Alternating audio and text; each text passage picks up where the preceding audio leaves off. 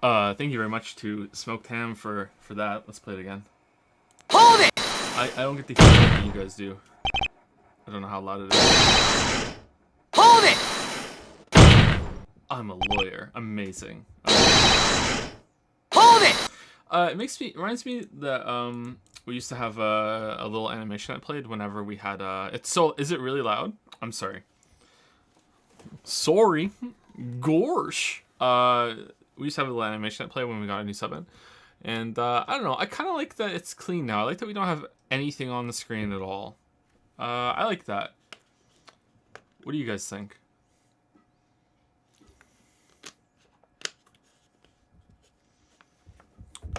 Thank you so much for watching my stream. I listened to it back and, yeah, it's pretty Italian. I'm sorry, it wasn't my intent to be Italian. I was trying to do the count from Sesame Street, and it just kind of drifted to Italian. Sorry. How am I doing, Joe? I'm having a pretty bad day actually. I'm pretty stressed. Lots of things going on today. Most of them tiny. Just a lot of bullshit. The puppies are acting up a bit. The kids are acting up.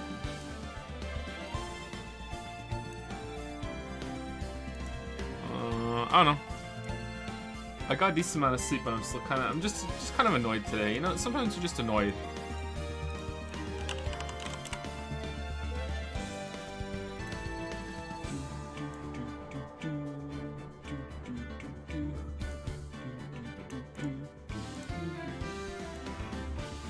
I don't know if this comes through at all, but I'm a bit of a moody person. I don't know if that's if you're gonna be like, oh yeah, duh, we know that, or if that's gonna be like, oh, I'm surprised. But yeah, I'm kind of a moody person.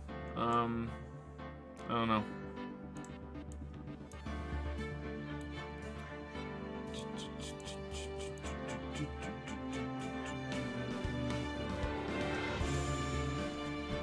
I'd be surprised if it came through because I don't think I get moody on stream.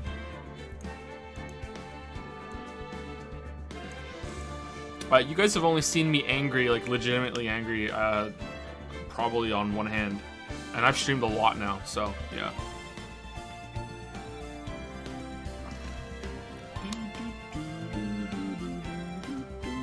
Sprinklergate? I don't think I was actually angry during Sprinklergate, but I can't remember Sprinklergate all that well now. I think some people don't realize that I like to argue. I like it less now. I don't know what changed, if it's just a time thing, but like well before the channel started and like in my mid 20s, my two biggest hobbies were, one was critiquing amateur fiction. That was one of my favorite things to do. I would just go on writing forums all over the internet, and I would just find writing that was like open, like critiques requested, and I would just critique it, and I would write these big long things, which is why I was able to do what I can do in the videos. Really, I had years and years and years of practice when it comes to writing. Not that I'm a fantastic writer or anything like that. Just it was more for me than it was for them, because I would learn by discussing issues that I thought were in the work, and I was very even-handed. This is what I think works. This is what I think doesn't. But my other biggest hobby back then was just stirring shit up and getting into arguments. Just you know, like, not trolling, just going onto discussion forums and just seeing what was going on and being like, I disagree with that. Let's fucking go. You know what I mean? Like that kind of thing. So. I enjoy arguments, like good faith arguments. I don't like bad faith arguments. I enjoy good faith arguments. I enjoy discussion. So when we like go into Sprinklergate and stuff, like that was enjoyable for me. That was a good time. So I don't think I was angry. I don't know when I've been angry. There have been some times where chat has gotten obnoxious and I've been kind of annoyed. I'm trying to think of one time I was actually legitimately angry.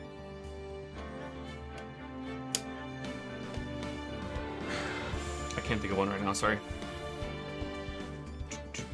Was it Silent Hill 2? I don't think I was angry at Silent Hill 2. No, the discussion that we had at the end of Silent Hill 2 playthrough was actually pretty good. I mean, like, if you pick it apart and take away all the good parts of the discussion, you can make it look really awful. But the discussion we had at the end of Silent Hill 2 stream, I thought was a decent one. Most people were respectful.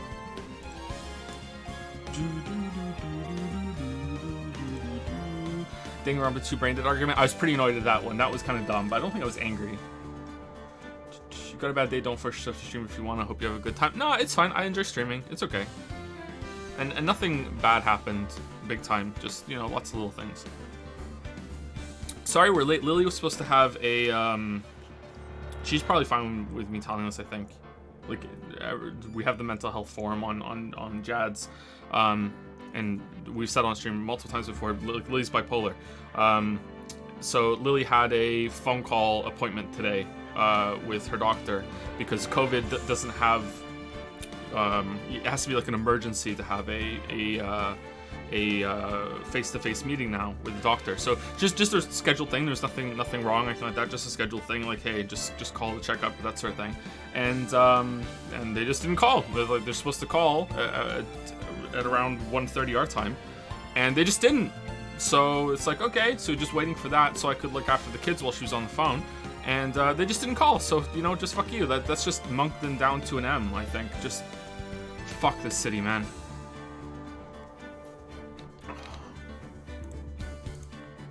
It's so hard to get people to just show up, you know? Like, you call shit and it's like, hey, you call a contractor and we wanted to get some doors installed because we wanted to be able to, like, separate the kids from us, to have some peace and quiet. No, I'm kidding. Just kind of install some doors, install a screen door on the front door, that sort of thing. Just that. And everything that we do, it's just like they just don't show up. We're like, yeah, we'll show up that time, and then they just don't, you know? Like, we get the place ready and clear, and it's like, okay, they're gonna come in, an electrician to come in and check something, and they just don't show up. Just fucking ridiculous. People don't answer their phone. We had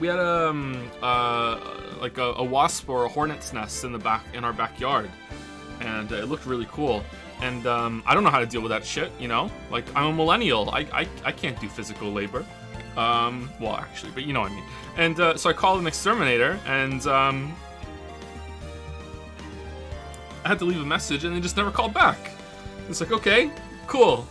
Just call, and it just keeps going to machine. At least they had a machine, though, because most places you call here don't have an answering machine. Like, what the fuck? It's 2020, and you don't have an answering machine. How do you not have an answering machine? Are you a millennial? I am an elder millennial. Yes, I am technically a millennial, yes. And eventually the wind just blew it down and it died. So it's like, okay, the problem solved itself. But yeah. Anyway, enough of me talking. Anyway,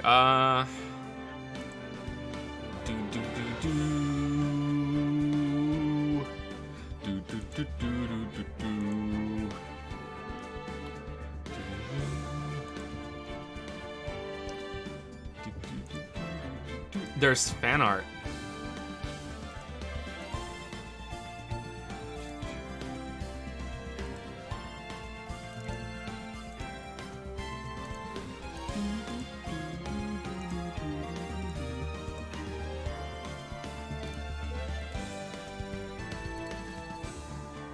What is this? Hold on, I have to mute.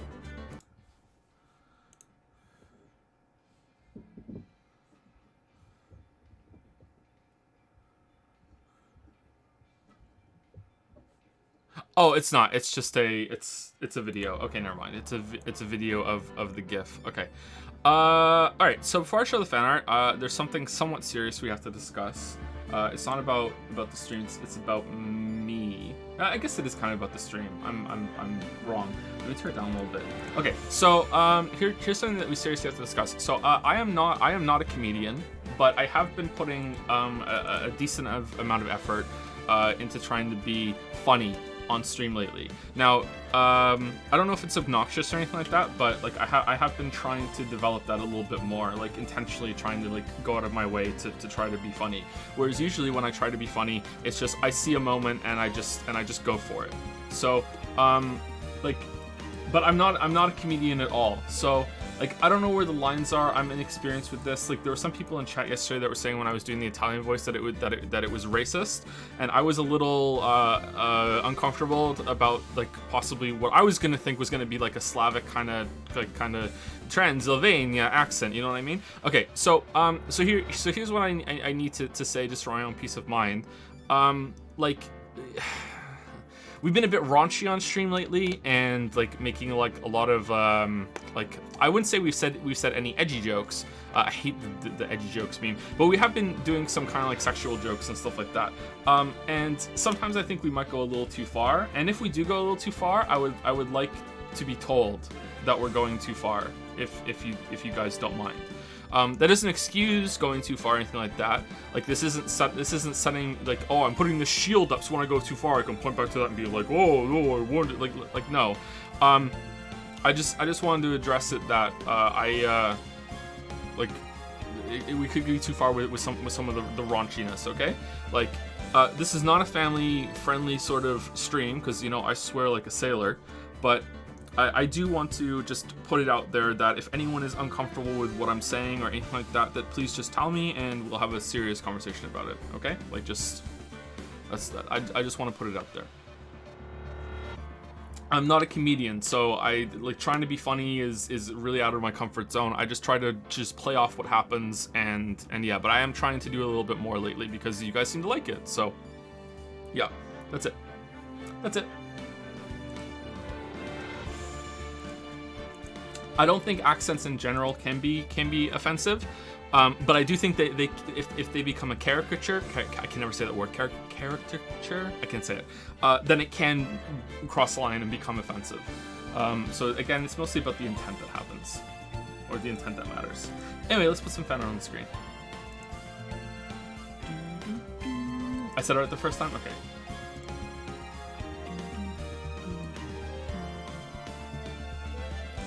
Okay.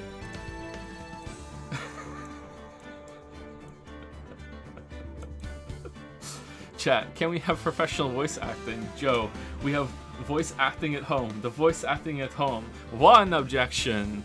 2 objections. Judge, dismiss this testimony. Wait, how do we do that? Oh, dismiss this testimony. Mamma mia, it's a me, Von Karma. There we go.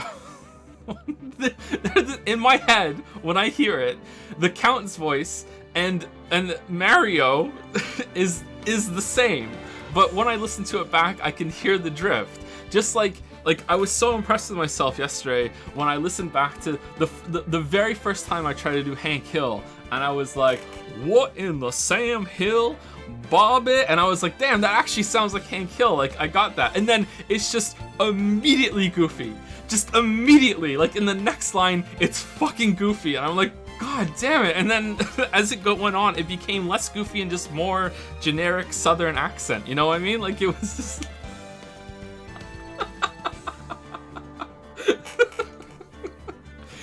Gorsh. Can I do Hank Hill doing Gorsh, or is it just gonna become goofy? What in the Sam Hill Gorsh? A little bit. I don't know. Who's this by? Oh, it's on the screen. Spineless Coward. Thank you, Spineless Coward. Thank you. Danganronpa critique one? Probably never. I don't wanna tango with the Danganronpa crowd. Random question, not related to A at all. Can you make a clown voice? What does a clown sound like? Wuggy busting out the secret fan art again. Okay. No chat, I'm not doing voices this time around. You hear me? 10 minutes later. Well, darn tootin', feller. That sure butters my biscuit till the cows come home. Yuck, yuck. Mamma mia, it's a spicy meatball. I made a pizza. This is true. I don't want to do voices. God damn it. At least it's done right. There'll be no new voices today. Surely there'll be no new voices today. I am not cogniferous. I have no idea, but I just like to say things and see what happens. No new voices today. Oh my god.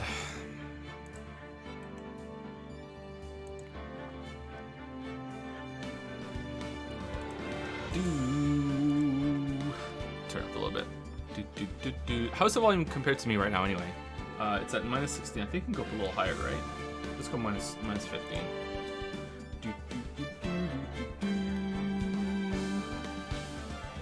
What the fuck does cogniferous mean? I think it's supposed to be cognizant, so it's basically he is not cogniferous. It's basically he doesn't know.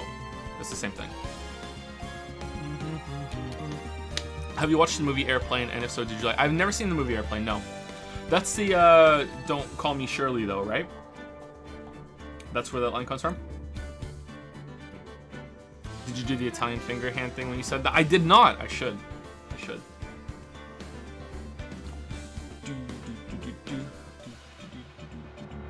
At the rate we're going to get another emote slot as well. So I'm thinking that we're going to cull an emote and maybe 2, and we're going to have 4 new emotes, and we'll see a couple new ones from this run, and maybe we'll set up one for Yakuza or something. I don't know. As much as it pains me to admit it, I think Trash Chan has to go. I love Trash Chan, I love the emote, but it's not getting much use, and I think Trash Chan has to go. I think maybe we should pick one JPHF or JPH Fine, one of those two. I think we went with both to see if they would both get use. I don't think JPHF gets much use, it's just JPH Fine, right? Maybe 2B has to go. Maybe we should vote. Do you guys want GPHF or GPH Fine? Maybe they both... Did they both get use? Am I wrong?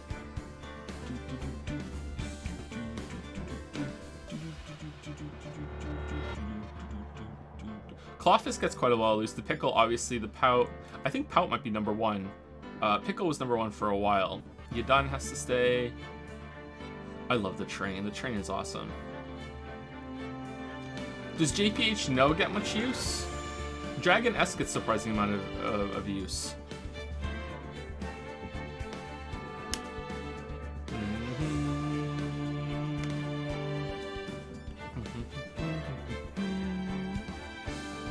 Anyway, maybe I'll take 1 or 2 away, and we'll see.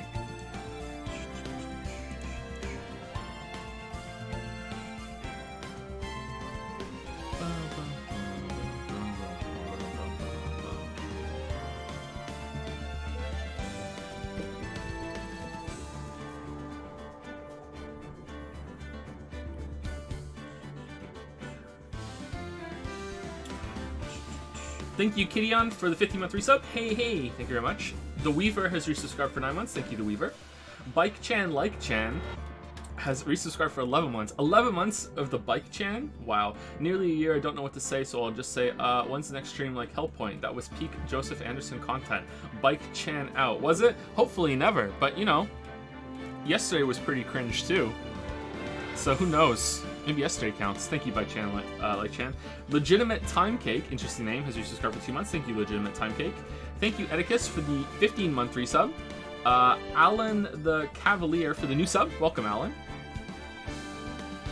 Thank you, T Jones 107 for the 100 bits. You use Ard on the Hornet's Nest. Aren't you a Witcher? I'm a Witcher. I think maybe it was inactive or dead or something we didn't notice for a while. I noticed it a couple weeks after, like, we think a wasp landed on my head and stung the top of my head. Stung my thumb too while I was trying to pull it off. That was not a good night. Thank you, Mr. Marcio07 for the new sub. Thank you very much. Thank you, Deux Compotes or Deuce Compotes. I'm not sure. One of those two or a third that I haven't considered. Thank you very much for the new sub. Thank you, Lamb FGC, for the 33-month resub. Your favorite Lamaniac turned Lamb FGC is back for 33 months. Gorsh. I'll try and remember that, Lamb FGC. Lamaniac. I think I will. Alright. Hopefully I do. Thank you, Androsian for the 100 bits. My theory is chat picks games they think Joe would make funny voices for. Maybe. This was picked a long time ago. I don't know what we're going to play after all these are done and we're done with the personas. We'll see. Thank you, the Kaijin, for the 2-month resub. JPH Pout. Pout. I love the Pout. Thank you very much, Kaijin. And the last round we list for now are the Mouser GT. I just added the in front of it. So just Mouser GT with the new sub. Welcome. Thank you, Mouser. Blueberry or Balooberry with the new sub as well. Thank you very much. And Top Lolly used some bits to say, oh, here we go. Oh, it's okay. New emote time, John. No. No, no, no, no, no. Oh, and we got some new dad joke books, but they're not up here. So I think tomorrow we're gonna have a lot of dad joke rewards. Or maybe we'll do it at the end of Friday, at the end of the stream. We'll just go through it all and we'll redeem all of the dad joke books. So I think it's gonna take me an hour at this point to do all the dad joke turn-ins. So maybe we'll schedule an hour for that at the end of Friday. There's one more fan art.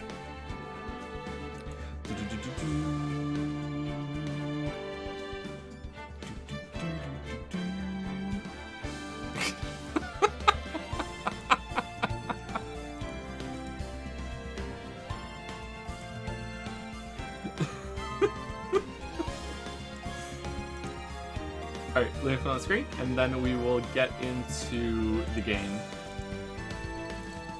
Today's stream might run a little late, because I have a feeling that we're not going to have time to finish the trial, and I would like to finish the trial today. So, we might go a little late today to finish the trial.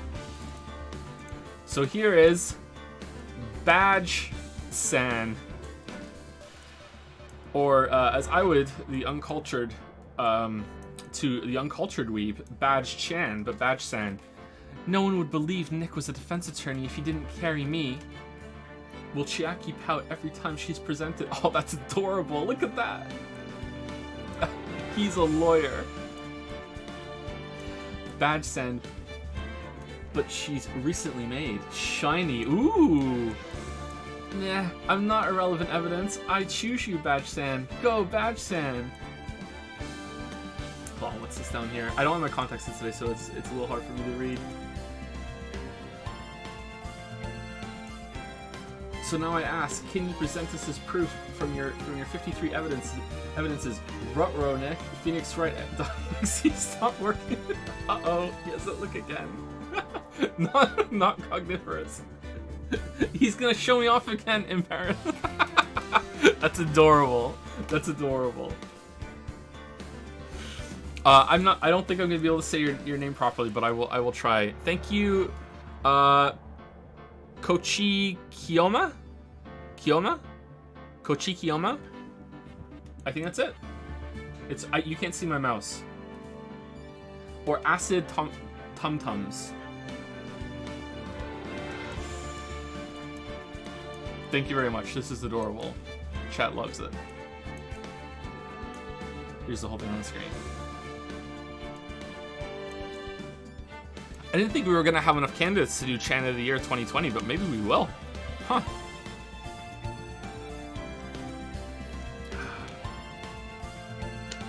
Maybe we will. Quantum Moonchan? Badge Stan? Thank you very much. Okay, so let's get into the game.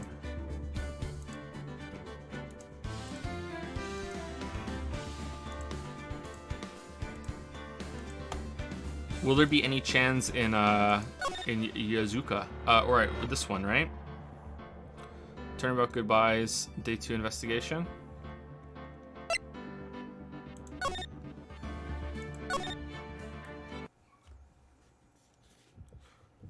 Whoa, here we are.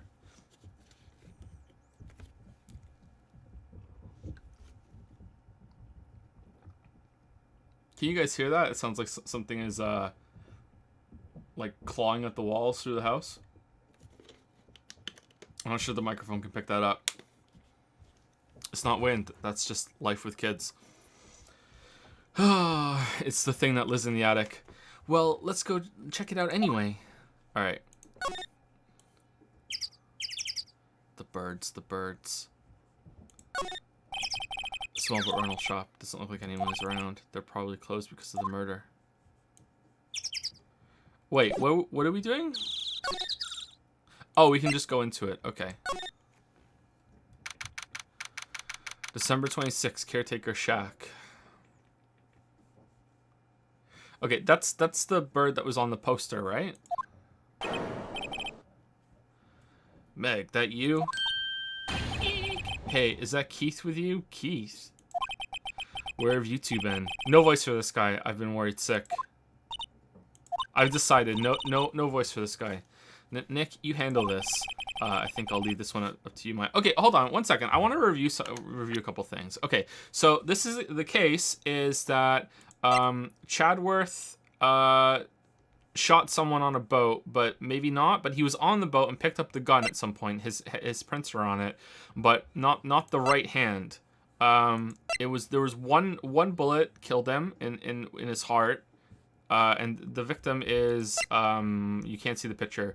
The victim is another lawyer that may have been involved or was involved with Maya's mother. I'm reviewing it for you guys, but I'm also reviewing it for myself. In the DL6 Institute, this seems to be done now with Gordy. I was thinking about this earlier, and I just feel like there's no suspect. So it's like, there's a thing. The thing about murder cases is that sometimes you can work things out kind of like a nonogram, like with the process of elimination. There's no suspect. So like right now, I'm just like, this guy we just introduced, he's my top suspect because there's literally no one else. Like there's no way that Lotta Hart did the killing. There's no way that Chowworth did the killing, and that's it. Unless it was Larry. Oh, could it have been Larry? There's no way it was Larry.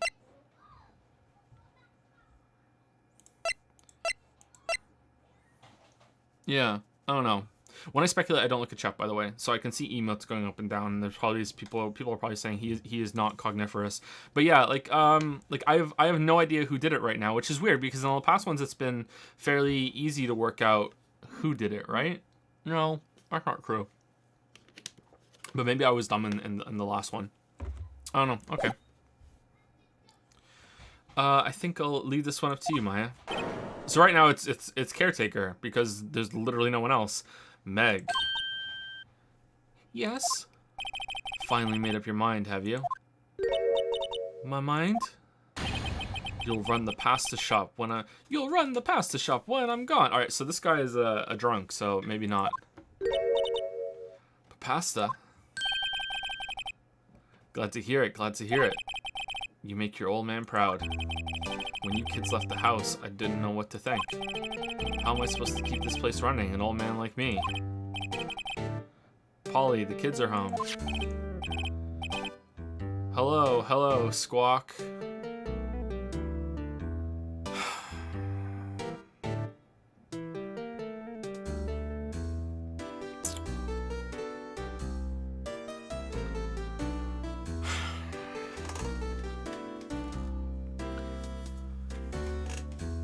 Squawk! Hello!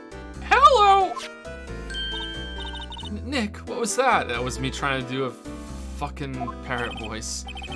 A parrot, the one on that perch. Keith, yes? I leave the wet noodle in your capable hands, Sonny. Hey, Nick, what's the wet noodle?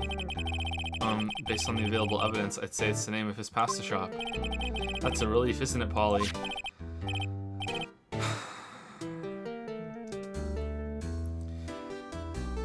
Hello, hello, Squawk! Yep. He fell asleep. I guess he's relieved.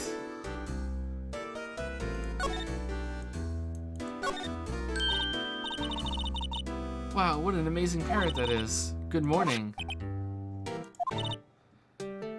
Hello. It ignored me.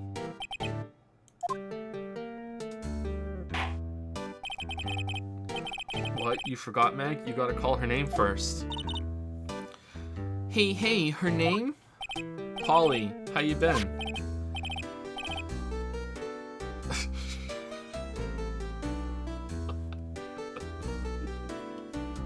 What are we doing, chat?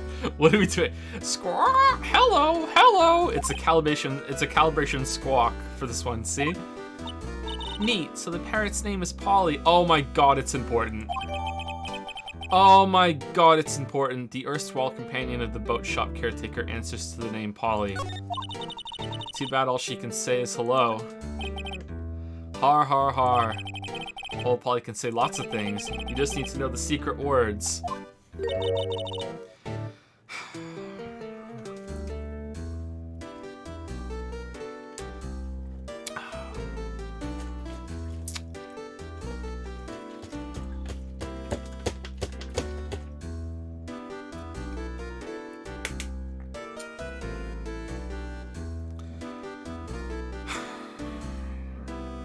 Sorry, I don't even want to say what's going on in my head right now because, like, if I'm wrong, you're all gonna think I'm crazy. So I'm just gonna keep it to myself. The secret words. The prosecution. It calls Polly the parrot to take the stand. Squawk! You have to address me first, Squawk. Polly, did you see the murder? Squawk! I sure did. Squawk! Squawk! No. Polly, what's your name? Polly! Squawk! Polly! He cute. Maya's found a new friend. I didn't do that on purpose. Alright. Look, Nick, he has an electric blanket on his table. Looks warm. That's a great idea. We should do that at the office. We can sit down with our client, snug and warm, and drink hot cocoa. That sounds cozy. And what, talk about murders? You're a party pooper, Nick. Jackie voice is really good for her because of the pout. Wow, he has a television here too. Wow, there's lots of various fish in Gourd Lake, aren't there? Something's funny, Nick. All these fish are saltwater fish. How do you know? Looks like a kitchen unit. It's pretty clean. Funny, he doesn't look like the type who'd keep things tidy like that. It's the fucking parrot. You're forgetting, Nick. He's running a pasta shop here. He just lets the bird okay, is that... I don't know enough about birds. Is that just how it is? Like, birds just shit on paper below it? I guess that is. You can't potty train a bird, right? Like, fuck, I'm having trouble potty training our puppies. This fishing pole looks expensive. Look, a little safe. Spooky safe. It's locked.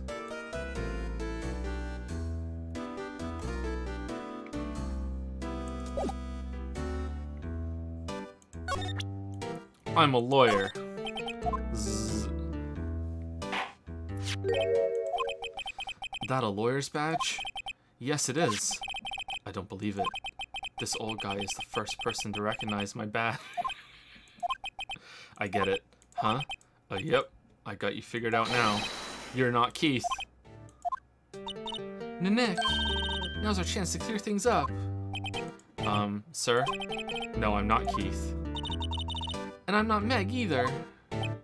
We're here investigating a murder that took place on this lake the other night. Please help us. A lawyer, huh? Please, mister. Alright, I'll help. But on one condition. What's that? When this case is over and done, you'll run the wet noodle. Promise to run the wet noodle. No, we don't lie. We can't promise that. I'm a lawyer, not a liar. I can't make that promise. Is that any way to treat your old man? Bah, you want my help? You've come to the wrong man. Uh-oh. Now he's grumpy. Not to mention he still thinks we're his kids. Maybe we should just lie and say we'll run a shop. Okay, we Nick, are you sure about this? No, but apparently we're just doing it. Hey, anything to get this case solved. Also, who wouldn't want to eat Phoenix noodles? You shouldn't really refer to it as a noodle, Nick. I guess so. That's my boy. Good for you, Keith. Wait, didn't I just say? You too, Meg. Yes? You bring a tear to your old man's eye, you know. Now, what was that you wanted to know? Speak up, Polly. Squawk! Hello! Hello!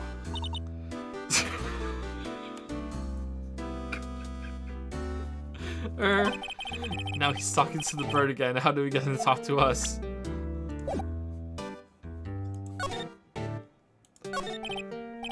A pasta shop? Yep, to think the wet noodle will live on when I'm gone. My father started it, you know, so that makes you two the third generation. Meg. Yes?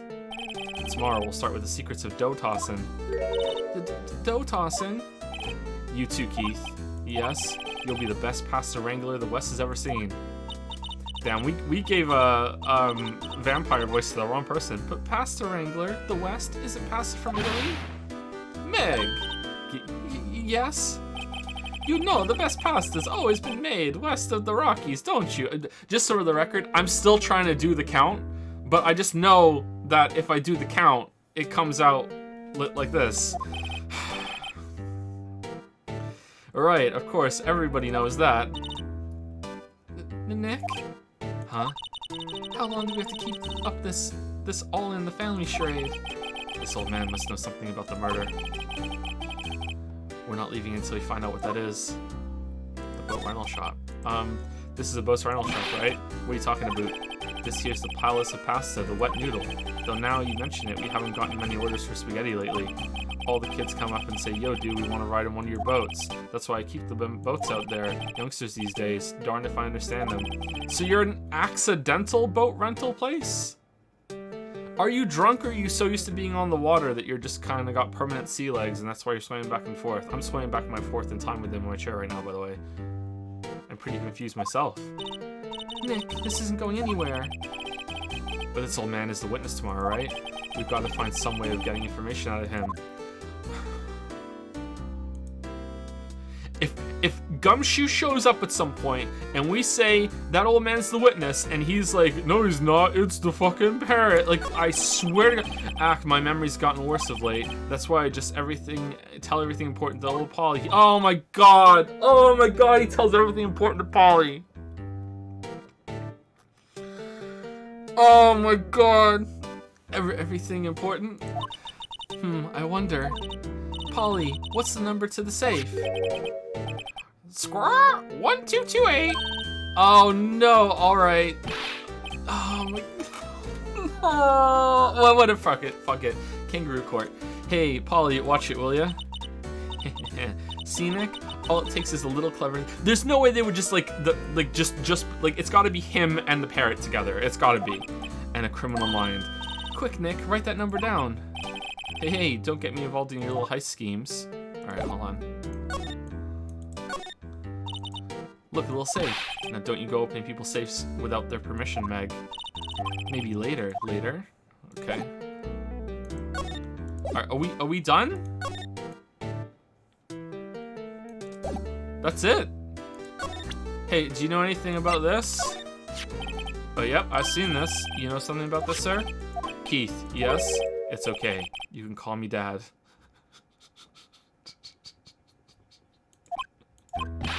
Dad, you know something about the... yep, the other night, out on the lake. Yes? I know all about that. I seen it. What? Tell us what you saw. Well, I suppose, since you're taking over the shop and all.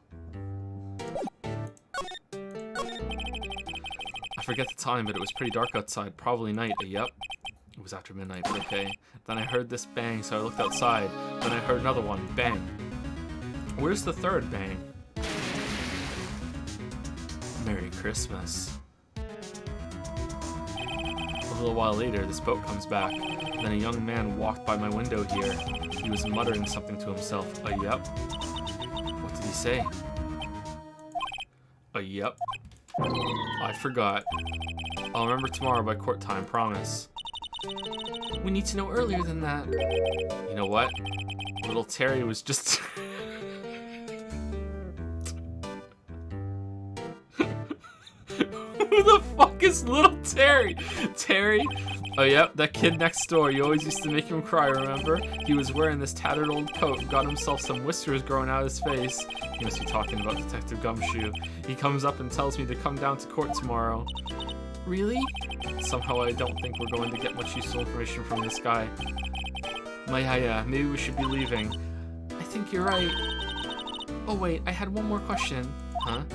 Polly, have we forgotten something? Squirrel? Don't forget, DL6, squirrel? Huh? What did she just say, Nick? One more time, Polly. Don't forget, DL6, squirrel? What's that drifting into now? What? The DL6 Institute? Hey, Dad.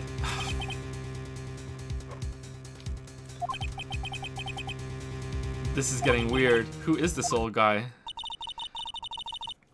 Why would that bird Polly know about DL6? We have to figure out who that old man is. Oh, what? He locked the door from the other side.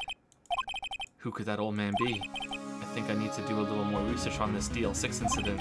Maybe I should ask Detective Gumshoe.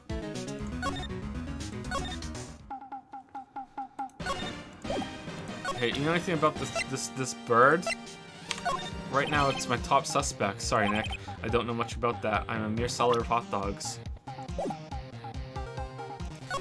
Squawk! Polly sends his regards. Oh, that was kind of Mickey for a second there. Well, my Mickey.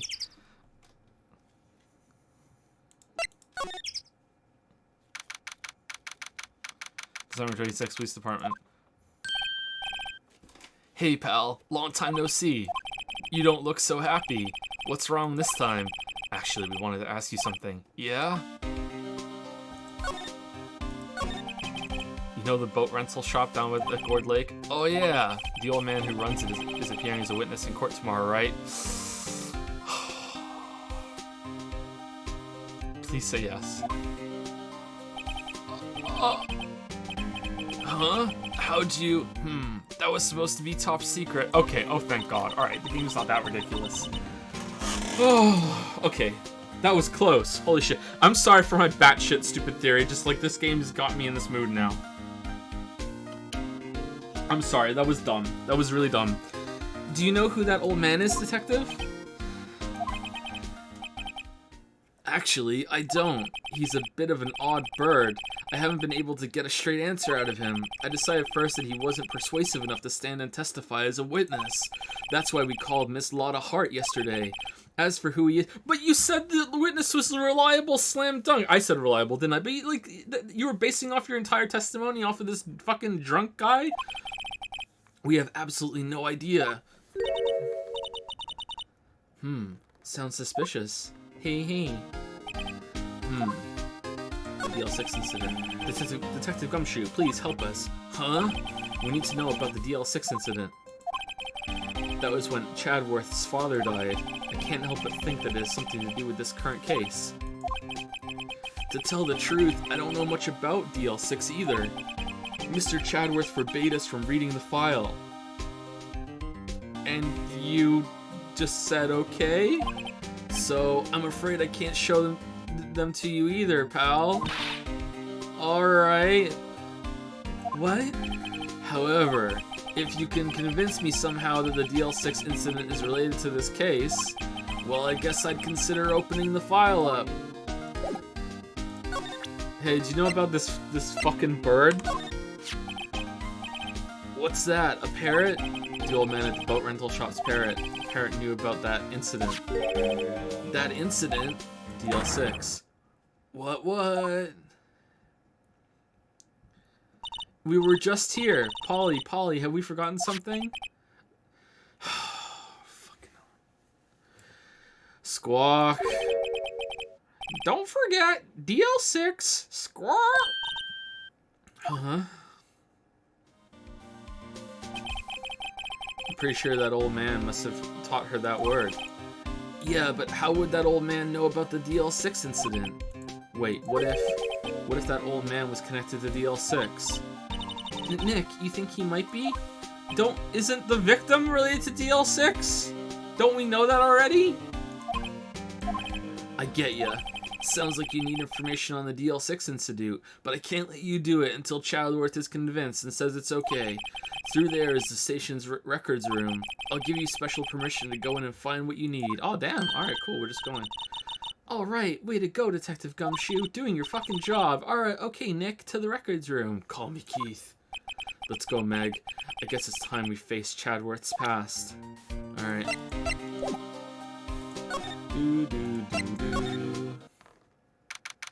December 26th, Police Department, Records Room. Wow, it's amazingly dusty. 10 years of files, 10 years of dust, I guess. Super dusty. Let's find that DL6 stuff quick. 15 years ago, both me and Chadworth were 9 years old. We were almost through with 4th grade when he suddenly transferred because of DL6. Nick, I found where the file is. Oh, thanks. Just let me know what you want to know. Just let me know what you want to know about the DL6 incident. Why was that hard to read? I'll go get the right file. Here are files of collected case reports. There's quite a large volume of reports there. Wow, these are all case reports? Yeah, it's like a graveyard of police cases. I guess my sister's case report is in here too, quietly gathering dust. Like, if there was a fire in here and the sprinklers went off, would that count as a cold waterfall and then she could turn into Maya? This cabinet is where they keep evidence for current cases. Some of the things are obviously murder weapons, others are who knows what. Most of it just looks like random junk. Nick, what do you think this clothespin is for? Don't touch that, it's evidence. The clothespin killer. There are shelves stuffed with case files in the back of the room too. Forgotten cases, rotting away for eternity. Nick, let's get what we need and get out of here. All this dust is getting to me. Alright.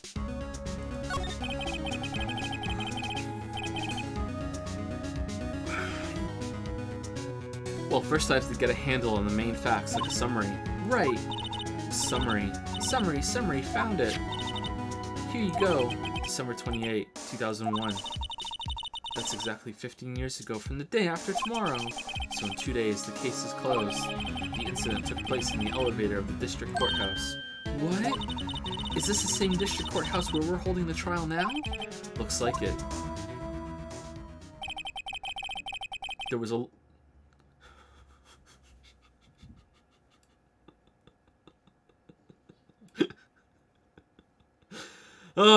there was a large earthquake at 2 p.m. on that day. Part of the court building collapsed and all of the lights went out.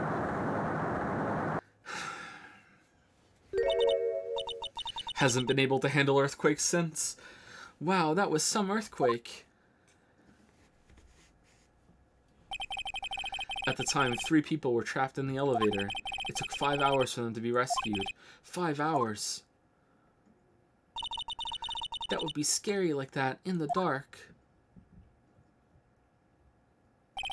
There was a lack of oxygen in the elevator, and the survivors were unconscious. The survivors?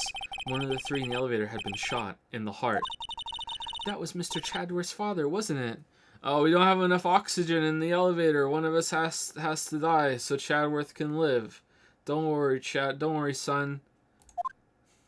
Would there be a lack of oxygen, really? Like, it would be airtight sealed? He said that his father was shot before his very eyes. So Miles Chadworth was one of the other passengers in that elevator. Do you have data on the victim, Chadworth's father?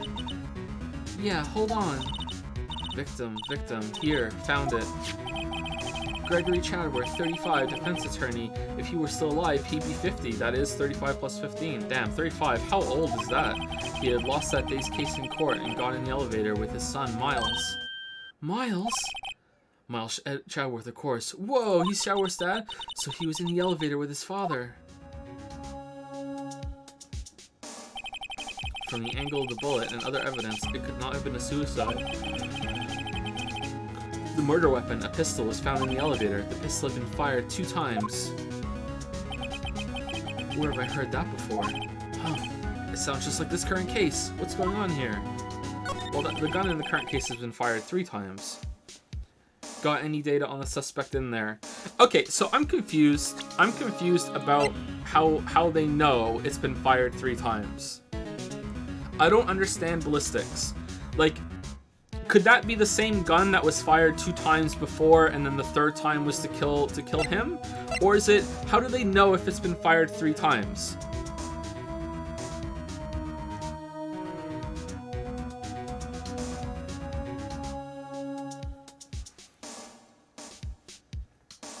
I'm actually reading chat right now. It says markings, missing bullets. Well, the missing bullets doesn't tell you shit because the magazine just might have been missing some bullets from when it was fired earlier, or it just wasn't a full magazine.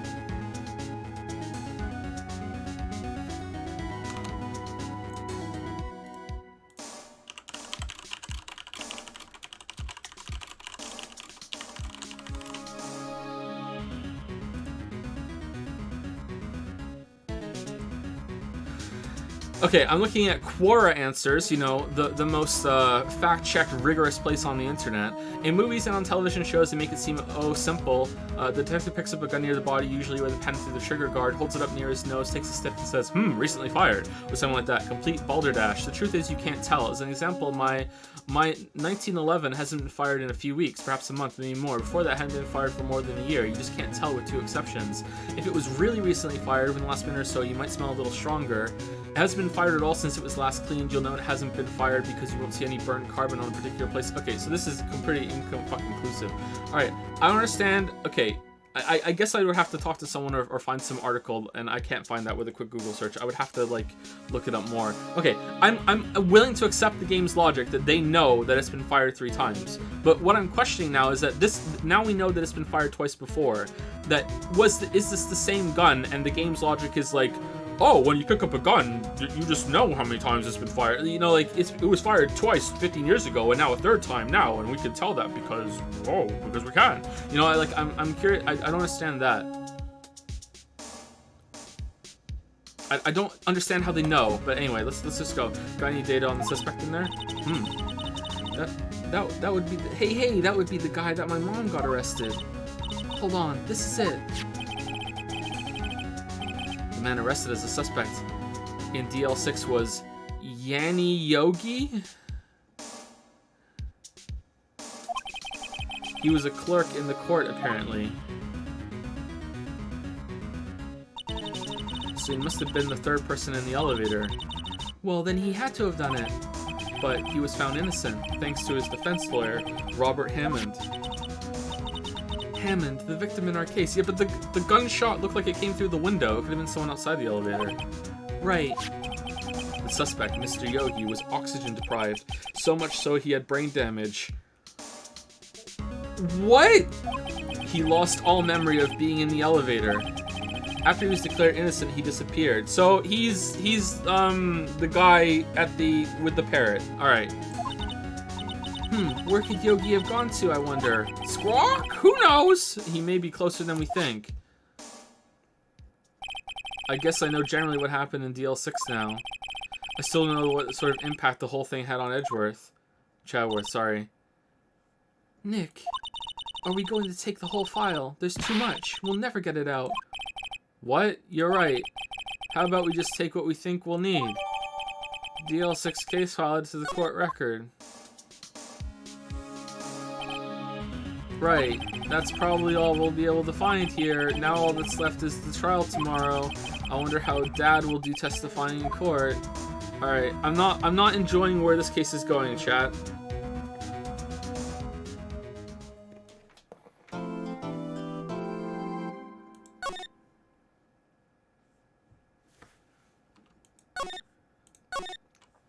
Okay, I'm gonna look at chat briefly.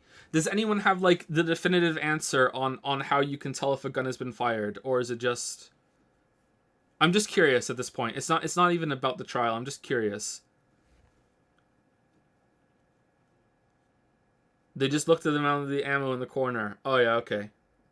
The gun has a counter.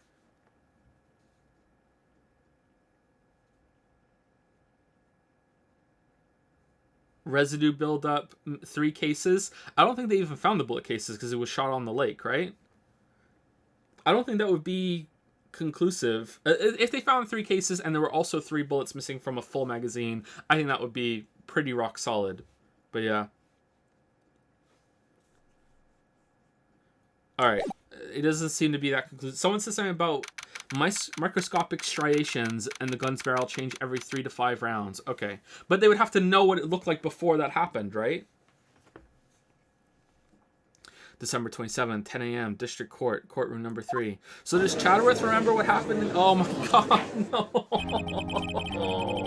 No. No. Alright, here we go. Oh, fuck.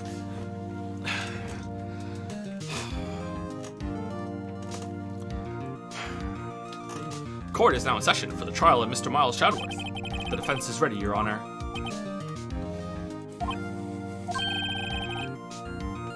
Very well. Apparently the prosecution is also ready. Who is the judge here anyway? Mr. Von Karma, your opening statement. Very well. No opening statements, so... Objection! Not so fast, Judge. One cheek. I was taking a meaningful pause before speaking. Right, of course. A prediction.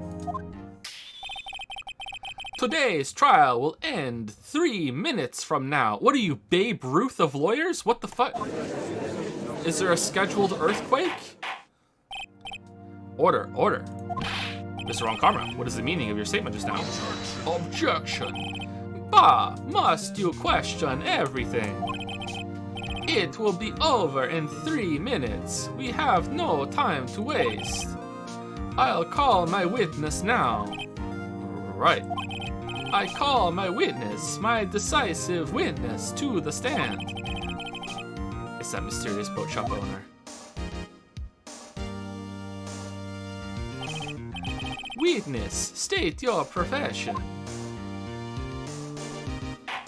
Alright, is it more like the Count today? Or is it still Italian? I am the proprietor of the restaurant, The Wet Noodle at Gourd Lake. No? It's still Italian as fuck? Alright, what if I make it deeper? And I also rent boats. Alright, so the night of the incident, you were in the boat rental shop, correct? That's gotta be better. Yep, I was. Please testify. Wait a second. We still haven't heard who this old guy is. Raise an objection. Objection. Wait a minute. The witness hasn't stated his name yet. Objection. Because I did not ask him, Mr. Wright. Blah, blah, blah. I have predicted this trial will end in 3 minutes, and that was 5 minutes ago. Stop asking trivial questions and cooperate. I went up again. Fuck. Yeah, right. I want to suck your blood. It's still kind of Italian, isn't it? Fuck. The witness will say his name.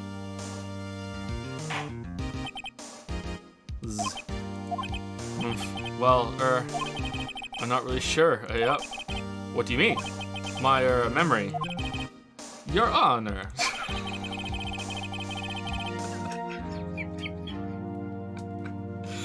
The Talmor! I should have known that they were behind this. It's funny, when I was a boy, Imperial walls used to make me feel so safe.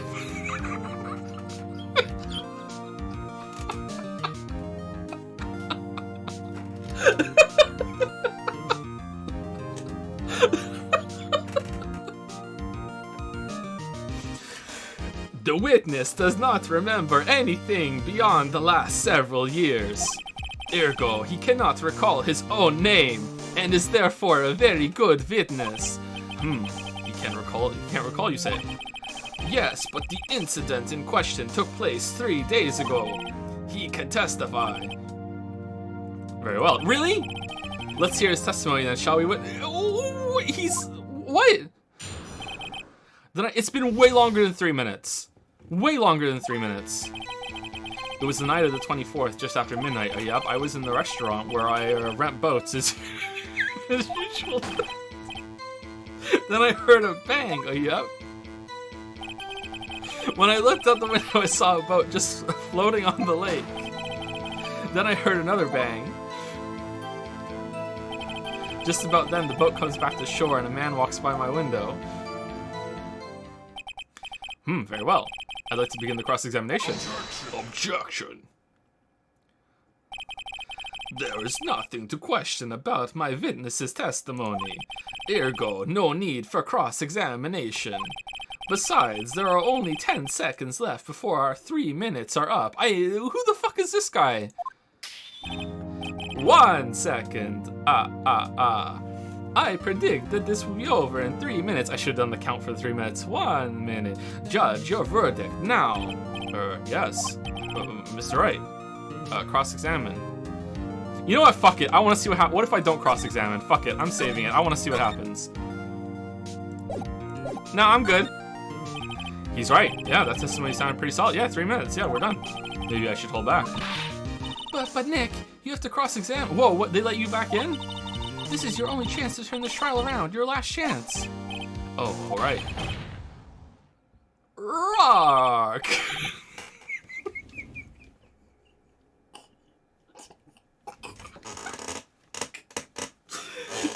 Excuse me, Mr. Von Karma. I'm sorry. Three minutes just passed. I see. Well then, let's just take our time. You may cross-examine the witness. Oh, he was wrong.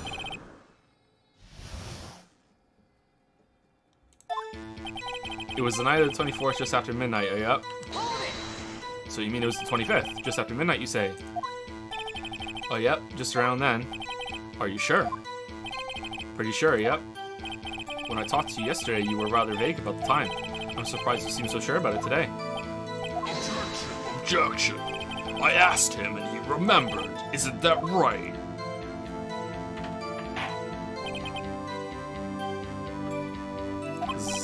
Don't glare at me like that. I remembered it clearly, I did. Yep. He's like... You see, continue. I was in the restaurant where I rent boats as usual. Is there anyone who can verify that? Well, I guess Polly could. No, Polly is a fucking bird. Birds can't verify. That's not good enough for a court of law. Is it though? Mr. Wright, exactly what's not good enough.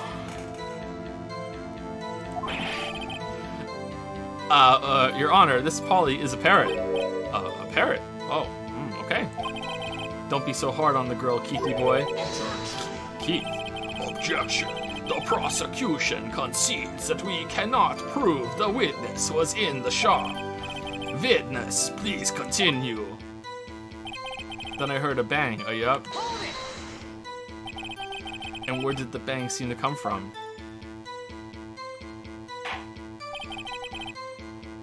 From the lake, I figure. Are you certain? Yep. Good, continue. When I looked out the window, I saw a boat just floating on the lake. Was there someone in the boat? It was pretty far out there, I couldn't see clearly, but I figured there was 2 men out there. Yep. But you couldn't see them clearly. Yep. At the time, that is. At the time. Then I heard another bang. One second, chat. Sorry.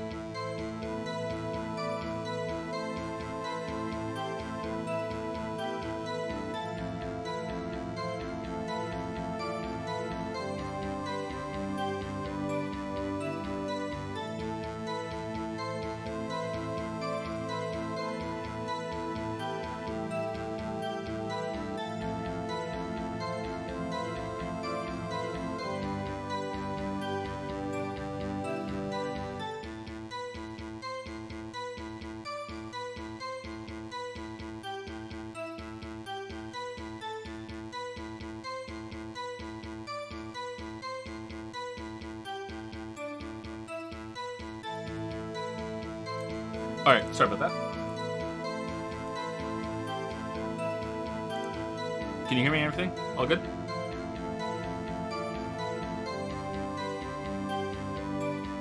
Mic is too loud. What? It's the same as it always was before.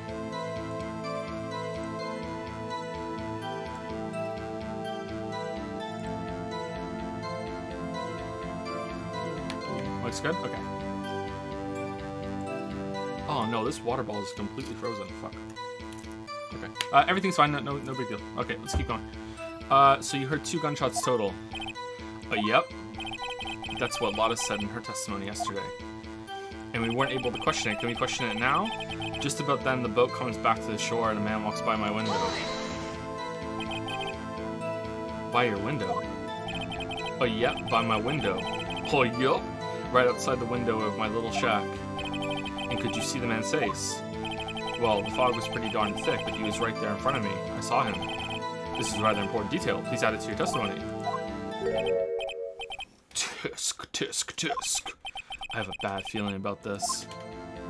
The man was the defendant. He was saying, I can't believe he's dead.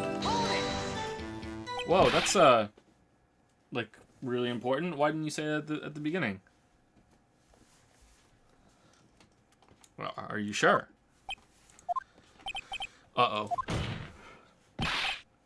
The dad.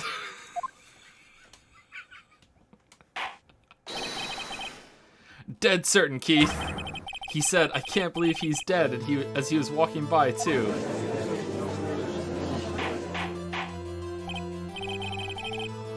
Witness, are you sure that the person you saw was Miles Chadworth? It was him, that Chadworth boy. Oh, damn, he's dead. This sounds like decisive evidence indeed. I see no room for doubt. Von Karma, he lured me into a examining so he could set me up for a fall. Tisk, tisk, tisk.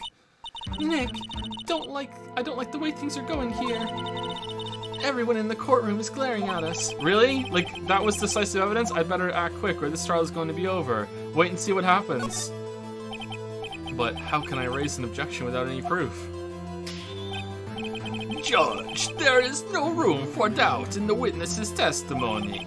I demand that you declare your verdict. The judge is lost in thought. What should I do? Wait and see what happens. I can't see any room for raising an objection. To be honest, oh shit, I don't know what to do anymore. Oh, I thought this was just the same thing. Please, can you hear me, sis? Please. We need your help. Nick needs you. Tisk, tisk, tisk. 3 minutes was perhaps too high an expectation. However, 15 minutes isn't bad. This must be a new record. Enough. The witness may leave the stand. Zzz. Oh shit. Sorry, water. Oh man, like the ice is being pushed out of it like a thing. This court sees no reason to further prolong the trial. Nor is there any need for more time to decide the case against the defendant. This case is extremely clear. I see no room for misinterpretation of the facts. What? No. Oh, did I... There was no life bar, so I thought I could just mess up. Okay, maybe I fucked up here. This court finds the defendant, Mr. Miles Chadworth, guilty. The accused will surrender to the court immediately, to be held pending trial at a higher court within a month from today's date. Oh, what? Another trial? That is all. This court is adjourned. Oh, so this is like the minor kangaroo court to the proper court. Okay. Wait.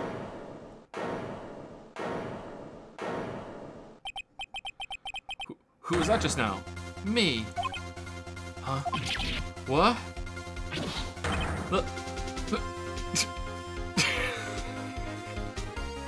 Larry? Well, what are you doing here? Okay, so if I had pressed, would it have been like tried and failed and then it would have just gone through this anyway? Listen, you gotta listen to me. I was there in the park the night of the murder. Oh, I'm sorry. It doesn't matter what evidence comes forward. I've already declared him guilty. That's the end. That's how it works in this court. I wasn't sure about it until just yesterday, but today I remembered it. Remembered what? The gunshot. I heard it too. Order. Objection. What is the meaning of this? The verdict has been decided. I call for adjournment. Adjournment? Adjournment.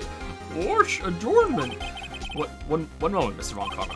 So you say you heard a gunshot?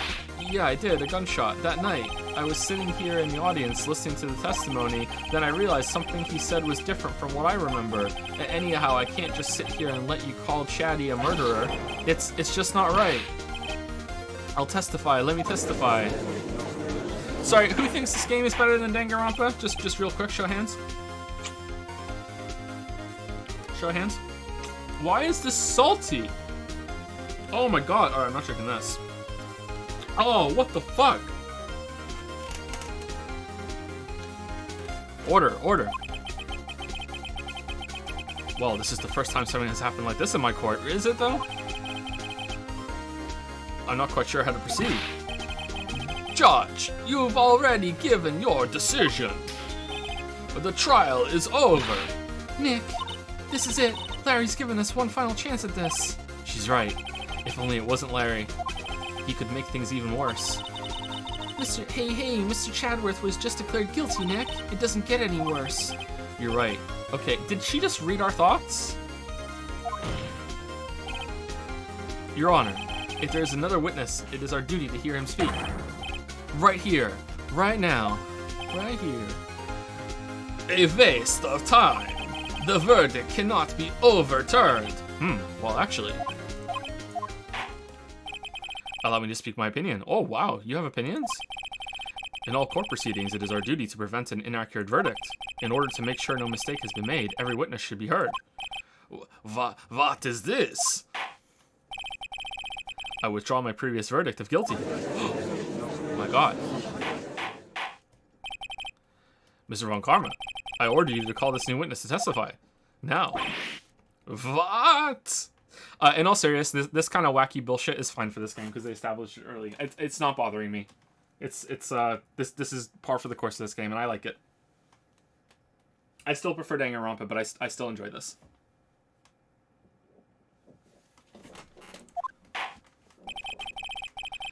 The court will adjourn for a 5-minute recess. After that, we will hear this new witness.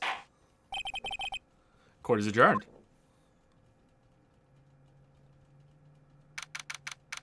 December 27, 10:28 a.m. District Court, Defendant Lobby Number 2. Phew, that was too close. Sorry to keep you on the chat of your seat like that, Chadworth. Humph, I've seen worse. Yeah, right, Chadworth. You're sweating bullets. I just wonder what Larry plans to say in there. Larry was at the lake that night. Yes. He said he went looking for the Steel Samurai balloon that flew into the lake. Is he wearing his fucking Santa Claus outfit? Oh, right. And he found the balloon in the air tank that night. Yeah. Hey, Chadworth. Huh? You say something right. Yeah, a lot of things. You seem out of it. What's wrong? It's nothing. I'm just worried about the scheduled earthquake we have later for today. Mr. Chadworth, there's something I've been meaning to ask you. What's that? Why are your fingerprints on the murder weapon? Oh.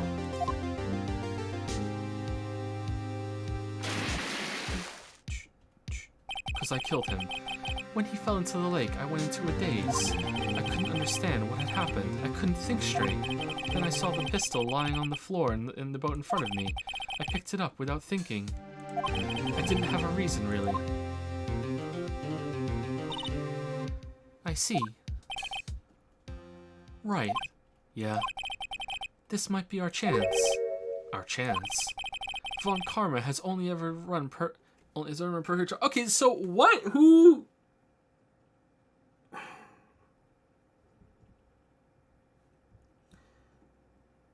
Did he fake getting shot and he was shot later? He swam away and then he was shot? Or, like, was there, like, a fucking SEAL team operative in the water that came out with their lake and was like, and shot him out of the water and then went back in their scuba gear afterward? Like, it was shot from that gun, right? The gun, like, they did ballistics, so it was that gun. So, like, was it, like, fucking... What's the guy's name? I can't remember the guy's name. Was it like fucking Weekend at Chadworth's and he was just like a puppet corpse? Like, you know, like I don't, how the fuck did they, what the fuck I have no idea what happened here. Perfect trials, perfectly prepared witnesses, perfectly complete evidence. That's the secret to his success. This is the first time he's ever had to deal with something unexpected. He has to let someone he hasn't even talked to testify before the court, and that someone is Larry. What are you getting at? It's likely his testimony will be full of holes, Wright, just like the victim's heart. Too soon. That's right, Nick. No 10-minute trial this time. We'll milk this one for all it's worth. Hey, it was 15 minutes. 15. Everything's on Larry now. Wait, 15 minutes? And it was 15 years. That has to be relevant. December 27, 10:35 a.m. District Court, courtroom number 3. Court is now back in session. Witness, please testify to the court about everything that you saw on the night of December 24th. Right, leave it to me. Please, Larry, don't mess this one up. I hate to admit it, but you're our last chance. Von Karman didn't even have time to prep his witness. I just hope Chadworth is right about this being our big break. Can't we call a witness to the stand? Why don't we do? No one's ever thought to do that against Von Gravy? No one? The night of the murder. That night I was out on a boat on the Lake. I was looking for something and I found it. So I quietly slipped the boat back into the rental shop dock. Then just as I was thinking about going home, I heard this bang. I looked out over the lake, but I didn't see a boat. So after I heard that single gunshot, I went home. That was an unusually vague testimony, even for this court. What? In any case, Mr. Wright, you may begin your cross-examination. Yes, Your Honor. What's wrong, Nick? It's Larry. I have no idea what he's going to say if I press him. I'm a little scared. Well, we've come this far. There's no way to go but forward, Nick. Alright, let's press him on everything. What's the worst that can happen? The night of the murder. That night, I was out on the boat on the Lake. Were you, though? Which lake? Something wrong, Mr. Wright. There were so many things wrong, I don't know where to begin. Well, okay. First of all, what time was it? Oh, it was after 11 when I went out in the boat. By that time, everyone had gone home for the night, so I waited until the coast was clear, so to speak. And why were you out on the boat at such a late hour? What, and Lotta Hart didn't see you? She was sure. Gorsh, the lake was smooth as glass. No other boats anywhere, except for Larry Butts. Looking for something? Yeah. Mr. Butts, what was it you were looking for? Objection. What the witness was searching for is irrelevant. Most likely he was hunting for this Gordy. That's surprisingly close to the truth in a sense. This is all irrelevant. Let's get it over with. So I quietly slipped the boat back into the rental shop dock, which is also a pasta place. Around what time was that? Well, let's see. I figure I was out searching for about an hour. I guess it was around 12, yeah. You're not sure? Hey, don't give me that face. I'm not some sort of human sundial, okay? People use watches these days, Larry. Then, just as I was thinking about going home, I heard this bang. Where did the sound come from? Yeah, well, I wasn't too sure about that. I looked around, you know? Did you look at the lake? Yeah, I looked. He was on the lake, so, like, he couldn't look anywhere but the lake. Wasn't there a boat on the lake? Order. Well, Mr. Butts, whoa. Everybody just calm down, okay? I mean, it was real foggy that night. I'm not sure whether there was a boat out there or not. Oh, okay, no problem. That's just the most important part of this case. He's telling the truth, right? Humph. So after I heard that single gunshot, I went home. One gunshot?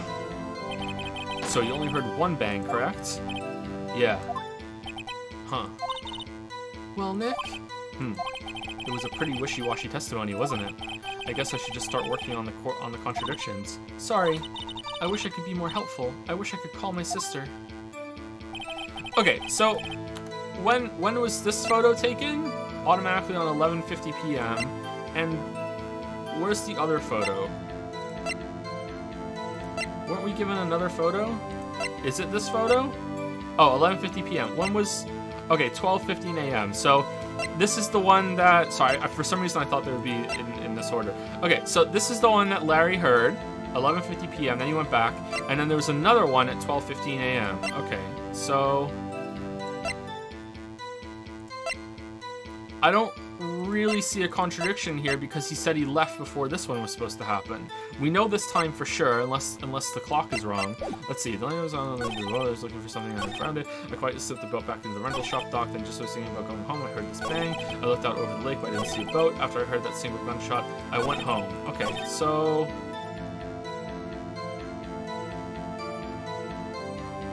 I don't see a contradiction here. I feel like I just have to link evidence here instead because like this is fine, right? Is there a testimony from the past guy that I can present? Photograph the scene of the murder. Oh shit! No. File and DL6 Institute. The parrot, the metal detector we didn't give back. I heard 2 sounds just like gunshots after midnight. Okay, so just after midnight. 12:25. All right, so that's wrong about this, I guess, because this one was 11:50. But she can just forget that a little bit. Okay, so I think it wants the sound. The single gunshot is what I'm contradicting here, even though it's not really a contradiction with our evidence, I guess. But okay, so what does it want? Does it want this one? Does it want the gun was fired 3 times?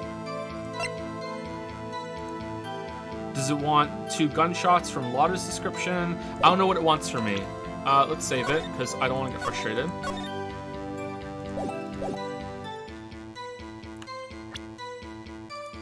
Okay, do you want this? Okay, that, okay.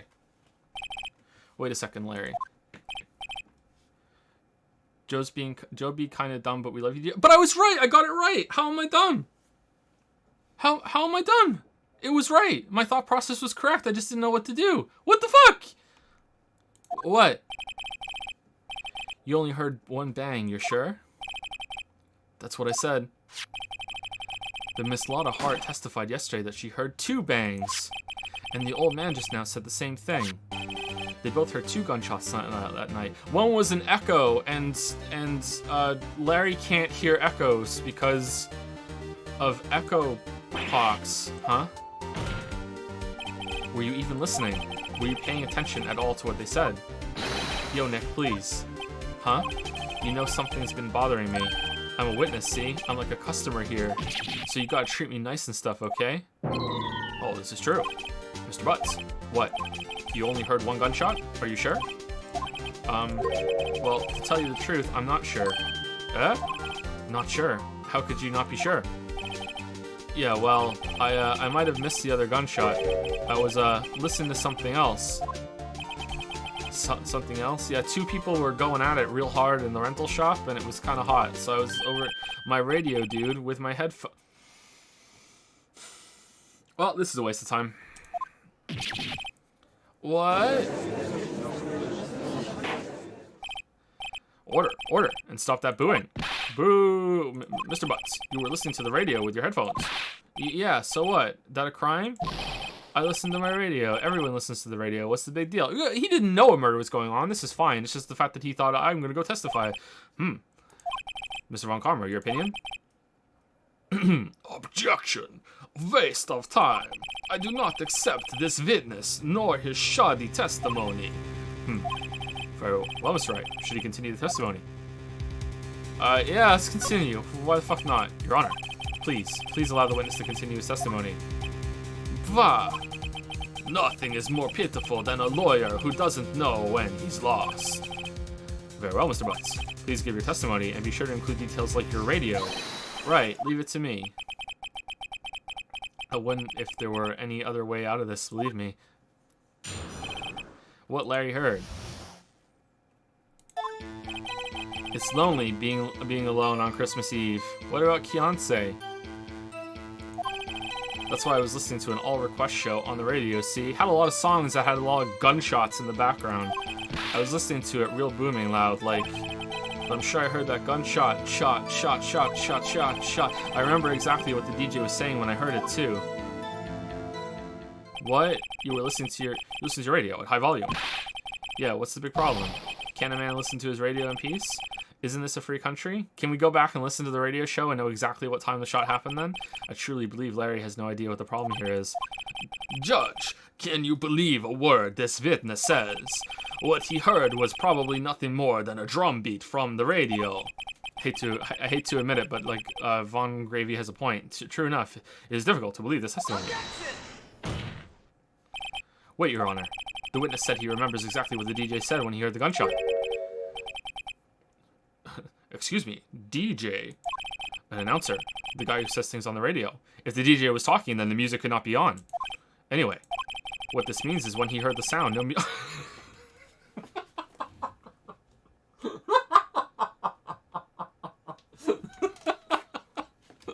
Well, sometimes the DJ cuts in at the beginning and ends of songs, but okay, let's roll with it. The DJ only talks between songs, so he could have heard the gunshot from the lake. I'd like to cross-examine the witness, Your Honor. Very well, Mr. Wright. I can't believe I'm continuing this charade.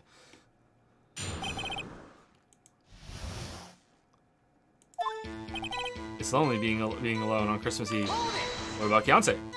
So, you turned on the radio. Right. I just wanted to hear someone's voice, you know. I'm not alone because the TV's on, yeah? Anyone know that song? If anyone knows that song, I'll be impressed. You don't know what it's like out there alone on Christmas Eve alone. I shouldn't have said anything. That's why I was listening to an all-request show on the radio, see? Do you by any chance remember the name of the program you were listening to?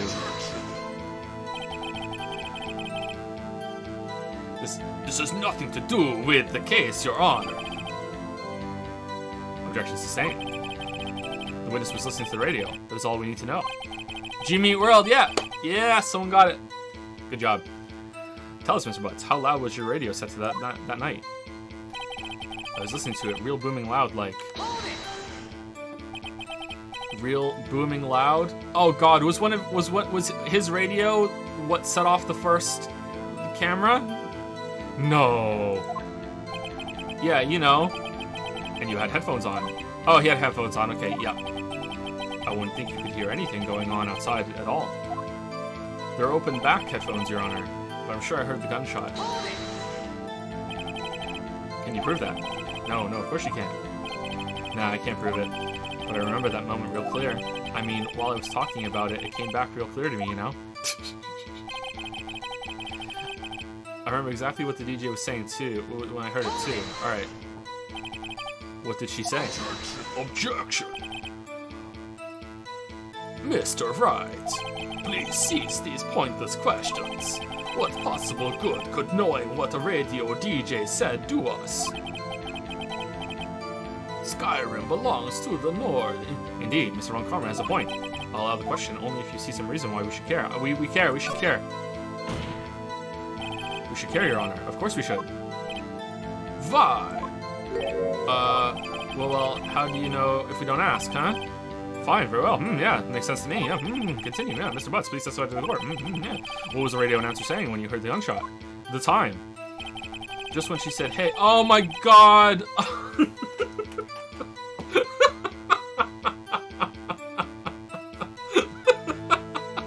Just when she said, hey, it's almost Christmas, I heard the gunshot. Are you sure? Of course I am. She had this real sexy voice. Maybe Von Commer was right. I'm not sure how that helped us at all. Nick, you fucking idiot! Nick, you absolute fucking moron! Nick, look at my pout, Nick, you fucking stupid lawyer! This is the most ludicrous testimony I've ever heard. But there's one gleaming ray of hope in there. I've got to press it until we get to the bottom of what happened. It's lonely being at Christmas Eve. What? How am I pressing now? Okay. Okay, is it the 1150 shot? Okay, if it is, then that's just okay, that's fine. And then he just wasn't there for the next shot. So that's just like, okay, this one? Nope. Fuck. Your Honor, that statement contradicts this evidence. Oh yeah, it's not a contradiction, it just links. It does, I don't see anything contradictory, huh? Really? Objection overruled. Try to think before you make accusations, that's right. Okay. Oops.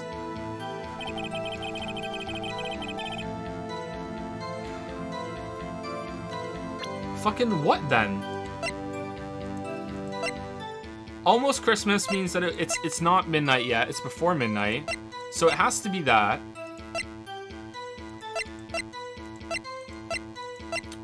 It has to be when this picture was taken. Okay. Nothing here. Two sounds just like after midnight. That one again, the same thing, just after midnight. She said she heard it after midnight. Doesn't seem like we're using the gun nor the bullet. Have we used the bullet yet?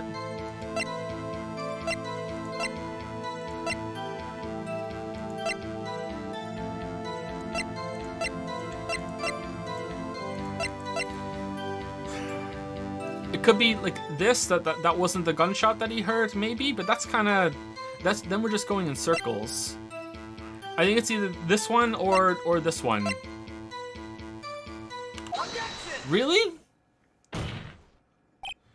Larry, are you absolutely sure what you're saying is correct? Then he just misheard the... Then he just misheard and thought it was a gunshot when it was not. Fuck you, Wright. Huh, what's with the face? You look scary, dude. Hey, if you're trying to scare me, you better know I don't scare that easy. Yeah, you do. Is something the matter, Mr. Wright? Your Honor, did you hear what the witness just said? The DJ said, hey, it's almost Christmas when he heard the gunshot. Indeed, and almost Christmas means it was...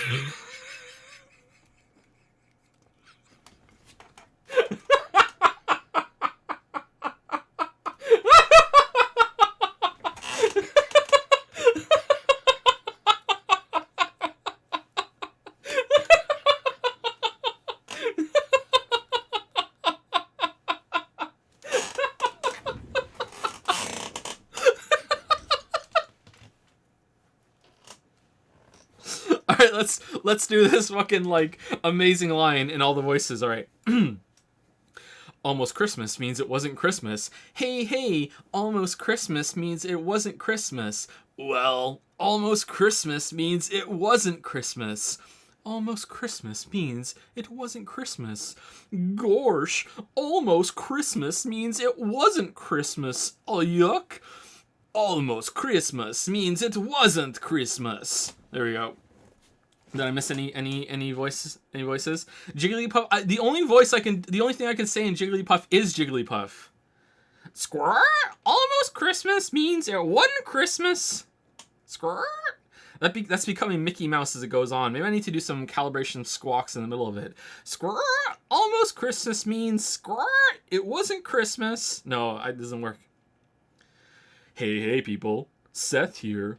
Almost Christmas means it wasn't Christmas. Almost Christmas means it wasn't Christmas. Alright, we did it all. Do you realize what this means? When he heard the gunshot, it was still Christmas Eve. That would seem to be the case, yes. But he should have heard that gunshot after midnight. This photograph is irrefutable proof of this fact. Let's see what the time was. Let's see what the time was on the photo taken when the gun triggered Miss Hart's camera. 12:25. 15. Okay. 15 minutes after midnight on Christmas Day. This is a clear contradiction, Your Honor.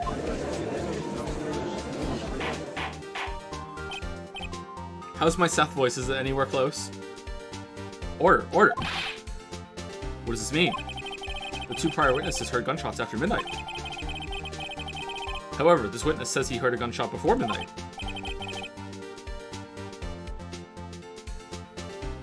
Objection! Judge, the answer is simple.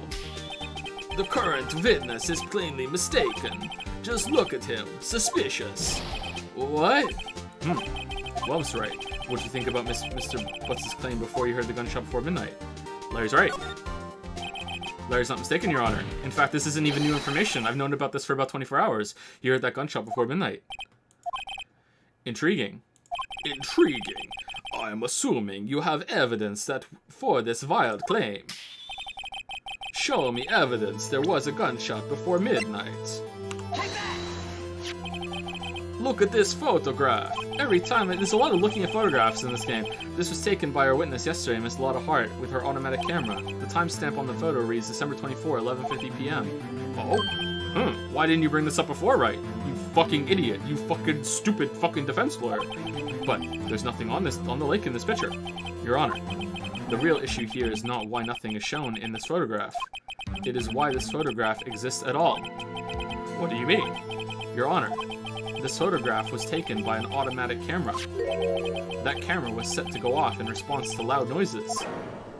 Wow, correct. There was a loud noise on the lake at 11:50 p.m. This is why the photograph was taken. In other words, when Larry heard that gunshot, it was most definitely still Christmas Eve. Or it could have been when he was scooping Gordy up on the boat, he hit the air tank or something. Indeed, it would seem that that is the case. Then, where does that leave us? Miss Hart testified that she heard the gunshots after midnight. Are you claiming she was mistaken? Not at all, Your Honor. It is a fact that the camera also triggered at 15 minutes after midnight. 15 again. Your Honor, that night there were 2 sets of gunshots with a 25-minute pause between them. Okay, this isn't new information though? Like, they just were a little off with the time? Right?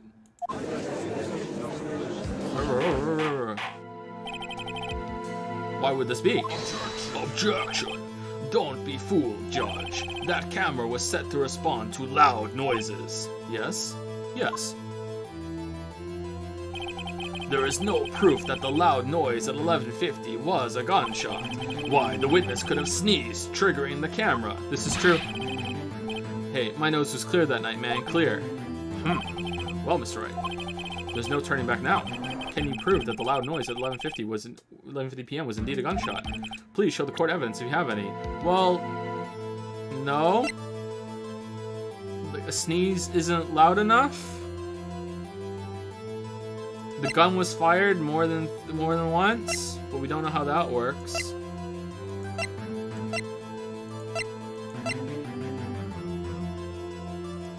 Okay, saying this is just like, no, you know?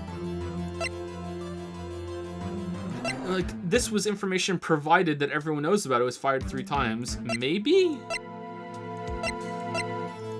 Okay, it's either no you, or the gun, or I'm a lawyer. I'm gonna go with gun, because I think no you isn't gonna work. This is my evidence. The murder weapon. Something about this pistol was bothering me, Your Honor. Both of the witnesses who testified yesterday heard 2 gunshots. However, the murder weapon was fired 3 times. When then was the last shot fired? Only now have I realized the truth. How do we know? That 3rd shot was the shot Larry heard just before midnight.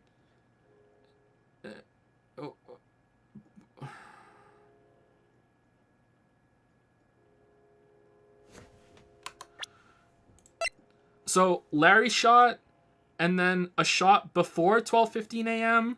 that didn't set off the camera, and then the 12:15 shot? How is this the 3rd shot, Phoenix? Where's the 2nd shot? Am I being dumb?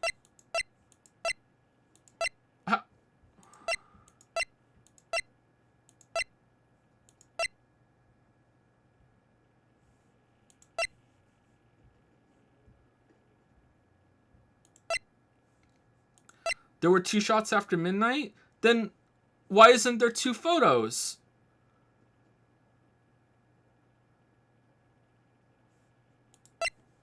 I thought that Lotta's description there were 2 gunshots just after midnight was a mistake, and that they just didn't know what time it was and they were out there. So why isn't there a 2nd photo of the, like, whenever the gun is fired, it takes a picture. So why isn't there 2? Was the gunshots really close together, like bam bam? Because if it was bam bam, how the fuck did she have time? Bam, run outside, got my binoculars, look at the leg, bam, and then again, like that's, like, I believe she did go looking. Like, it's just that she didn't see anything on the boat.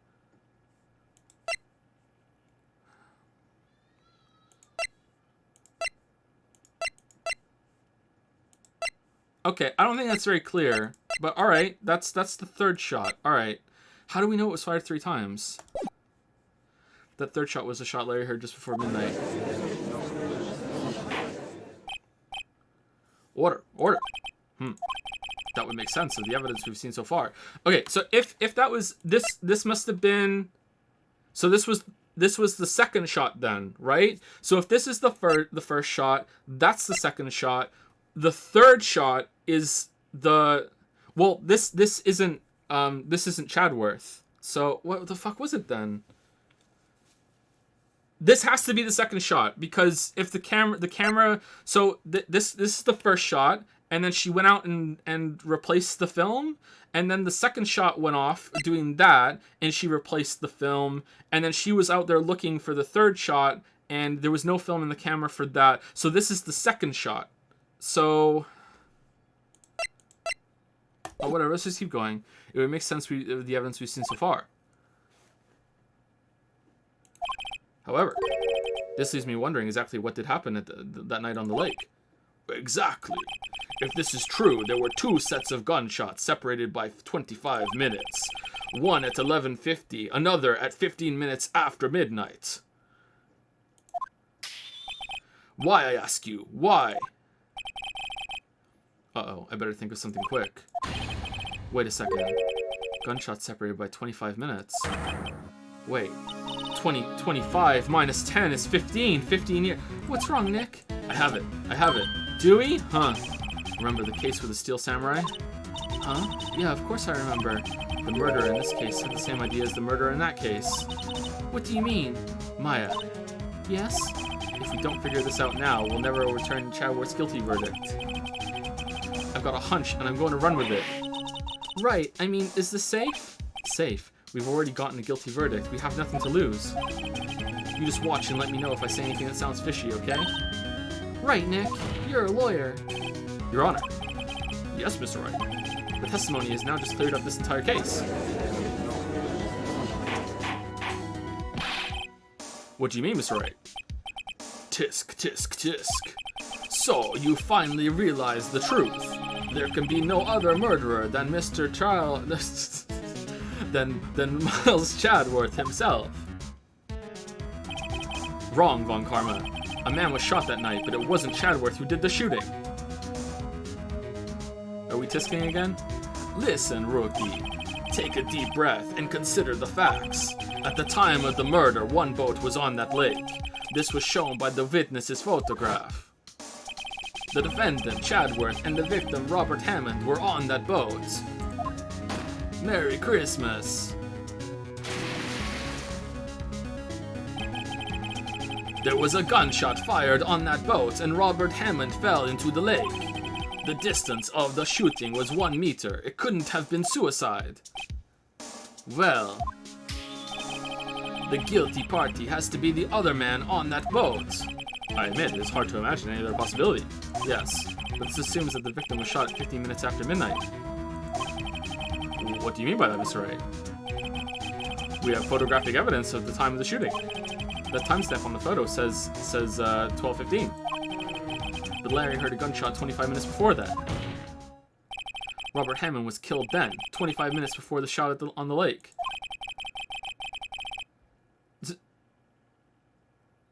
So it was Weekend at Hammond's? That's the only way that Chadworth could be innocent. Mr. Wright, are you quite mad? Explain who the 2 men on the boat are. Edgeworth and the murderer. Edgeworth and Hammond. The murderer and Hammond. It's Edgeworth and the murderer? And Edgeworth didn't know? Was he wearing a Hammond mask? Do they sell them at the store? Fuck it, let's go. Edgeworth and the murderer. Of course it was Chadworth and the murderer. He was wearing a ski mask and Chadworth just didn't know. After the murderer killed Robert Hammond at 11:50, he assumed the guise of Mr. Hammond and met Chadworth. What?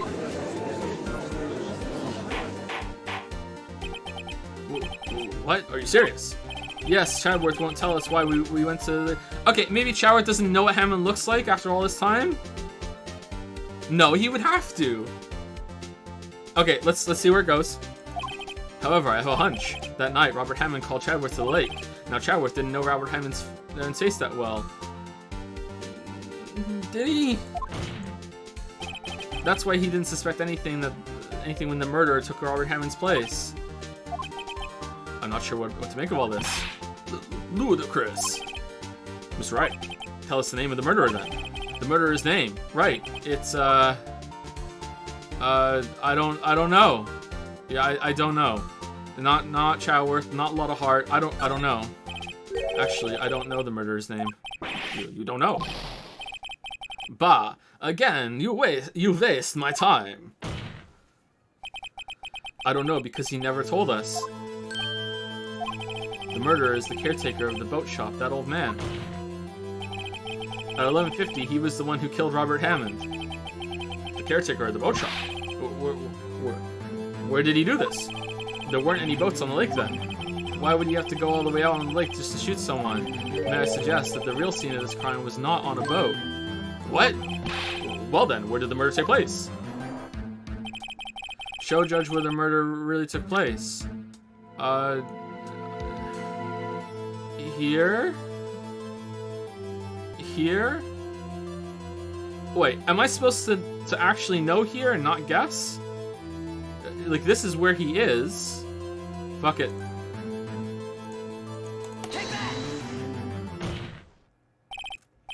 Here, of course, the boat shop where he lives. That way he could meet with the victim without anyone seeing. Objection. Do you have proof that the boat shop was the scene of the crime? No. Recall Larry's testimony, if you will.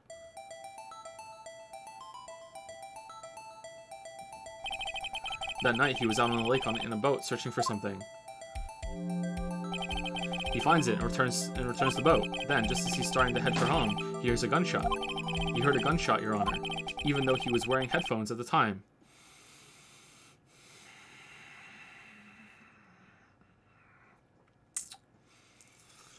Oh, game. In other words, the gunshot was very, very close by. Oh, game. And where would that be if he had just returned a boat? The boat shop. The forest behind the boat shop. The boat shop.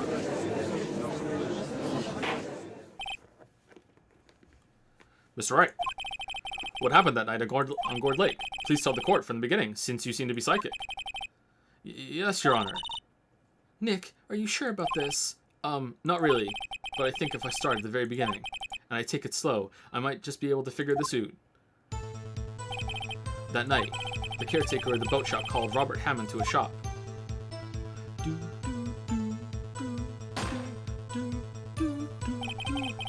This was around 11:50. That was when the gunshot and Larry heard was fired. After that, the caretaker put on Robert Hammond's coat. He became Robert Hammond. Why would he have to do that if Edgeworth didn't even know what he looked like? Then he got on the boat with Chadworth and went out into the middle of their lake for their penis reunion party. Then who fired the pistol on the boat, Mr. Wright?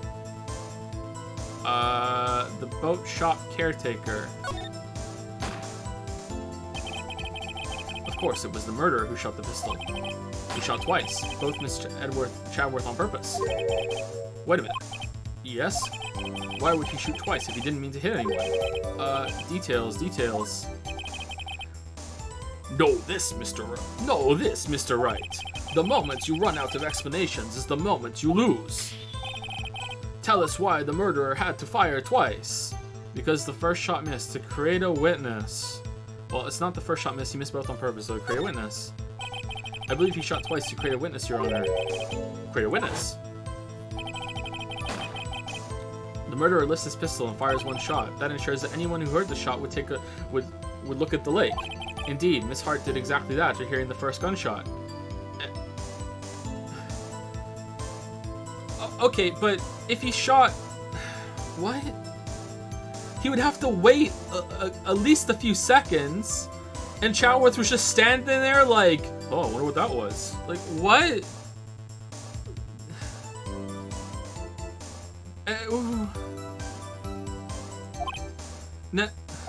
Next, the murderer waits a bit and he fires. How long is a bit? Is a bit 10 seconds? Is a bit 20 seconds? Is a bit 5 fucking minutes? Like, I don't... The murderer waits a bit and he fires again. Then...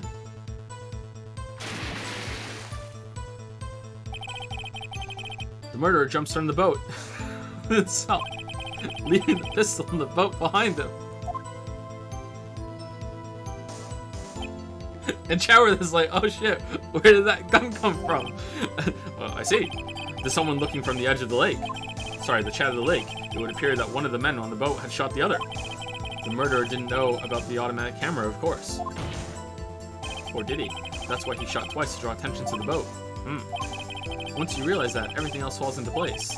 The boat shop caretaker swam back to his shop.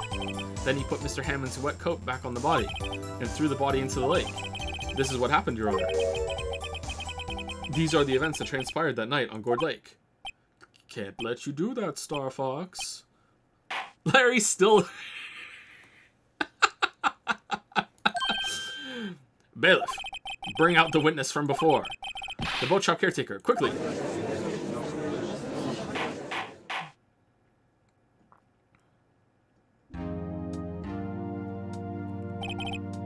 Very well, we'll go along with this. While we are waiting for the caretaker, I would like to ask the defendant, Miles Chadworth, a few questions. Why the fuck didn't you mention all of this? Mr. Chadworth, please take the stand. Finally! Wow, the accused actually taking the stand. What a novel concept. Mr. Chadworth, you heard what the defense had said. Yes. Well, why did you go to the lake that night? What Wright has said was mostly correct. Astonishingly so, actually. Yes. Several days ago, I received a letter, and I would have told you all of this, but you never fucking asked. The letter was signed, Robert Hammond. He asked me to come to the boat shop by the lake at midnight on Christmas Eve. He said he had something very important to discuss with me. Something important? I'm sorry, I can't say what it was. Your Honor, sir. Bailiff, we are conducting a trial here. I ask that you remain quiet. The dude's gone. The witness has disappeared. He isn't at the boat shop either. What? What should I do? Find it, quickly. We cannot allow him to get away.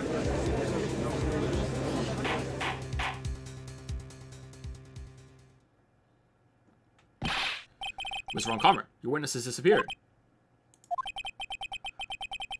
A search warrant has already been issued. Wow, that was fucking fast. It goes without saying that I cannot declare a verdict under these circumstances. I will extend the trial until tomorrow, the final day allowed. I request that the police department utilize all its forces to find that witness. How is this not over with? Like, am I understood? Yes. One more thing. Just who is that boat shop caretaker? I think his identity has become very important to this trial. I want him, and I want to know who he is. Very well. Court is adjourned.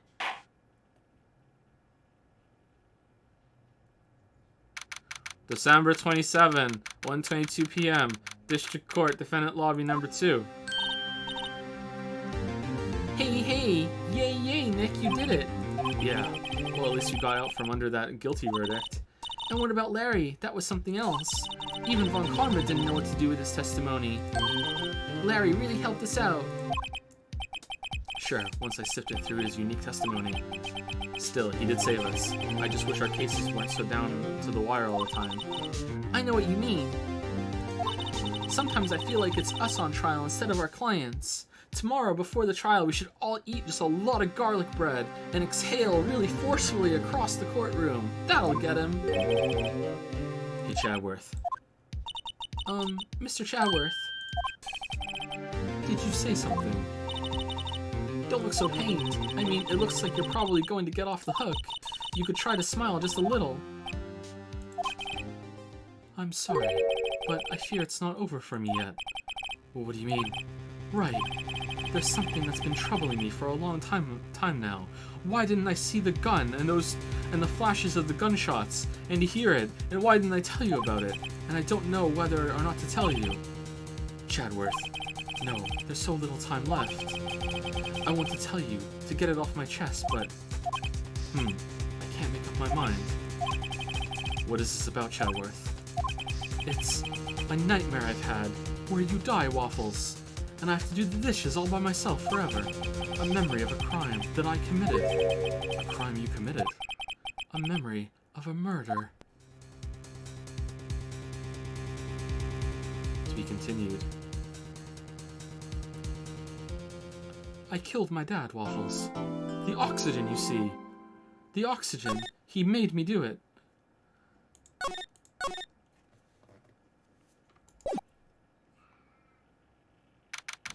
December 27th, 2:11 p.m. Wright and Co. Law Offices. Okay, it's been... Oh, almost 2 hours exactly. Okay.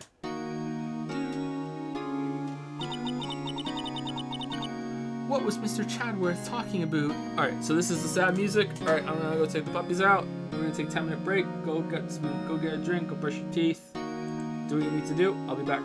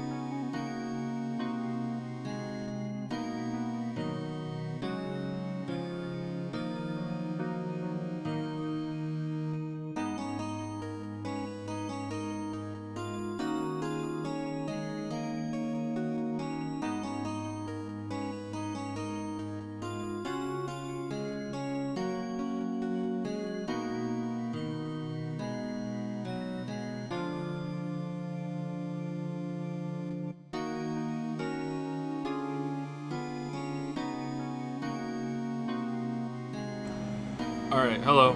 The AC's on because it's really hot in here. Can you guys, like, put up with it for about 10 minutes? Is that okay? Or is it just completely oppressive? Like, can you still hear me?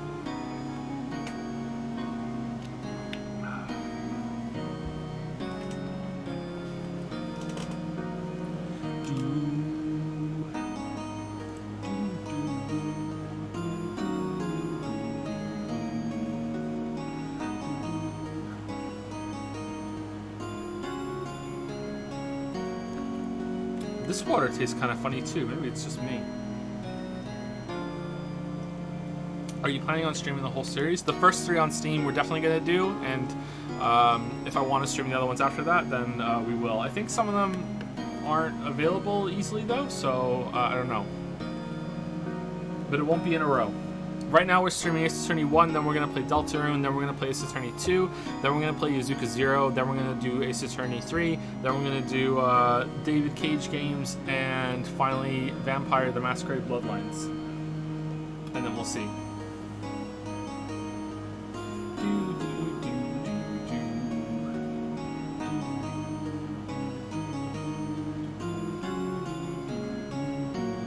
Thank you, Packet1, for the 11th resub with Hey Datapon. Hey Packet, thank you very much for the resub. 8Bob1 has used 100 bits to say Jom Joe. Another person throws their support behind a Jom emote. Never gonna happen. Never gonna happen. Beware the big mistake. Ooh, has subscribed for the first time. I will try to beware. Thank you, Beware the Big Mistake, for the warning and the sub. Smitty W has resubscribed for 3 4 months with Ayaya, Lilia Yaya. Lilia Yaya? What's Lilia Yaya? Is the stream over? No, I'm just reading subs, and if there's any fan art, I'm going to look at it, and then we're going to continue. How much longer are you planning to stream today? We're going to finish the case today. So however long that takes is how long we're going to go. Isolated Spaceman is 200 bits to say, these Witcher videos are making me lose my mind. I should go back to streaming. Plays Ace fucking Attorney.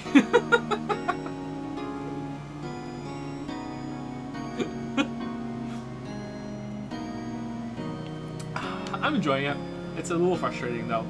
I'm willing to put up with like crazy kangaroo court shenanigans, but Chadworth just not noticing 2 gunshots while he stands there on the boat, or not saying that to us or anything, like I'm giving the game the benefit of the doubt. Maybe there's a reason that explains it. Like last time in the last trial, I had a big problem with it, and it kind of explained it. So I'm like, oh, okay, but we'll see.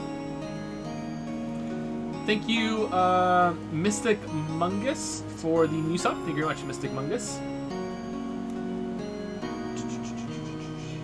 5-Bit says the bird was the shooter. He's in the Parrot Mafia from Crosscode. Thank you, the Captain Meow, for the new sub. Welcome, the Captain Meow. Azure Ice Flare used 100 bits to say, and Joe says he's not a voice actor. This is the best voice of all time. Which voice was that? Was it Deep Vampire voice? Best voice. Available for your game, by the way, if you want it in there. Thank you, Rager Overload, for the new sub. Thank you very much, Rager Overload. Joseph Us Miller. I love Joe's laugh. I'm glad that you love it, because it would be obnoxious, because I laugh a lot. Thank you, Real Said, for the 12-month resub. Welcome to the 1-year club, Real Said. Thank you very much. Zonhorn has also resubscribed for 12 months. Welcome to the 1-year club. Oh, Zornhorn, sorry, not Zomhorn. I do not have my contacts in today, so apologies. It's a little blurry on the other screen. Thank you, Zornhorn. Trent Guy and stuff used this to say, I was wrong, no regrets. I can't remember what this was relating to, sorry. Sam Iverson, or Sam Iverson, has resubscribed for 8 months. Thank you very much, Sam. Jacob says hi. Jacobo, or Jacob O says hi, not sure, has subscribed for the first time. Thank you very much. Welcome, Jacob, or Jacobo. And last but not least is KLXDA for the 10-month resub with a tier 2 sub. Thank you very much. Clicksta. Thank you, thank you. I'm always caught off guard when people sub at tier 2 or tier 3. Thank you very much. Which of your books do you recommend starting with? Go on Amazon if you want to read my books and look at The Wizard and the Dragon, the Bounty Hunter Series 1, or Monster Slayer Series 1, one of those 3, and just read the preview for the first couple pages, and if you like what you're reading, then go for it and see if you like it. The other ones are either more stories in those series, so you should read the other ones first. And the other books I have available are short story collections. So if you want to read some short story collections or novellas, you can look at those. Again, just read the previews, see what you like. The short stories are meant to be very disposable, very kind of pulpy, just written for fun. The series kind of start off like that, but they get more serious, and I put more effort into them as they went on.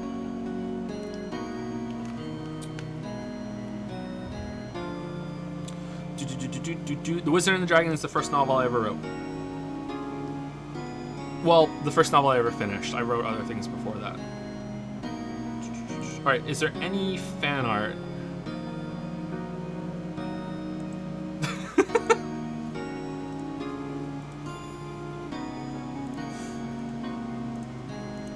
That's pretty funny. The sad music. Gee, man, Fred, how come Joe lets you have 3 voices? Oh, I'm sorry. Gorsh. Gee, man, Fred, how come Joe lets you have 3 voices? Goofy's drifting a bit into something else, I don't know.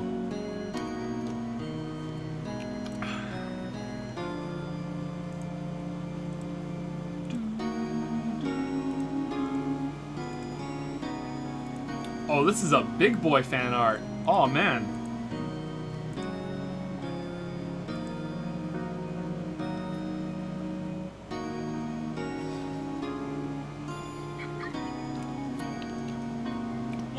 What the fuck? No. Okay, I think it's alright. This is borderline. Oh my god. Oh my god. Okay. This is... Oh, shit.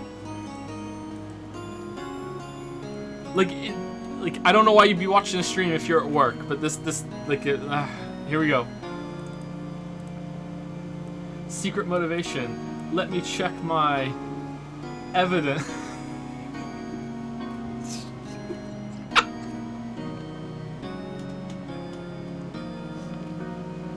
Okay, okay. We saw it twice. That's enough. Holy shit. Okay, if you want to see it again, you have to go on Jad's. Okay, so this is a long comic. I have not read it, so we'll see how it is. Hopefully, there's nothing in here that'll get me banned. I think it'll be fine. And this is by GravTD5R. I hope I'm saying that right. I think there was something else that GravTD5R did. Yeah, okay, here we go. You want decisive evidence? I'll show you decisive evidence. Objection! Oh, nice try, but that joke has been all but beaten to death. Kangaroo joke. Prosecution is right. Either show a joke that hasn't been beaten half to death, or I'll have to hold you in contempt of court. Jack Kangaroo judge is here to stay. I'm too lazy to draw a real judge. Okay, I'm all for it. It's fine. All right. All I have to do is present a joke that hasn't been half beaten to death. I'm a lawyer, arguably the worst of them all. If this was a character in the series, it would be the victim of all of the cases. Yeah. Celery cutting noises. Cogniferous 11037. Gorsh. Oh no! All of these jokes have been beaten to death. We're getting called out here, chat. We're getting called out. Don't give up. Don't give up just yet. Think it through. Instead of saying all those jokes that have been beaten to death, think, why were these jokes beaten to death in the first place? Mia, is that like fucking like... I was gonna say it's some Kingdom Hearts character, but this is Yu-Gi-Oh, isn't it? This is Yu-Gi-Oh. She's right. I think I've got it. Your Honor, the fact of the matter is, I can't present a joke that hasn't been run into the ground. Because chat will inadvertently run any and all jokes to the ground. Yes, chat.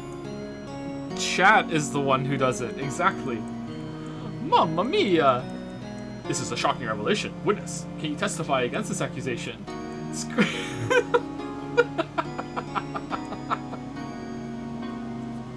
Squawk! Harder, Daddy!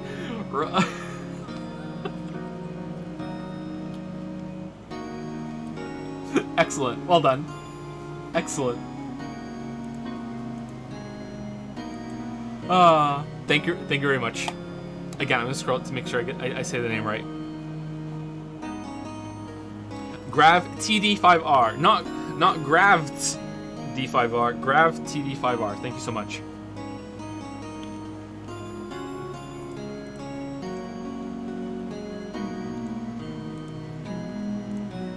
Okay, this is the last one, I think. D5R is fine? Okay, I'll try and remember. I'm really bad with names, though, sorry.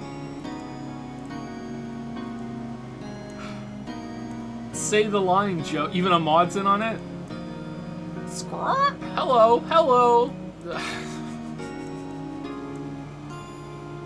I purposely don't look at chat when I do a voice like that. Is the squawk popular? I guess so. Well, too bad it's gone forever.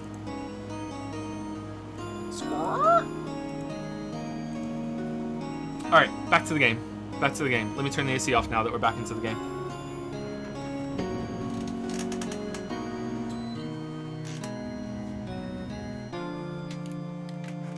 There's another one? Sorry, I missed it.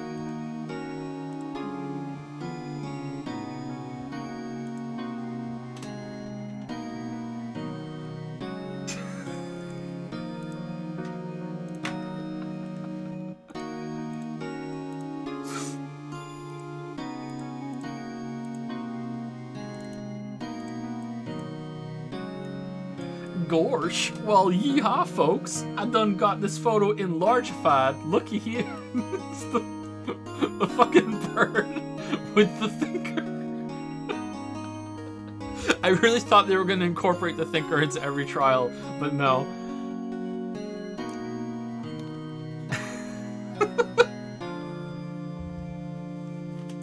Who made this? Zudi?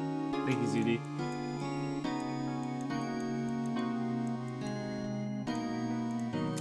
I really don't understand how this happened this trial. I'm a bit miffed about it, I'm not gonna lie. But again, giving the game the benefit of the doubt. Chat seems to think it's fine, and chat is always right about that.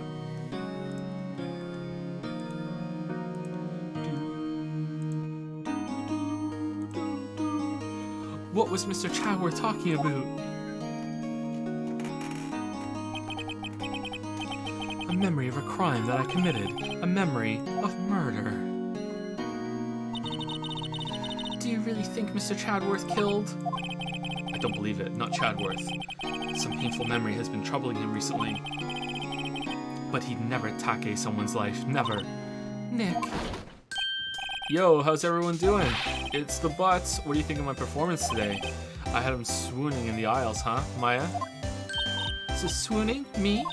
Oh yes. I do remember feeling faint. Right on. Tell me the truth. It was like love at first sight, right? Right, Nick? Me? Well, maybe my heart skipped a beat or two. I think you can do better than that. Come on, I saved Chadworth in there, dude. Chatty, you guys should be bowing before me, yeah. Bow before your hero. I'm a lawyer. Whoa, I was hot out there, hot. I'm glad someone's happy about how this case is going. He seems too happy to care about anything I show him.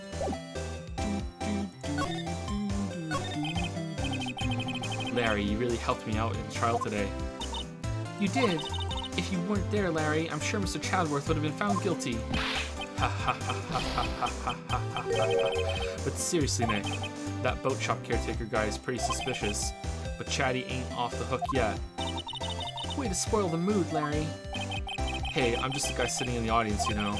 But from where I was sitting, Chatty seemed pretty chatty. I mean, can you really know he's telling the truth about that night? Nick? I don't know. But what I do know is, I'm going to believe in you two until the end. Us two?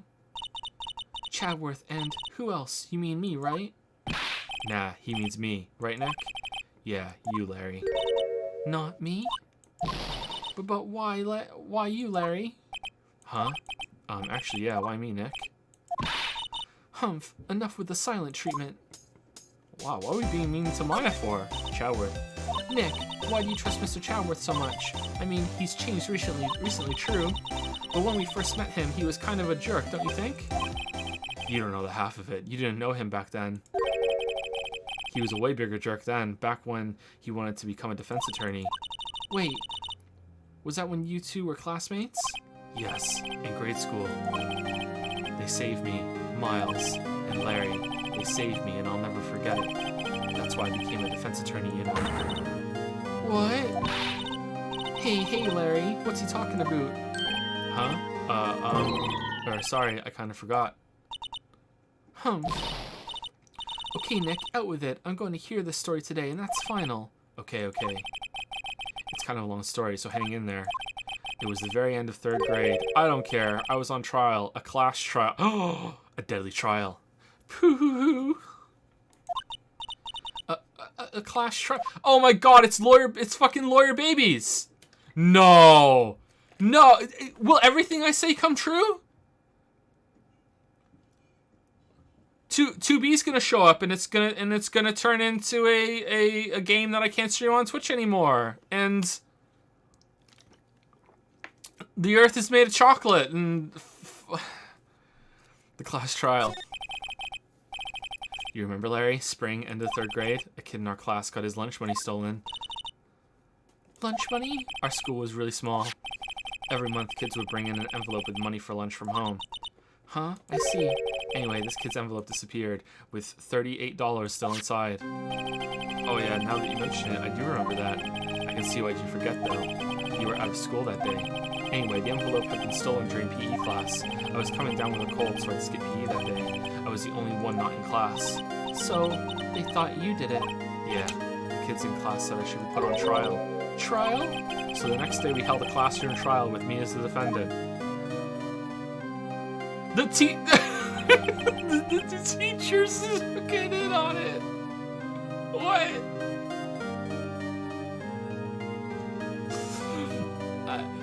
I didn't do it. Guilty, he did it. Give the money back. You're such a meanie. Just admit you did it. You can't hide the truth. Tell us the truth. We're not going to play with you anymore. Yeah, and no borrowing my eraser. We shouldn't be allowed in the relay race or on the library committee. Come on, give me that 50 cents I loaned you. Hey, did you? Okay. Now, Phoenix, you know you shouldn't steal people's money. It's not right. Or Phoenix, right? In the end, even the teacher thought I'd done it. Go over and apologize, Phoenix. I didn't know what was happening. What the fuck is this shirt? I was so sad I couldn't stop crying.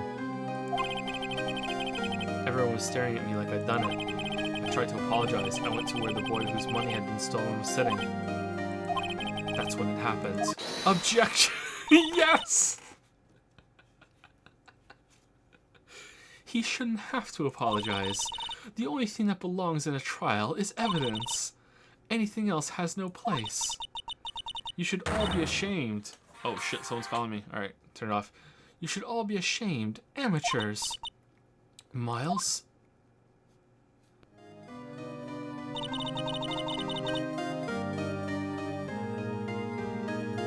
It's young fuck. Who's the guy from Big Bang Theory? Young Charlton or whatever. What the fuck is his name? Young Sheldon. There we go. It's young Sheldon. It wasn't you who stole my money, was it? No. Then you shouldn't apologize. Everyone's been shouting you did it, but no one has any proof. Oh, it was Chadworth's money? That is why, Your Honor, this boy is innocent. But Miles, it was your money that was stolen. Yeah, he did it. He's the one. We don't need proof. Make him say he's sorry. Why don't you all just shut up? This is always how it is. Everybody ganging up and picking on one person. Just think how he feels. He said he didn't do it, so he didn't do it. Yeah, that's how it works. Very well. I will replace the money myself. This class trial is over. My first case closed. Bazinga! That's how it happened. After that, the three of us were the best of friends. Wow, I had no idea. Yeah, I had no idea either. I mean, I forgot. That's when I learned what it meant to be alone. Totally alone, without a friend in the world. You did a good thing, Larry. Yeah, well, I was just lucky that I took the day off from school. If I'd been there, they would have thought I'd done it. So I took it kind of personally. See, who stole the money? Who was it? When something smells, it's usually the butts. Who was it? I want to know who was it. But what Chadworth didn't know is that I actually did steal the money. Anyway, Chadworth and I talked after that class trial. That's when I heard his father was a defense attorney. I remember his eyes would shine when he talked about his father. I'm going to become a defense attorney, just like my father. A famous defense attorney. Then a few months later, he suddenly transferred to another school. The DL6 Institute. Right. I'm not sure, but the transfer probably had to do with his father's death. That's so sad. It was several years later when I heard Chadworth's name again. There was an article about him in the newspaper. The headline was something like, Dark Suspicions of a Demon Attorney. Fabricating evidence, manipulating testimonies, covering up facts. The article said he'd do anything to get a guilty verdict. Anything. But why? What happens? I mean, that's not the Chatty I used to know at all. That's what I thought too. I tried to get in touch with him I don't know how many times. He never replied. I guess he didn't want to see his old friends. He found out that there was a cabal of evil lawyers that were going around murdering people, so he decided to act like an evil lawyer himself until he was invited into it, because an evil lawyer was the one who killed his father. I couldn't just drop it though. I wanted to meet him to learn why he had become who he became. That's when I decided. Wait, you don't mean... That's why? That's why you became a defense attorney? To meet Chadworth? No. If I was a defense attorney, I knew he'd have to meet me whether you wanted to do it. Whoa! You base your whole life around this guy that at one point saved you from a bullshit class trial? Nothing to do with your parents or your family or anything like that? No, this one friend you had when you were in there, you must be in love with him, Phoenix. This must be a fucking Yagwai story at some point. Like, it's gotta be. There's no fucking way. In court. Chadworth believed in me, and I believed in him. He's in pain, and no one's on his side.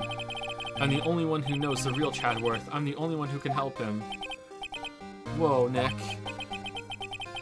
So is that why you helped me out for free? Yes. I helped you because I believed in you. Except I don't remember saying I'd do it for free. Oh, Nick. Nick, we have to save Mr. Chadworth. It's the last thing we do, okay? Right. It very well may be. First, there's that rental boat shop caretaker. We need to find out who or what he is. I'd settle for who. I guess I can clean out some of this evidence I no longer need. Okay, let's go. What did we clear out? Okay, everything to do with Gordy. Alright. Oh no, the parrot's still here. I don't think we've used the bullet yet, have we?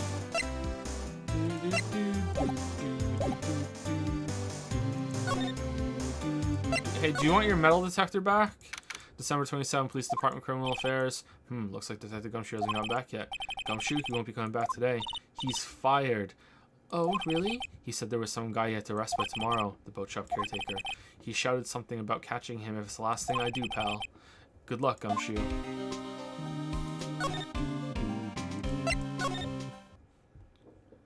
Chadworth. I love you. December 27, Detention Center, Visitor's Room. Chadworth, do you think love can bloom in a detention center? You look as grim as always. Humph. Mr. Chadworth, I heard the story about the class trial. Class trial? What do you mean? You don't remember? No, I don't. Your lunch money was stolen, wasn't it, in 3rd grade? I have no memory of 3rd grade.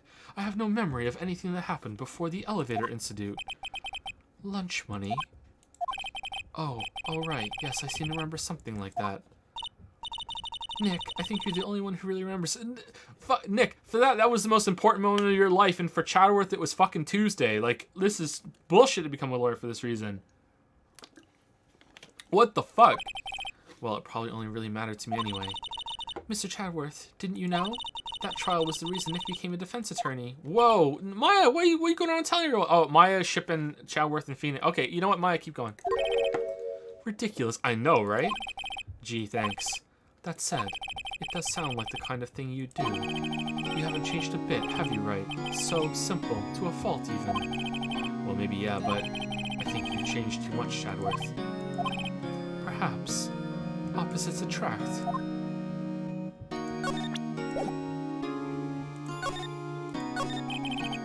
Hey Chadworth, why did you become a prosecutor anyway? You used to look up to your dad. You said you wanted to be a defense attorney, right? I couldn't let myself deny reality like you. What do you mean? My father was taken from me, and you want me to defend criminals? I'm sorry, Wright, but I'm not that good of a person. Yes, you are! You are, Chadworth! I love you! One suspect was apprehended in your father's murder, right? Yes, the man trapped in the elevator with my father. This is my first ship, isn't it? This is my first ship. God damn it. I'm really shipping these two together, and it's not gonna happen. I know it's not gonna happen. There's no way. This is my first ship, Chadworth and Phoenix. I really think they belong together. I think it would work. His name was Yanni Yogi. He had to be the shooter any way you look at it. Yet he was found innocent. The defense attorney got him off the hook. That would be Robert Hammond. On that day, 15 years ago. Wait, do you think there's porn of them? I don't think so. There's no way there would be porn of Edgeworth and Phoenix. I don't believe it. There's no way. The three of us were trapped in an elevator for 5 hours. When we were rescued, we all suffered oxygen deprivation. Alright. I lost all memory of the murder. Lost your memory? Even now, I can't recall what happened in that elevator. That was the crux of Yogi's attorney's argument in court. If it really is, we were running out of oxygen, and there was only enough oxygen for 2 of us to survive instead of 3. So I got the gun, and my dad made me kill him. Like, the gunshot came. No, the gunshot came from the window. I remember there being a crack in the window. That's not it. Okay. He claimed Yanni Yogi had been not of sound mind due to the oxygen deprivation. Yogi was released due to a lack of evidence. Innocent. That's when I changed my mind. I started to hate defense attorneys. What's your relationship with Von Karma? He's my teacher and a man who deserves respect. We're going to prove that it wasn't him and the defense attorney was right. And then you'll be like, oh, I was wrong all along. Now I want to be a defense attorney. Show me the ways, Phoenix. And then we'll go and back to Phoenix's house, and I can't say anything else. I learned everything I know of courtroom techniques from him.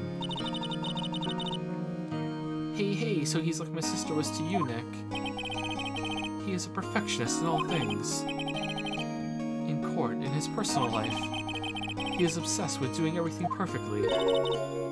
Perfectly, huh? In all the cases he has taken on, none were left unsolved. Not one suspect was declared innocent. Ever. But that's... I know. It's beautiful. It's possible some of the suspects were indeed innocent. However, it is impossible for us to accurately determine that in every case. All Von Karma does is his job to find the suspect guilty perfectly. So Phoenix's attitude is that he'd rather let some guilty men go free than rather have one innocent man be jailed, and Edgeworth is that I'd rather not let any guilty people go free, even if that means some innocent people go in jail. The problem with that attitude is that does mean that some guilty people are going free, because the innocent person is in jail, obviously. But if that's all the information that you have, yeah. In any case, it's nigh well impossible to find a weakness in him. Should a weakness appear, he would do everything in his power to make it go away. Chadworth, if what you're saying is true, you're headed for a guilty sentence tomorrow. He's right. Now's no time to praise the enemy, Mr. Chadworth. I think we've already proven, quite far enough that Chadworth is not the one who did it, but okay. It's a strange situation in which I find myself, I'll admit. What if we can't find the caretaker?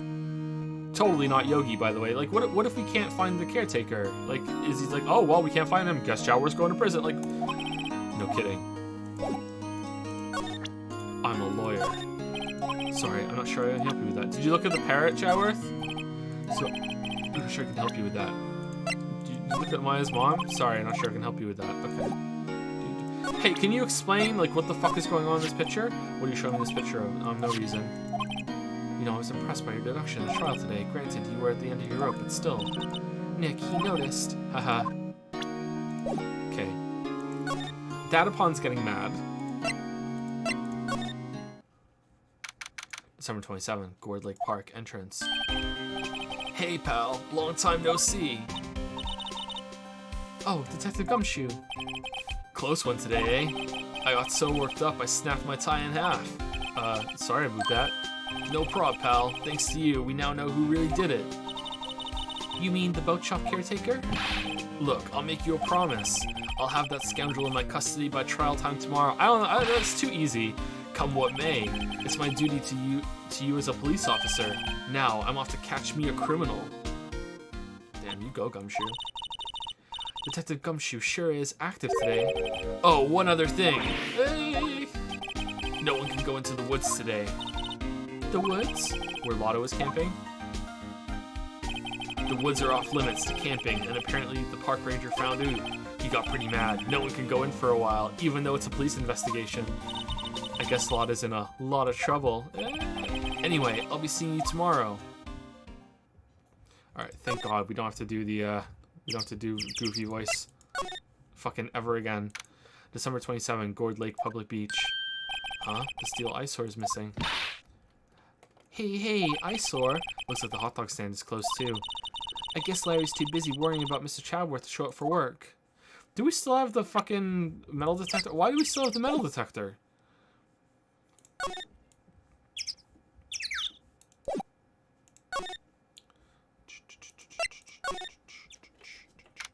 December 27, boat rental shop. That old caretaker got away. Yep. I never imagined he might be the real murderer. Ahem. I know that clearing of the throat anywhere. Oh, it's the lawyer dude. Aha, hello. What might you be doing here? Out for a walk, hmm? Ah, the days of my youth, like the scent of fresh lemon, you see. Mr. Grossberg, this is no time for idle reminiscing. Mr. Chadworth's trial ends tomorrow. That is true, yes.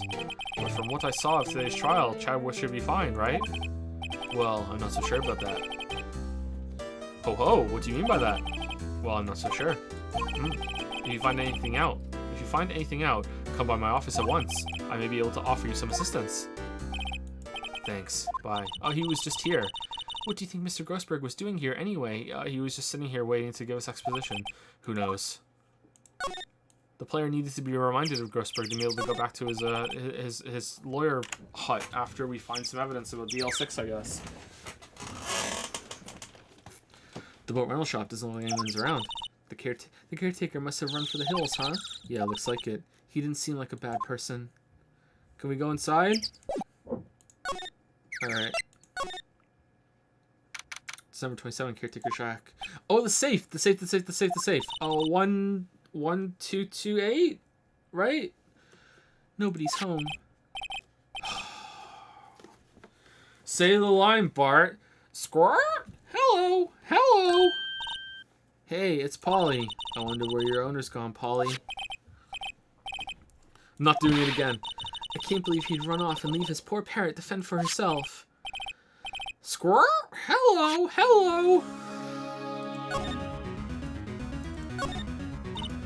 That reminds me, Nick. Polly here knows the number for the safe, right? Yeah, that's right. Polly, what's the number to the safe? Squirt! 1228! Squirt! Let's open it, Nick. Come on. I'm sure there isn't any money in there. Aw, whoa. But hey, he keeps it locked, right? So there must be something of value in there. I'm not so sure. Okay, Nick, let's see what's in there. I guess there might be a clue or two. The only thing in here is a letter. A letter? Aw, boring. There's no name or signature on this thing. It's handwritten in very precise, clear letters. Get your revenge on Miles Chadworth. Chadworth! And Nick, why would Mr. Chadworth's name be on here? How should I know? I'm going to read the whole thing. Get your revenge on Miles Chadworth. It also says, this is your last chance. Now is the time to get revenge on the two men who ruined your life. The rest of the letter goes on to describe the murder plot in detail, how to kill Robert Hammond and frame Chadworth, calling Chadworth out to the lake, getting on the boat, firing twice. This is exactly what I figured out today in court. Wow, this is convenient. It's all here in perfect detail. It's a script. What do you think it means, Nick? I don't know, but it looks like these are instructions for that caretaker. Alright, let's go get Gumshoe. Put it back. Put it back in the fucking safe. Go get Gumshoe, bring him here, and then bring up the safe after that, and then talk to the parrot and be like, yo, parrot, what's in the safe? And then Gumshoe opens it up. Gumshoe found it, not us. There we go. And now now we can use it. When he killed Robert Hammond and called out Chadworth, he was following instructions. But who could have written that letter? And what does it mean to get revenge on Miles Chadworth? Look, I don't know, okay? But one thing's for certain. This letter is an amazing clue. Is it? Your Honor, I found this, and it perfectly exonerates our victim, and I found it in a safe because a bird gave me the fucking code. Oh yes, yeah, very good. Yes, I agree. Von Gravy, what's your counter to that? Actually, that is what would happen, wouldn't it? Maybe I should take care of Polly, Nick. You probably shouldn't just kidnap her. The police know about her anyway. I'm sure they'll do something. Well, okay. Sorry, Polly. He says I can't take you. Great, now the bird's going to hate me. Everything's cold. Looks like he didn't turn his heater on. Guess he hasn't been back here since the trial. Ah! Well, what's wrong? Huh? Oh, never mind. What? Tell me. Just, I saw the TV. I remembered. They're showing a Pink Princess special this week. Oh, see? That's why I didn't want to tell you. There's no way to use this kitchen much. You're right. I guess the whole pasta restaurant thing was a lie. What, you thought he was telling the truth? Damn. Say, Nick, don't people put pictures of fish up on the wall to boast about them? Yeah, I guess so. You mean pictures of the fish they caught, right? Right, but don't all the fish on the wall here look really puny to you? Well, you know what they say. You should have seen the one that got away. Except the one that got away from us was the caretaker, and we did see him. Why do I feel like we're having two different conversations here? So this is just like complete bullshit? Everything was bullshit? He faked it really, really well. There's nothing left in the safe. I wonder why the caretaker didn't take the letter with him. He left in a hurry, right? I don't think he even came back here after the trial.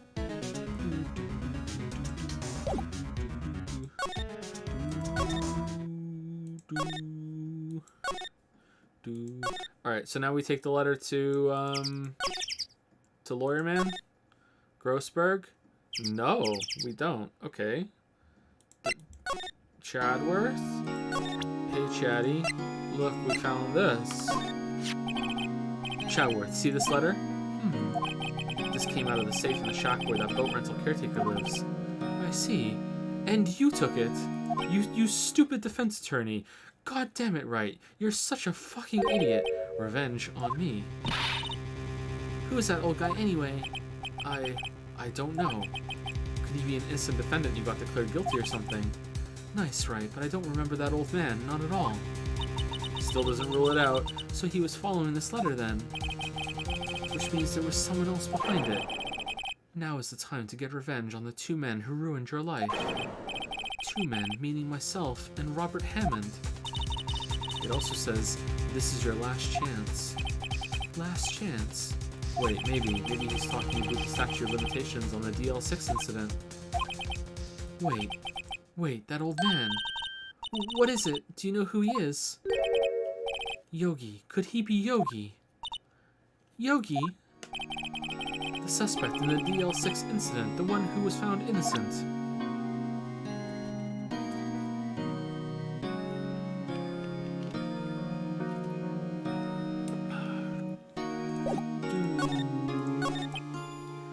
Yanni Yogi was a court bailiff at the time. We just happened to be in that elevator together 15 years ago. Whoa. The quake was incredibly strong and completely unscheduled like the others. Before I knew it, everything was dark. We were there for so long, it felt like forever. The air thinned, and the darkness closed in on us in that little box. We became unsettled. Help, I can't breathe. Quiet, I said quiet, you're not making this any easier. I want to get out. Help, get us out. Don't shout, you'll just use up more oxygen.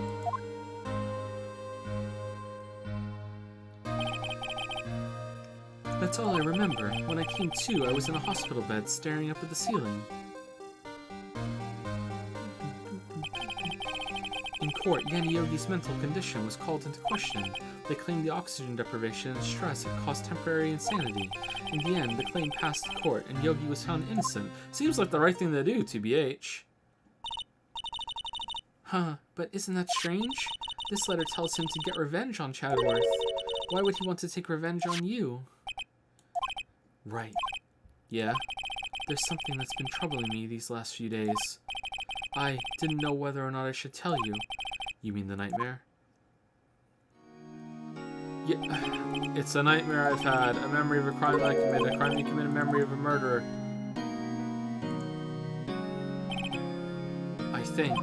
I think the time has come to tell all. I love you, Phoenix. For the last 15 years, I've had the same dream almost every night. I wake up in a fearful sweat every time. What kind of dream? It's a dream about my father's killing, in the dark. Help, I can't breathe. Oh no, quiet, I said quiet. You're not making this any easier. I want to get out. Help us get out. Don't shout, you'll just use up more oxygen.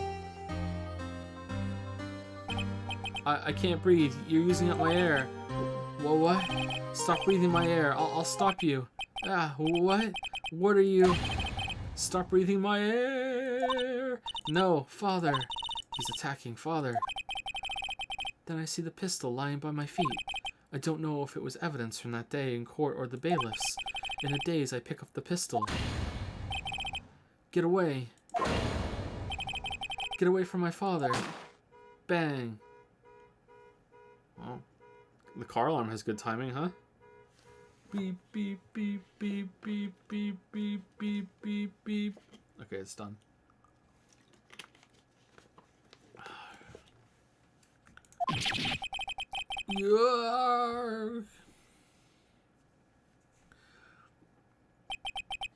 And with that scream, I wake. Was it the same gun?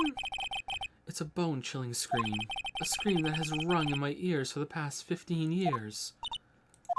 But that's just a dream, right? Right? That thought is the only thing that has kept me sane for the last 15 years. But what if I'm wrong? What if it's real? For real? They say that sometimes people shut out memories in self-defense. Maybe it was I who killed my father. What? If you think about it in that way, this letter makes sense. Get your revenge on Miles Chadworth. Think about it. Yogi was really innocent. That's why he wanted revenge against me. Wait, Chadworth, you mean... It was me. I was the true criminal of DL6. I shot my father. But Yogi didn't go to prison, right? He got off too. It went through due process.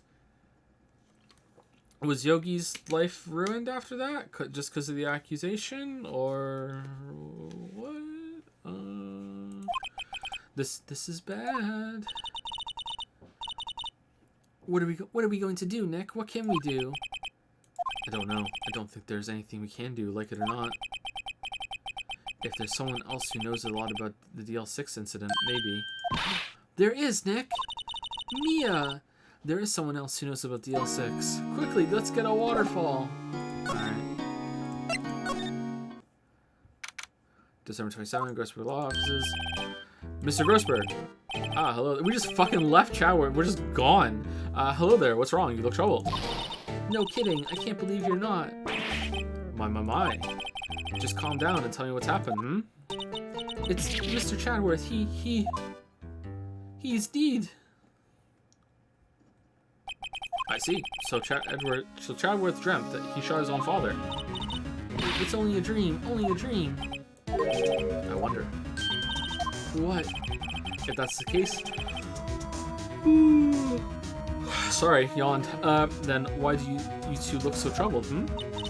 Well, also consider this. Yogi quite certainly holds a deep grudge against Miles Chadworth. So deep he'd want to frame him for murder. This leads me to surmise that Mr. Chadworth's dream was not a dream, it was real, as you imagined. Same kind of lines on the gun. I don't know, so I think this looks different up here though.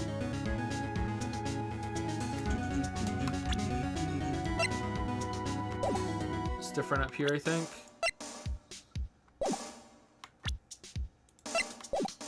Same kind of thing at the bottom. Knowing this game, it probably is the same gun.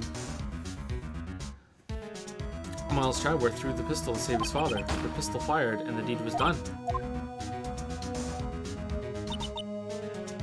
No, I don't believe it.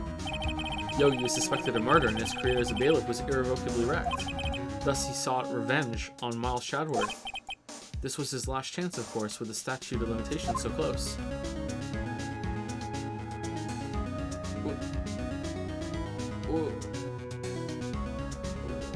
But this has nothing to do with DL6.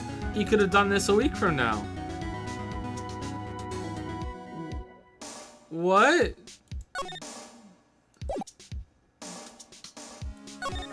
Hey, you seen this bird?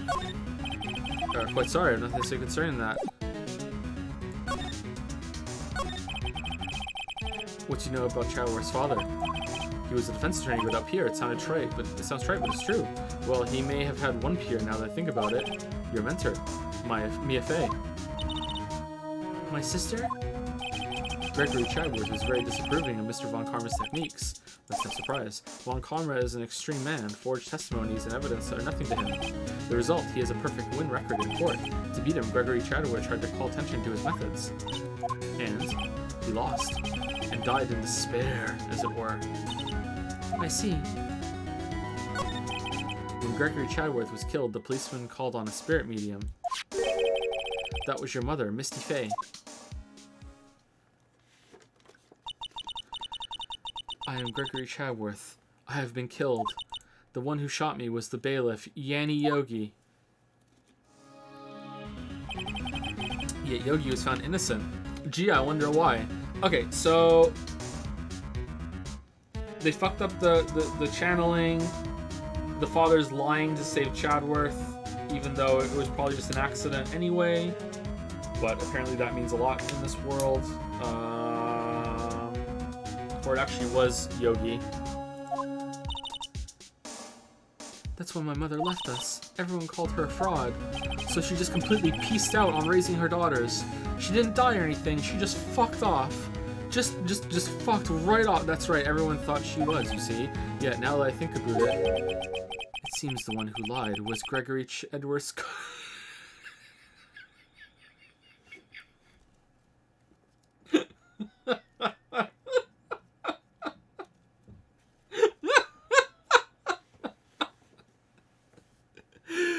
Ghost Rider. Word. Gregory Chadworth must have been known who shot him. The fucking ghost lied. Prove that this. It's not about that. That's not the problem. The problem is not that it was a ghost. It's that the ghost lied. I don't believe it. So you're saying he falsified his testimony? That Chadworth's dad lied to protect his son. It's only a possibility, mind you, but a possibility nonetheless. All right, let's go back to Chadworth. Your dad's a liar. No, oh, we're done. Okay. Time to have a team meeting back in Wright Co. One day left, Nick. Yeah, I know. Well, no time to waste. Let's get going. So where? What do you think we should do now, Maya? You would know best, Nick. Would I? Just do what you do. That should work. Any ideas? Well, had any good ideas? This is all tied to the DL6 incident. We better find out as much as we can about the murder before tomorrow. Something that's happened back then was told us to let it go. Alright, can we go back to the evidence locker and get more, maybe? Nope. Alright, so either I missed giving one of them some evidence, or there's something at the fucking beach somewhere.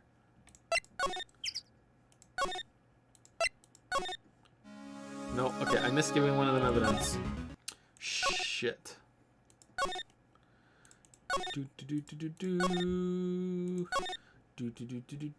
Alright, is it... Oh, I have to go back here. Okay. Oh, this music. Hey, Grossberg. I'm a lawyer. That's alright. Alright, maybe this one? She was a beautiful woman. I'm truly sorry about what I did. Huh? Sorry about what? I think I'll stay out of this one. Oh, okay, that's not it. Here, look at this. Oh ho, so this is the letter. It does seem that Yogi was following this letter when he killed Hammond. But why kill Robert Hammond? Hanlon was a skilled defense attorney, but he defended clients not for their own sake, but his own. Okay, so if someone wrote this letter to Yogi and gave him the plan, so did Yogi pull it off? And like, it can't just be simple. It was Yogi. Okay, here he is. I found him. He's guilty. Like, it would have to be who sent the letter, right? Maybe it was Chadworth that sent the letter, so we would have deniability. But he defended clients not for their own sake, but for his own. Huh? His own sake? He never trusted his clients that one. The only thing he trusted was his own ability. But he got his client found innocent, so why should it matter? Actually, my dear, it's quite different. He won that innocent verdict for no one but himself. Yogi was a free man, but socially he was ruined. Huh? You'll understand soon enough. Wait, what is it? This letter. I've seen this handwriting somewhere before, a long time ago. Whose handwriting was this? Do you have any idea who wrote this? Miles Chadworth, Yanni Yogi, Manfred von Karma. It was Chadworth. Miles Chadworth? What? Why in heavens would he write something like this? Why, this letter is an attempt to destroy Miles. Think before you speak, Greenhorn. Uh-oh, he's angry. Think again. Do you have any idea who wrote this? Oh, Yanni Yogi. Maybe it was Yanni Yogi. Yanni Yogi? You claim he wrote himself this letter, then followed his own instructions. Yeah, I guess that would be what happened. Harunk, perhaps you think Mr. Yogi has split personality, huh? I mean, that's definitely a possibility, yes. No, I think not. I do not know this Yogi in any case. There's no way I would recognize his handwriting. Alright, yes, right, I'll ask you again. Do you have any idea who wrote this? Well, it wasn't Manfred von Karma who wrote it, and then, you know, somehow ended up being the prosecutor for the case at the same time. There's no way that happened. Could it be Manfred? Why would we think that? Von Karma? Why would he have something to do with this? Well, I'm not sure. Von Karma. Wait, you're right, my boy. This is Von Karma's handwriting. I'm sure of it. What? I used to see it all the time on court reports. What? But that means the one who killed Mr. Yogi, who told Mr. Yogi to kill was... Correct. Manfred von Karma himself. What does this mean then? Why would von Karma want to frame Chadworth? He doesn't. He just likes to get guilty verdicts. He organizes murders all the time, and then he does a slam dunk.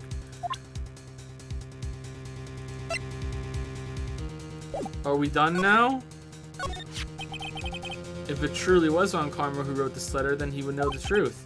He would know that Miles Chadworth, had accidentally killed his own father. He'll say as much tomorrow in court, I should think. He'll press the point until the court finds Miles Chadworth guilty. Oh no! But how could von Karma know about Mr. Chadworth's past like that? Even Mr. Chadworth thought it was just a nightmare. That I do not know.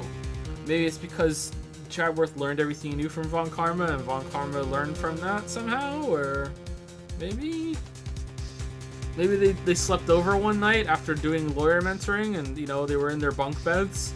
Von Karma top bunk, obviously, and in his sleep, he's like, oh no, I've killed my father, and I am dreaming about it. And Von Karma was like, objection!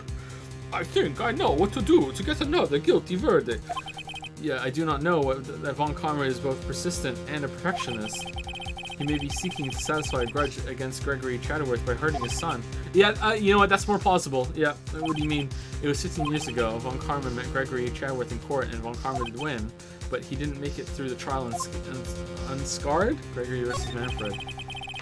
What happened in the trial between Chadworth's dad and Von Karma? Von Karma got the guilty verdict he wanted. He won the trial, but Gregory Chadworth accused Von Karma of faulty evidence, and though he lost the trial, Mr. Chadworth's accusation stood.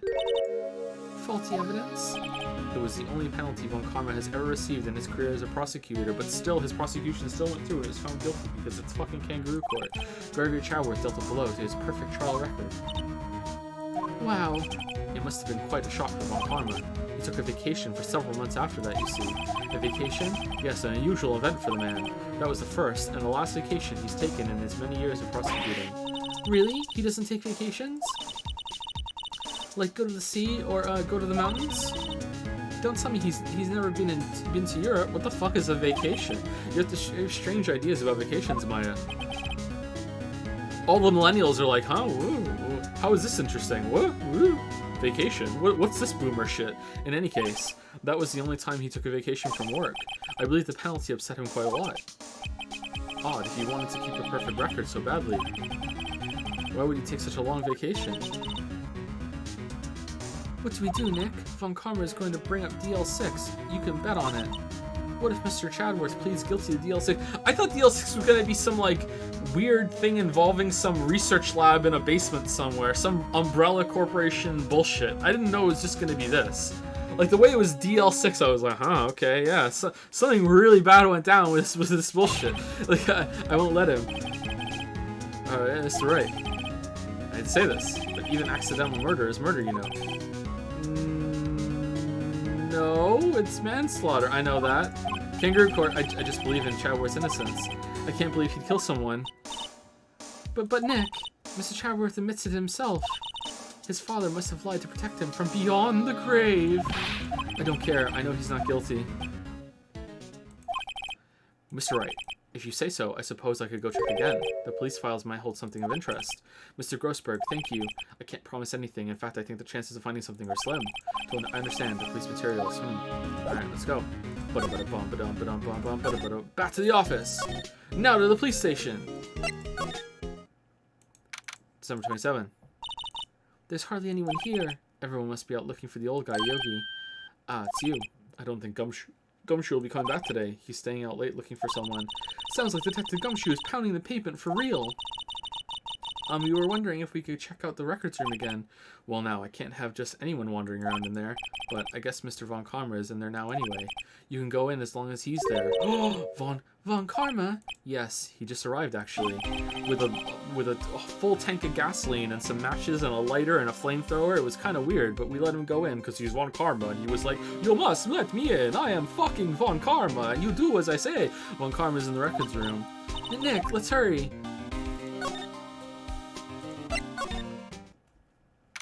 December 27, Police Department Records Room. Dusty as always, and smells like burning. We were only just here yesterday. I'm sure they just haven't had time to clean. What's wrong, Nick? Nothing. I was just noticing that he isn't here. Von Karma. Alright. Here are the files of collected case reports. There's quite a large volume of reports here. Wow, these are all case reports? Yeah. It's like a graveyard of police cases. I guess my sister's case report is in here too, quietly gathering dust. It looks like there are files inside this glass case. The case. Oh, Nick, it's locked. They must keep important case files in there. Okay, nothing for us then.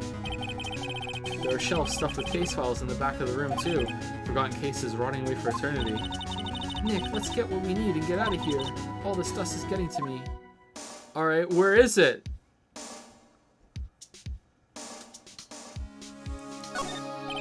This cabin is where they keep evidence for current cases. Some of the things are obviously murder weapons, others are question marks.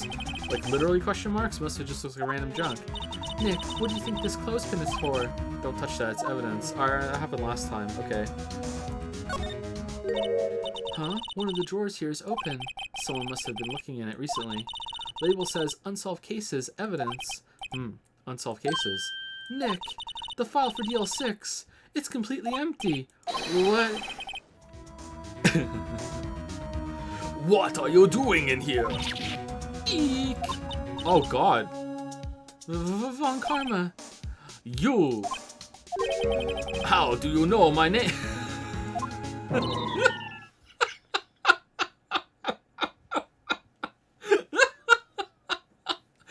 Huh? Have we met?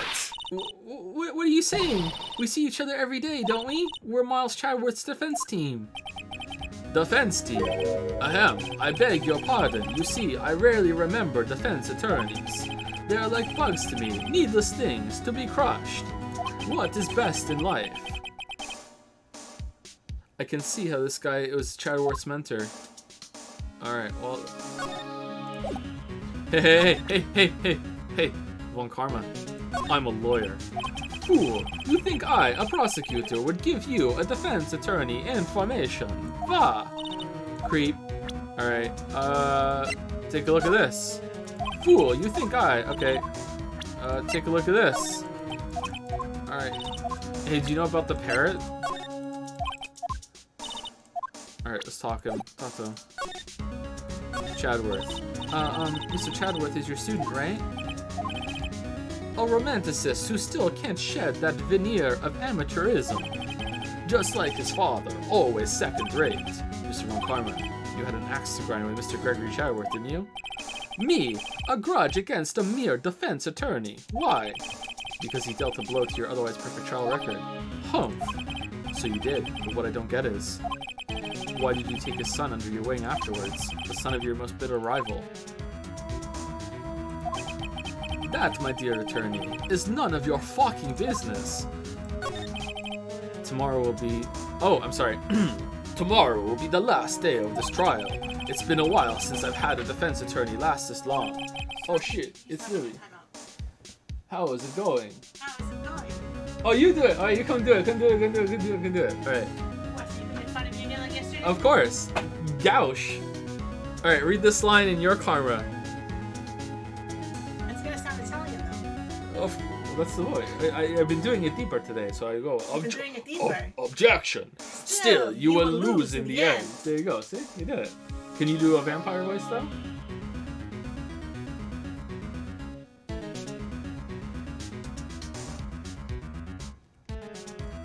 When I want to talk to Romanian, it'll probably come out Italian.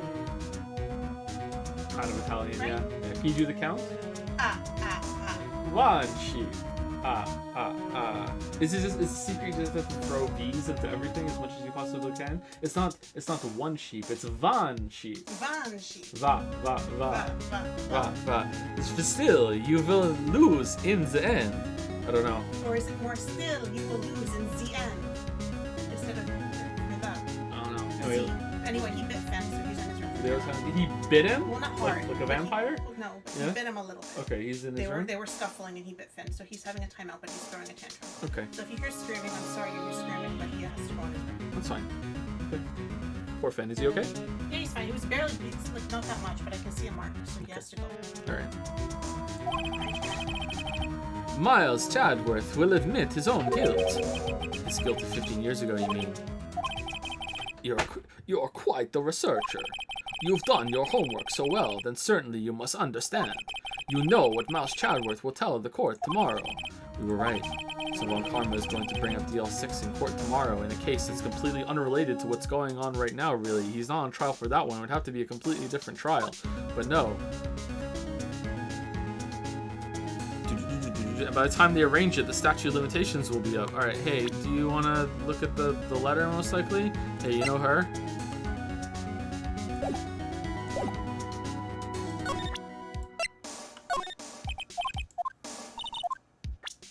I'm guessing the letter. Mr. Von Karma, have a look at this.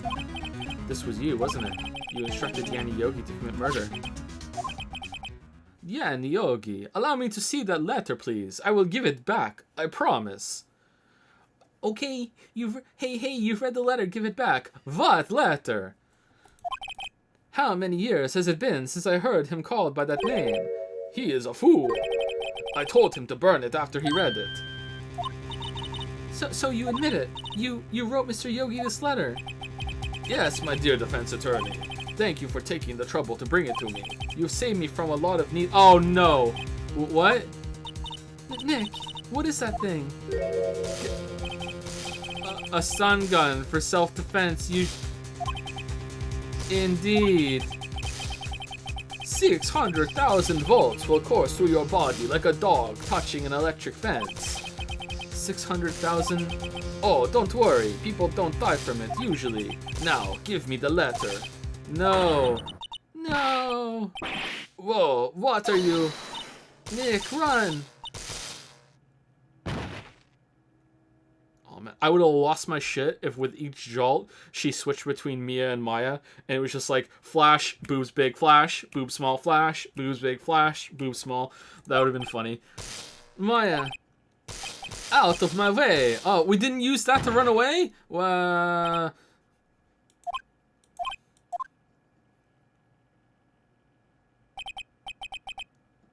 Ugh, he got us. The letter's gone, of course. And he took the DL6 evidence, all of it.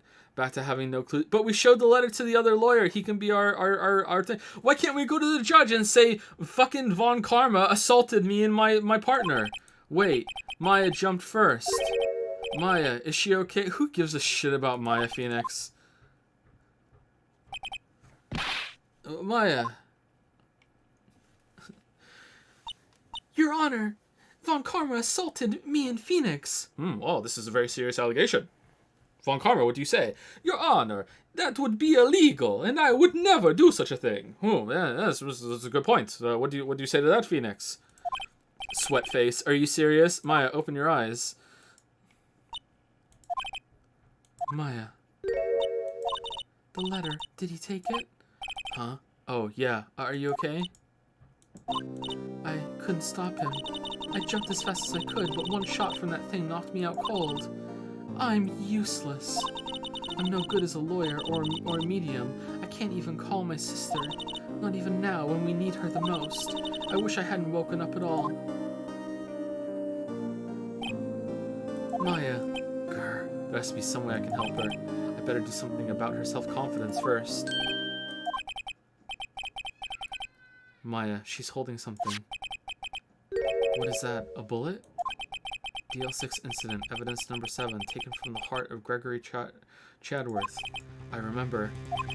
Von Karma was holding this when Maya jumped him. DL6 bullet stashed in the pocket. Oh, it's the same gun! What does that get us? I'll prove it to you, Maya.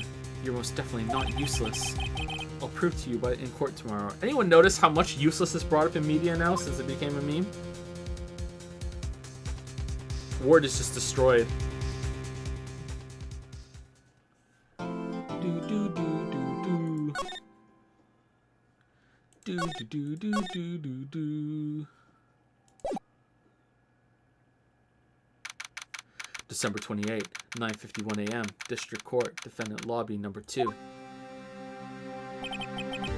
This is it. Judgment Day. Deadly trial. A deadly judgment. A deadly case. Alright, so I think we have time to finish today. I think we might be going a little over.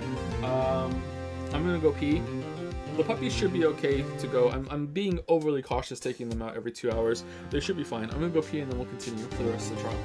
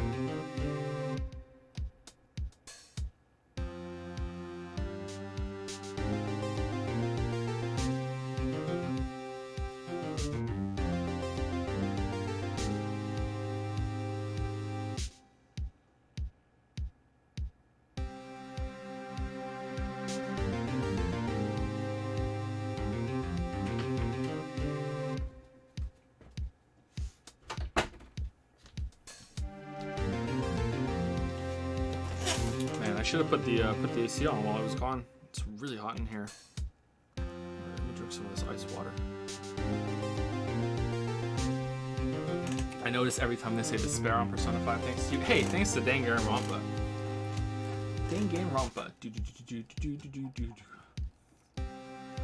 When are they gonna make another Dangan Rampa?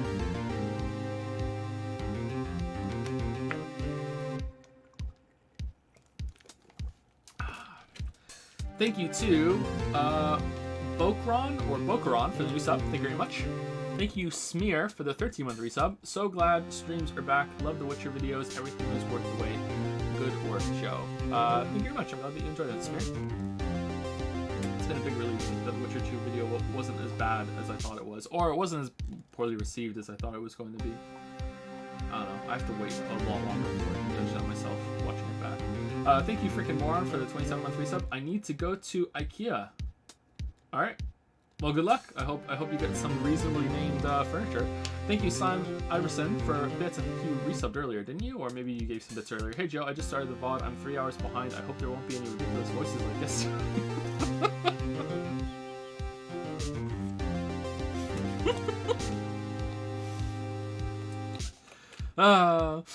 Thank you, Dasteg, for the new sub. Welcome, Dasteg. Welcome. Anton69 used to say, so considering Chadworth is still afraid of earthquakes and the same traumatic event also included a pistol, I think it makes sense that Chaddy would be completely defenseless when the murderer aims a gun on him in the boat. You even mentioned that he was feeling dazed to Phoenix. The game should have pointed that out more clearly, though. Yeah, maybe. There could be a reason that he kind of like blacked out while he was on it. Maybe the boat rocked and he was like, oh no, earthquake, you know what I mean? But still. How would Von Karma know about that? I don't know. I kind of feel like it's bullshit that he's just so happens to be the prosecutor. Maybe he has his pick of prosecution cases, so he made sure. I don't know. Something about this case seems dumb, but I want to see the end first, and I don't know. There's a lot of information too to Thank you, Little Angel 006 for the new sub. Welcome. Thank you.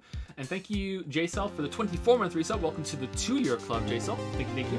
And last but not least is Archaic Anarchy. Use 100 bits. Couldn't see your reaction yesterday to my message until the VOD later, but I'm glad I could introduce you to Arc the Lad. If you're interested in ever trying it, I recommend starting with Twilight of the Spirits. It's highly regarded as the best. I'll try and remember that. Twilight of the Spirits. The next kind of RPG-y game that I want to try, though, series is I want to try Yiz or Is or whatever it is. Sorry, that was not on purpose. I want to try that.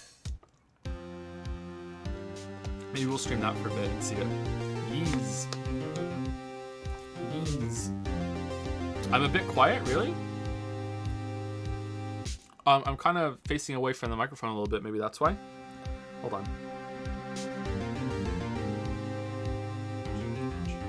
Okay, I turned the music down a little bad.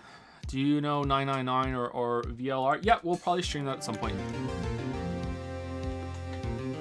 Maybe we'll stream that before Persona.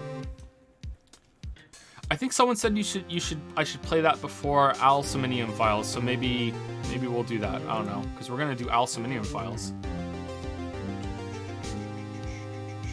This is it, Judgment Day. Today, things are going to get settled at last. A lot of things. What's the big... So sorry, Nick. I only touched your shoulder.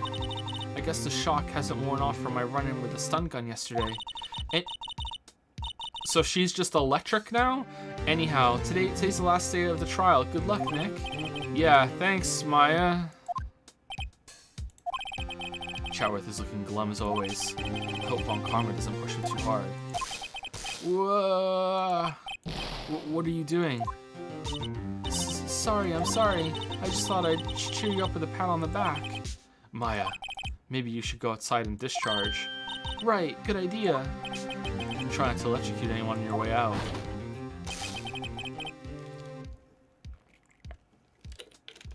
Whoa, yeah, pal. Whoa. What's gotten into that girl? Detective Gumshoe. Morning, Mr. Chadworth. Good morning. I love you. How did it go, Detective? Oh, how did it go, Detective? Have no fear. Fuck. Have no fear. As promised, I've captured our runaway caretaker. I just brought him in. Took all night, pal. Thanks, Detective Gumshoe. You must be tired. Slam fucking dunk. Actually, after that shock I got on the way in, I feel pretty good. Yogi says he's forgotten his own name, but that has to be a lie. Why would he want revenge on Chadworth if he couldn't remember his past? He does remember, and I'm going to prove it. Gonna take you back to the past. December 28, 10 a.m. District Court, courtroom number 3. Paradise Killer would be something you should try. Wuggy's playing it right now. Wuggy's gonna tell me. Wuggy's gonna give me the skinny on Paradise Killer. Court is now in session for the trial of Miles Chadworth. The defense is ready, Your Honor. The prosecution is ready.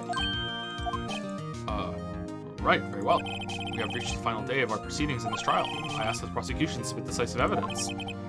Understood. All my evidence is decisive evidence. I don't know what's going on with his voice right now. Come on, don't be awed into silence for every little thing he says. Very well, Mr. Von Karma, your opening statement. Right. Thanks to Detective Gumshoe's efforts, the boat rental shop caretaker has been arrested. Are we really not going to fucking bring up that he tased the defense? Like, really? We're not going to say it? We're just... In yesterday's trial, the defense asserted that the caretaker was the murderer. However, the caretaker has yet to confirm this. I would like to ask the defense to cross-examine him as much as necessary. Very well. Please bring the witness into the courtroom.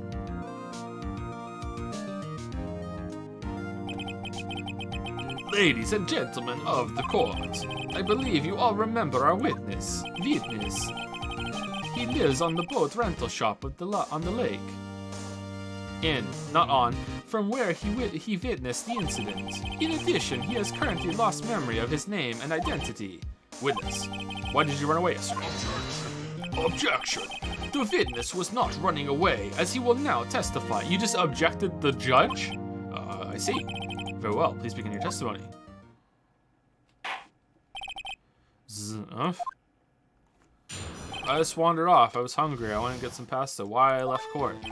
I'm really sorry about leaving yesterday like I did, but I wasn't running away or nothing. I went to buy some food for Polly, see? I figured I got nothing to do with this incident anyhow. I mean, I'd need one of those motive things, right? And I don't got one. So my testimony yesterday stands as is.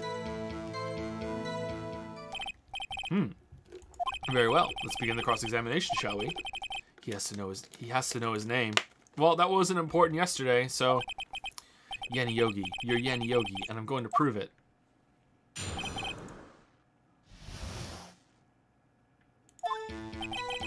I'm really sorry about just leaving yesterday like I did.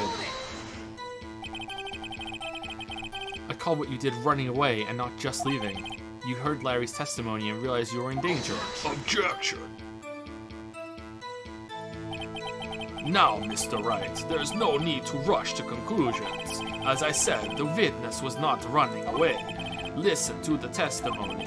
He sure seems relaxed. In fact, they both do, Von Karma and Yanni Yogi. But I wasn't running away or nothing. Then why did you leave? He said that already. Objection! He's just about to say why. Is it so hard for you to just quietly listen when someone is talking? If I sat quietly, Chadworth would be guilty in 3 minutes. Food.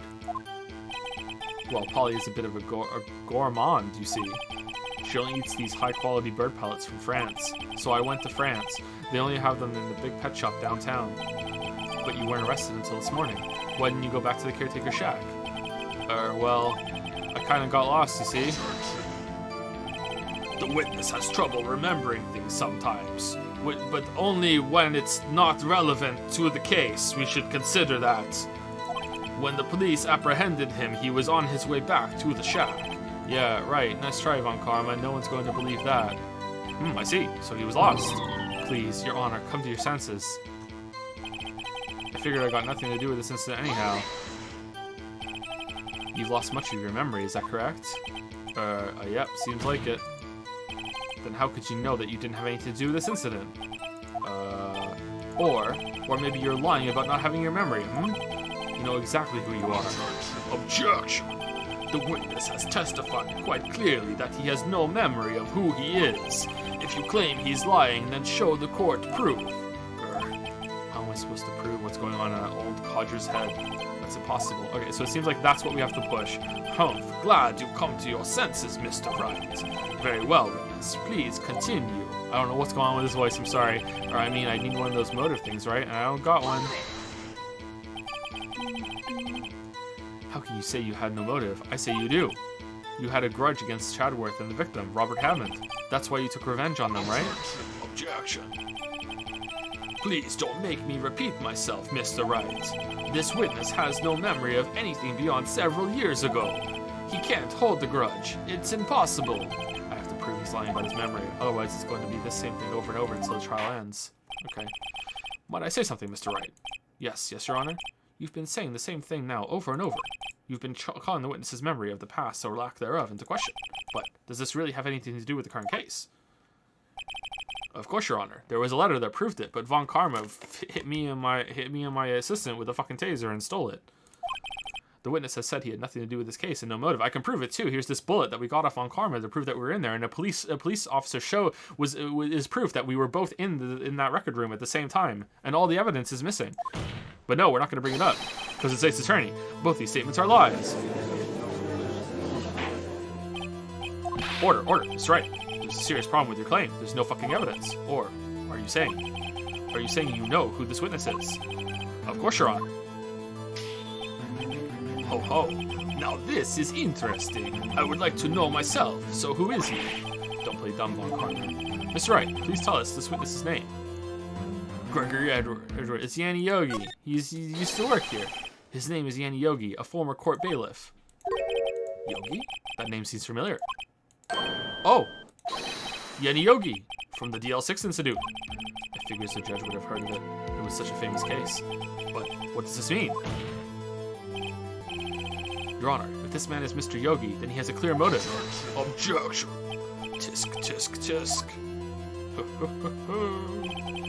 Jumping to conclusions again, Mr. Wright. This man, this witness, is Yanni Yogi. Fascinating. However, how do you propose to prove this to the court? The judge, he is old enough to have been there and recognizes Yanni Yogi. This is a court of law, as you may recall. You need proof. And allow me to repeat once more that the witness has lost his memory. This is it. I have to do this now. If I can't prove he's Yogi right here, right now, then I've got nowhere else to go. Nick, how are you going to prove it? How can you prove that he's Yanni Yogi? It's okay, it's actually quite simple. Your Honor, please take this man's fingerprints. Then we'll compare them to the fingerprints on file for Yanni Yogi 15 years ago. Oh, I see, that makes sense. Too bad that there's a fire. Tisk, tisk, tisk. Huh? I'm so very, very sorry, Mr. Wright. Well, why? The witness has no fingerprints. The bird, he chews the fingers. What? What? No fingerprints? You see, before I worked as a caretaker, I worked at a chemical plant. I burned my fingerprints working with the stuff. Oh, yep. He remembers that. Yogi, you sneak. You burned your fingerprints off to hide your past. Well, if the witness has no fingerprints, I guess we will not be able to prove his identity. No. Tisk, tisk, tisk. Well, what will you do, Mr. Wright? We can't even check to see if we can get a partial print? He burned all of his fingertips, and that's it. Nothing else. It seems that the case has been decided. No, really? No, I know what happened. I know everything. I just can't prove it. But no, I can't let it end like this. I can't lose. There has to be another way. There is no one who can testify as to who this witness is. No one.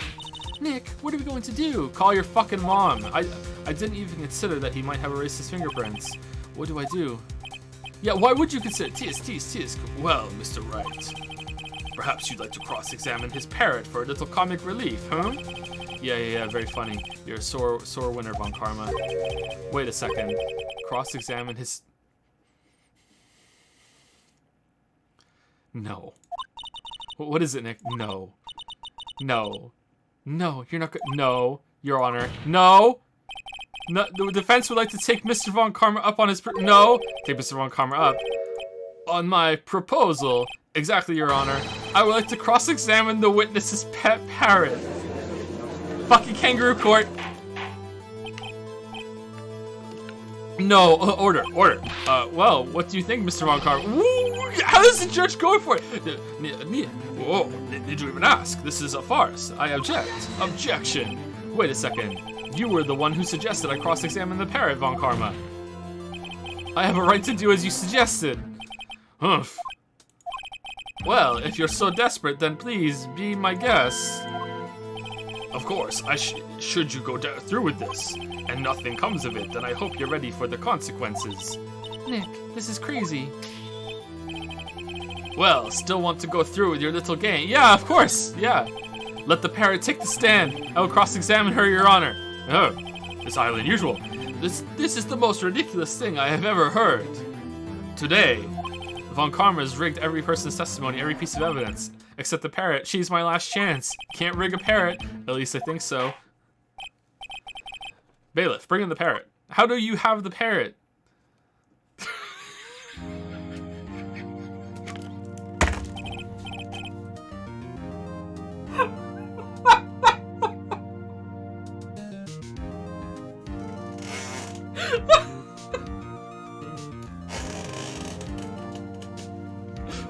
That's quite a bird. Please tell us your name. Name. The witness is ignoring me. It must hurt to be ignored by a bird. Ahem, very well, witness. Who is your owner? Please testify for us. Who is your owner?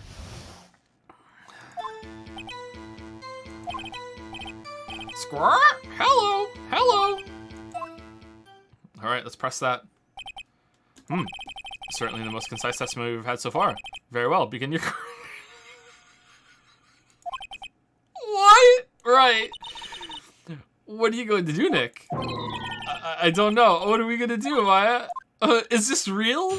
Is this fucking real? Or is each individual ... going to be here? Who's your owner?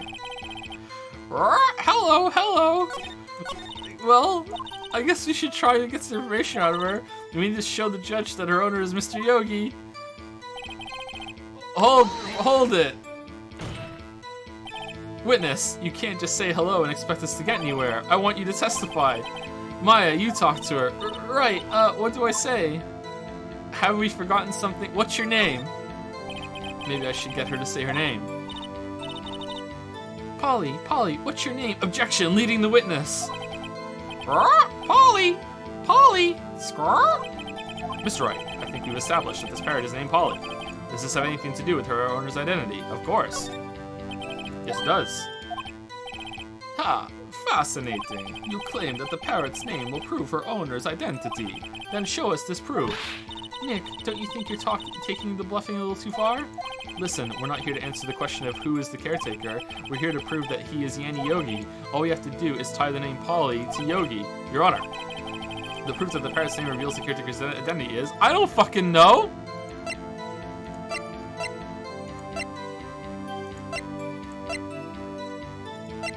We don't have any health up here, though. I'm a lawyer. Mr. Wright, I had hoped you would have learned this by now. Making random guesses here is a waste of court time. Uh-oh. Wrong again. That is all. Witness, continue your testimony. I'm pressing the ... Witness, you're here to speak. You must speak to me. Frankly, I can't believe that you're speaking to the parrot. Well, I guess we should try to get some information out of her. We need to show her the judgment. Okay. Wait, how do I get back to the Maya asking shit? Can we present information? Hello.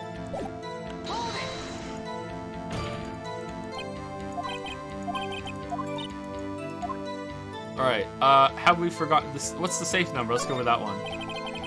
Maybe I'll get her to say the number of that safe. Huh? The safe? Why? Let's just try to get her to say anything, okay? Polly, what was the number of to the safe in the shack? 1228. 1228. Oh my, what a reckless parrot. Well, Mr. Wright, you aren't claiming that the number has something to do with the caretaker. Well, it does, but Von Karma, let's go and see what happens. Von Karma ripped up the letter. Actually, it does. That's why I had her say it. Ha, ridiculous. How can the number to a safe tell us who the caretaker is? Show us your proof.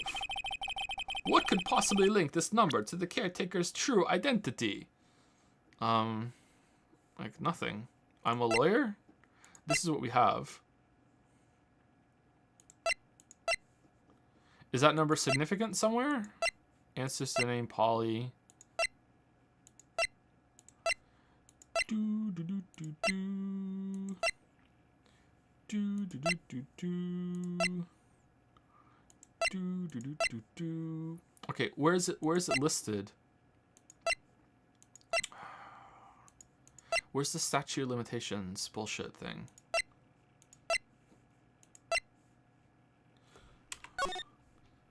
Location elevator Sakura. Okay, it has to be this one then.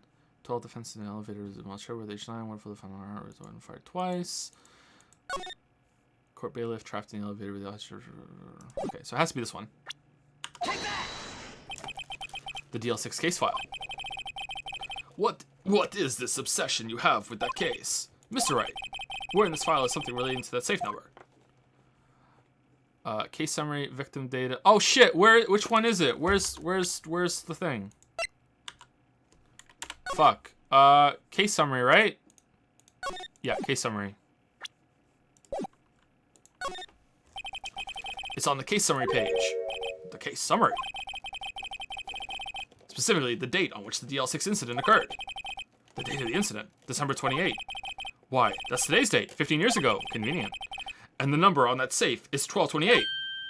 Ah! Use the date of the DL6 incident as the number for his safe, Your Honor. That's how important that date was to him. Oh, I see. It certainly is an interesting coincidence. It is a coincidence, yeah. People don't often set their secret numbers to dates. Objection, it's just a fucking coincidence. Bah, this is not tangible proof. I set my ATM card's number to 0001 because I'm number one.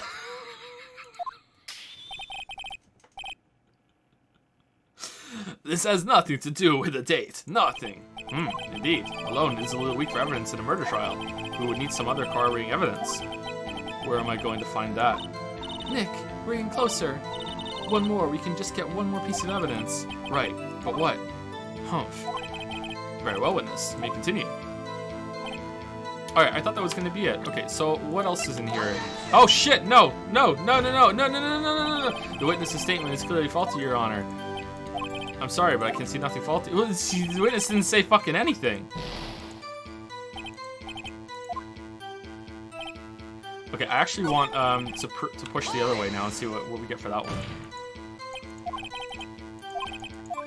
Alright, let's do, have we forgotten something? As I recall, 2 days ago. Polly, have we forgotten something? Squirt! Don't forget, DL6, squirt! If I can get Polly to say that here, that will prove that the caretaker has something to do with DL6. Polly, have we forgotten something? Hello, squirt! Someone has tampered with the parrot! That's not what you're supposed to say. Forgot. Something we forgot. Hello. Uh-oh, it's not working, Nick. She won't say it. This is ridiculous. Why won't she say it? Tisk. Is something the matter, Mr. Wright? As you can see, I have replaced the parrot. Wait. Don't talk about comics. You can never train the parrot. Did he train her to...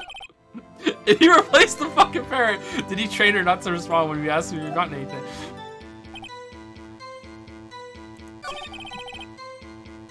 Okay, so... Something to do with the date. I think we did that already, right? The safe. So something to do with Polly?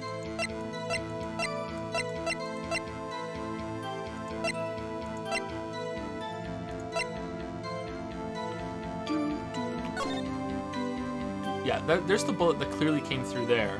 So I'm guessing the shot that Chadworth fired went out the window and someone else shot him? That's what it is, instead of him being shot through the glass? There were two shots. Unless, was he standing here and the bullet went through him, maybe? I don't know.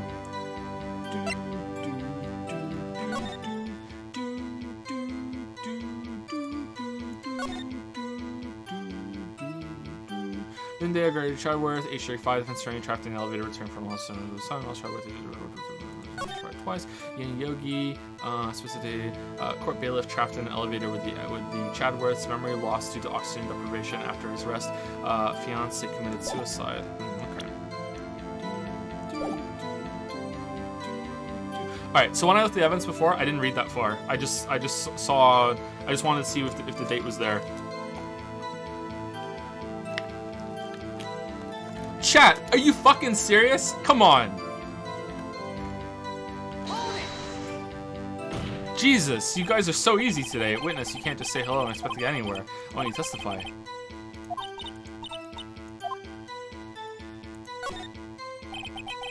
Maybe I should get her to say your name. Polly, what's your name? Polly. Squawk. Mr. Wright, I think we've established that this parrot is named Polly.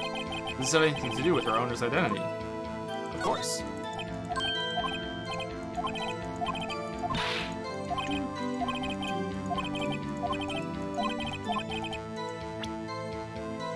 So when we got this evidence, did it say that there was more to read? I think the game should tell you when there's more to check on it to remind you of that.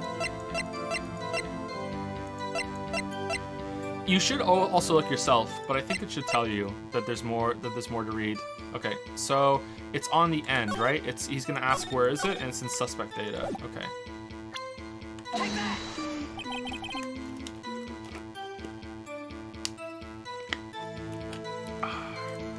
The DL6 case file. Joe literally says, "I know it says check." Yeah, I know it says check. When there's more to read, it says there. But I'm saying when you get it, I think it should say, "This is something you can inspect to read more." So it's like in the back of your head, because most of the time there's nothing to inspect. I completely forgot to read this, so there was all that information that wasn't there. Yeah, of course I know that. That's quite a large file you have there. Which page is this proof on then? I like the test of like, where is it? So prove that you can't just like throw things at them. Show us or stop wasting our time. Very well. Mr. Wright, please show us the page where this file is the information connected to this parrot's name. It was suspect data, right? It's on the suspect data page. Oh, this page is all the information about Yanni Yogi. Right after he was arrested, his fiancée committed suicide, see? Indeed. It does say that, yes. What was his fiancée's name? Polly Jenkins. Polly. Exactly, Your Honor. He wanted to remember the name of his fiancée who had committed suicide. That's why he named his parrot after her. Well, I see. I guess that is possible. Objection. It is a coincidence. Bah, a mere coincidence, that's all. My granddaughter has a dog she calls Phoenix. Well, Mr. Phoenix Wright, does this make you my granddaughter's fiancé? She's only 7 years old. That's enough. I think we've reached a conclusion here. Well, that combined with 1228. This is a mere coincidence, that's all. True, that is a possibility. However, two coincidences at the same time seems more like a pattern to me. Oh, what are you saying? Summon the caretaker of the boat shop. Oh no, now I am talking like Von Gravy. Mr. Wright, summon the caretaker of the boat shop immediately.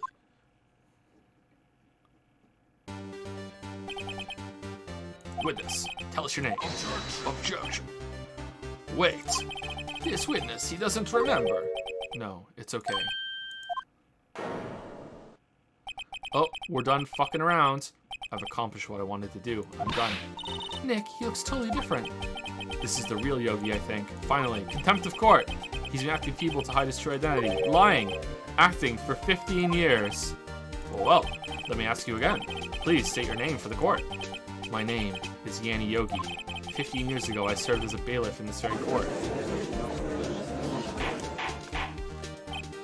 Order.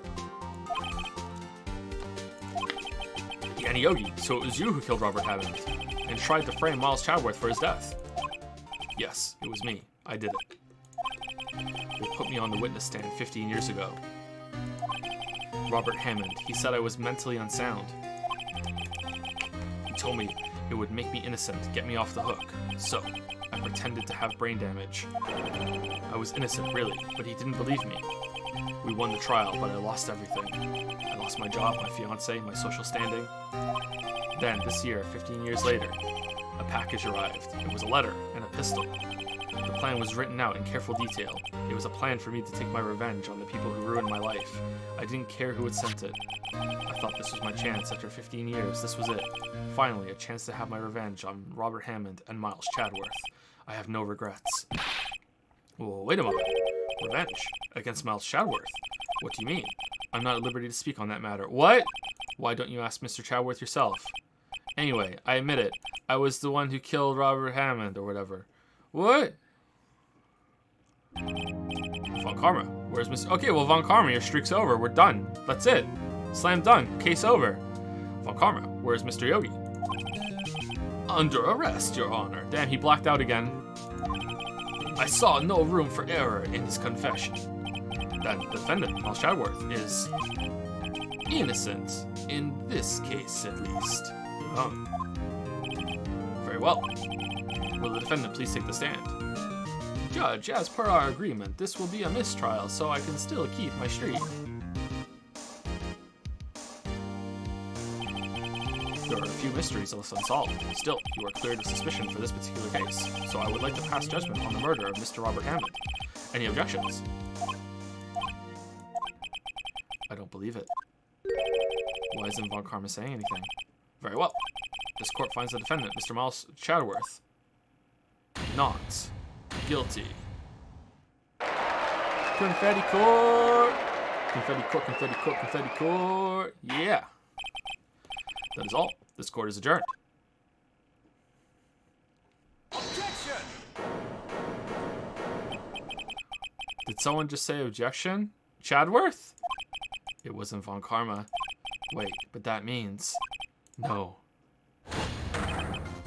Chadworth? Your Honor, I object to your judge... What do you mean? I'm not innocent at all. As we have heard, Yan Yogi killed Robert Hammond in revenge. But revenge for what? Nick. Chadworth is trying to confess. He's going to say he's guilty. He's going to tell them he was the murderer in the DL6 incident, but that shouldn't matter because it's a completely different trial, so who gives a fuck right now? He's going to tell them he killed his own dad. Uh-oh, what do I do? Raise an objection. Leave it to just fuck it. Leave it. If he wants to do that, it's fine. No, I'm sure Chadworth thought about this one long and hard. This isn't my place to interfere. Nick, are you sure? There's nothing we can do about it. This is his problem now. Do. For 15 years, I have had a recurring dream. A nightmare. It's only a nightmare. That's what I told myself. But now I know it wasn't a dream. Yan Yogi wasn't the killer. You mean, in the institute where your father died?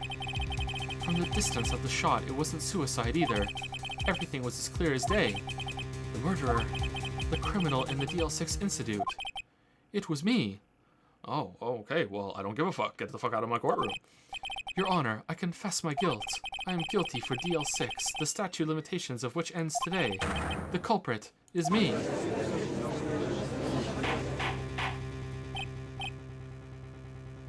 Order. This is certainly unexpected. The defendant, declared innocent, is confessing to a different crime.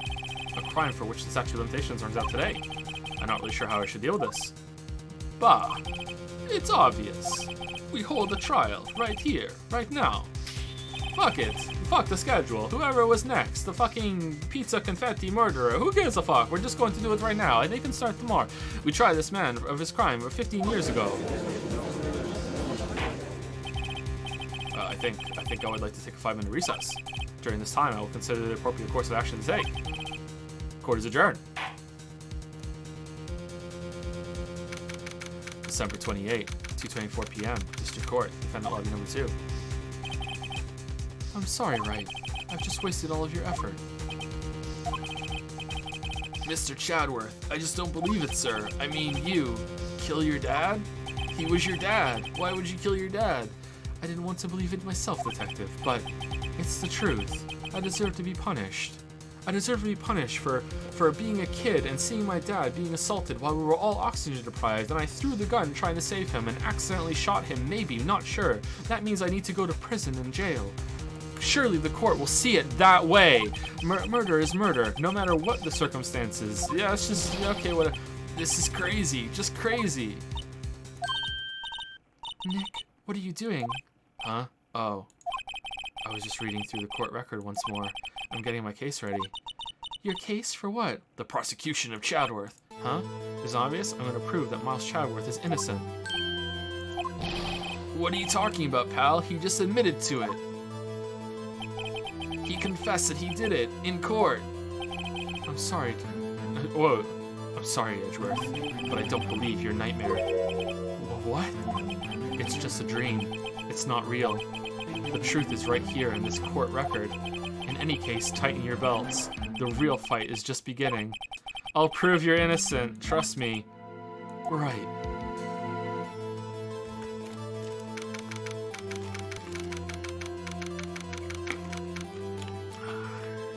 December 28, 2:30 p.m., District Court, Courtroom number 3. Now then, I would like to resume our trial. Judge, Miles Chadworth has admitted his own guilt. He has confessed his crime. Let's begin by hearing his testimony. Then, though pointless, let the defense do their cross-examining.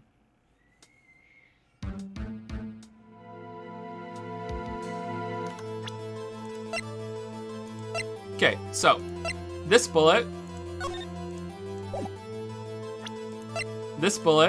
is gonna have the same ballistic bearings as this bullet from this gun, and the letter was sent to Yanni Yogi, which means, and that was sent by Von Gravy, which means it was Von Gravy that killed him, shooting through the crack in the window or whatever, and it was because he was the one who faulty evidence at one time and did a mar on our fucking record. So like that's it. And those 6 months was him plotting his fucking murder vacation thing. Then, though pointless, let the defense do their cross-examining. The statute of limitations on the DL6 Institute runs out today, though it's unconventional for me. I'd like to run this one by the book. I see. Does the defense have any objections? No, Your Honor. Von Karma, you knew this was going to happen from the very beginning, didn't you? Very well. Will Miles Chadworth take the stand?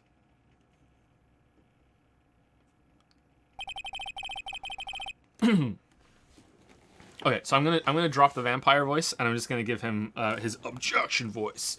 Will the witness state his name and profession?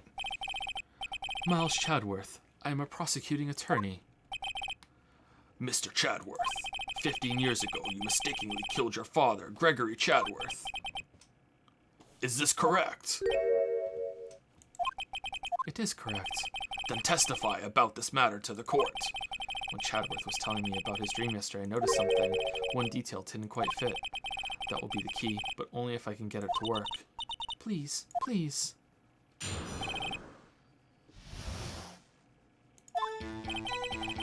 That day, I had gone to the courtroom to observe one of my father's trials. As we went to leave, an earthquake struck, trapping us in the elevator.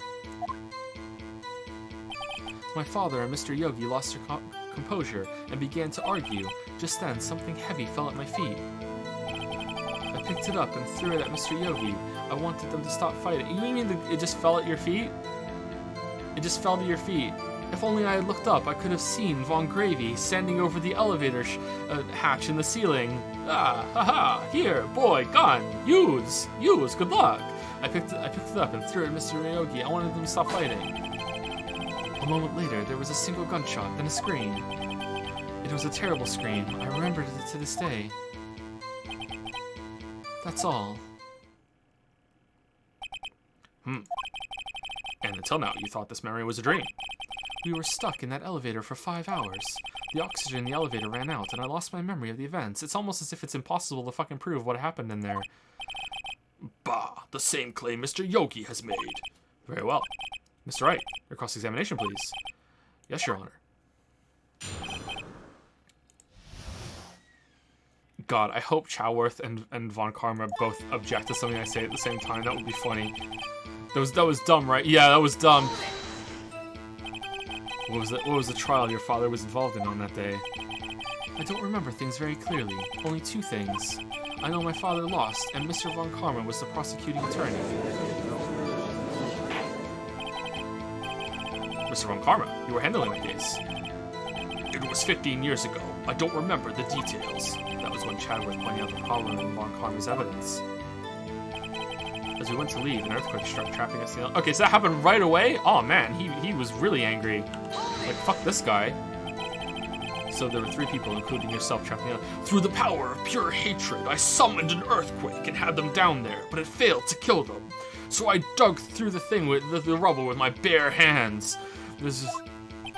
Yes, myself, my father, and Yanni Yogi. We were fine at first, but then as time passed, no one came to help. My father and Mr. Yogi lost their composure and began to argue. What did you do then? I was a 9-year-old boy at the time. What could I do except to resort to cannibalism? I was scared, trembling in the corner. But then... I love how it just links back to the testimony. It's so good. What was it? A pistol. I assume it was the bailiff Yanni Yogi's. The safety must have come off when it fell from his holster. And you picked it up. What happened next? I picked it up and I threw it at Mr. Yogi. I wanted them to stop fighting. Did you know it was a pistol when you threw it? I think I knew. I knew it was dangerous, but the air was getting so thick, I panicked. So you're saying that you threw the pistol at Mr. Yogi? I was in a daze. Dazed and confused. The gun fired once? Yes.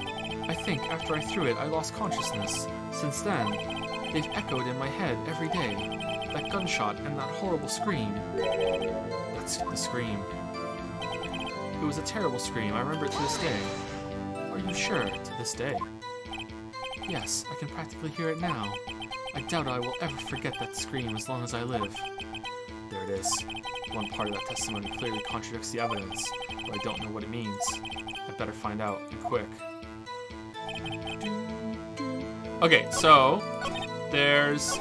Was Phoenix talking about the last thing or just the whole thing in general?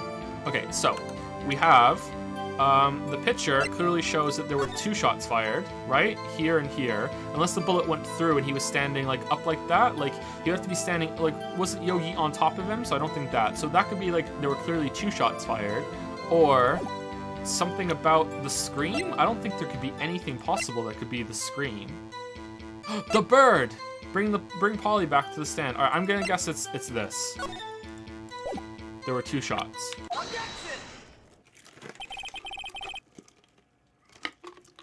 So there was only 1 gunshot. Yes, I'm sure of that. I heard the shot and the scream. Then everything faded. I was unconscious until the rescuers came. Oh, I see. No, Your Honor. Unfortunately, you don't. Take a look at this. This is a photograph of the scene of the crime 15 years ago, and in it lies a clear contradiction to Mr. Chadworth's testimony. Well, I can see the victim, Gregory Chadworth, lying there. What do you mean, a contradiction? Just as I thought, the judge is clueless, as always. Wait, clueless? Show the judge the contradiction in this photo. He's still wearing his glasses. As should be obvious, the contradiction is here. I see, a bullet hole in the door. Your Honor, Miles Chadworth testifies that there was only 1 gunshot. However, according to this photograph, not 1, but 2 shots were fired. 1 shot hit the victim, the other hit the elevator door. I ask you then, why did Miles Chadworth only hear 1 gunshot? Objection! This photograph does seem to confirm a second shot. However, when was the hole in the elevator made? It might have been there before the incident occurred. If it was there before, it was nothing to do with this incident. Mr. Wright, do you have proof that this bullet hole was caused at the time of the incident? I don't, no. If the hole was there before, they wouldn't run out of air, and they didn't think to break the glass the whole time that they were in there. Do we?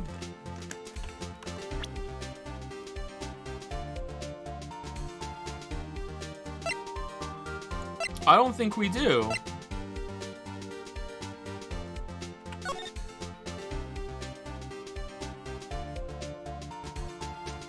I mean, it would have been replaced. Like, why would an elevator in a courthouse have a fucking hole in it?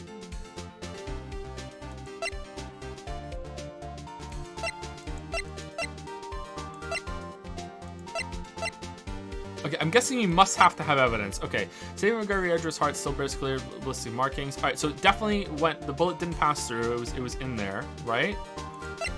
I don't think it's the photograph anymore. I think that's done. All right, is there anything in here? Case summary, location, elevator, district courthouse area, and elevator was auctioned to the time of incident. No clues found on the scene. Gregory Chadworth, the defense attorney trapped in the elevator, returned from lost travel son. Struck with one bullet found in the heart. The murder weapon was fired twice. Okay, murder weapon was fired twice. There we go. So it's that. Corporate trapped in the elevator. Okay, so it has to be that. So victim data. Okay.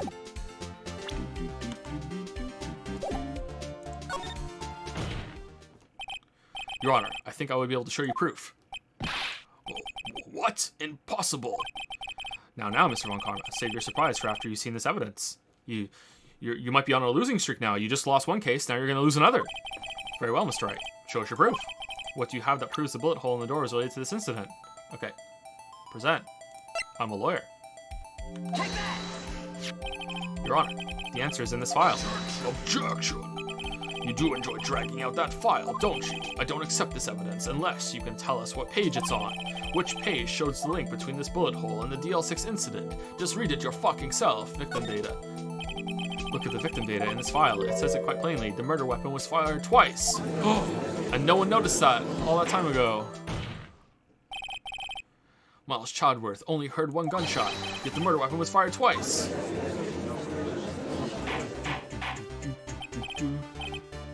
Order. Mr. Wright, what are you driving at? It's simple, Your Honor. At the time of the incident, 2 shots were fired.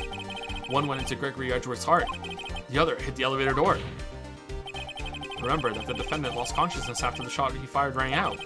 In conclusion, we must agree that the second shot was fired by someone else. Mr. Wright, but who could that someone else be? The murderer, of course. Objection. I knew I should have stepped in before your wild fantasies got out of hand. Mr. Wright, look once more at the DL6 incident case file. Look closely. Try the case summary page. The case summary. That's on page 1. That's it. Yep, that's true. Look what is written there. Not a single clue was found on the scene. But a bullet was found in the guy's heart. If the pistol had indeed been fired 2 times, then the other bullet would have been discovered on the scene. He does have a point. That second bullet has never been found. Why? Because the second bullet does not exist. The bullet that claimed Gregory Chadworth's life was the one fired by his own son. That is the... This voice is ridiculous. That is the truth of this matter, the whole truth. It was undoubtedly something else that made that bullet hole in the door. Order. I will have order. Mr. Wright has proven one thing to us quite clearly, that the murder weapon was fired twice at the time of the incident. However, as Mr. Von Karma says, the second bullet fired was not... So? Who cares? It went off into the fucking ether. It still left the hole. We know that. It is highly unlikely that the police merely overlooked the second bullet. So what? Did it fire fucking nothing? So we all have this single... I'm afraid I have to discount the defense... Tisk. I praise the judge for his wisdom in this matter. Gah, how did this happen? That must have been the bullet he dropped. I don't believe that the second bullet didn't exist. Was I wrong? Have I been wrong about this whole incident? What are you doing, Nick? Why aren't you raising an objection? I'm sorry, Maya. What? It looks like I was wrong. Nick, if the second bullet wasn't there, then all my conjectures are for nothing. Are they? No. But you said you'd do it, Nick. You said you'd give Chadworth declared innocent. I'm sorry. It's just when I saw the photograph, I thought the 2 shots had been fired. I was so certain of it. I thought I'd won. But now I realized that that fucking bullet hole just magically fucking appeared just out of nowhere while this was going on. And it's completely irrelevant because we can't find the bullet that made it. I thought there was another person, someone else who fired the killing shot. But now I was wrong to think it could be that simple. This case has stood unsolved for 15 years. Nick.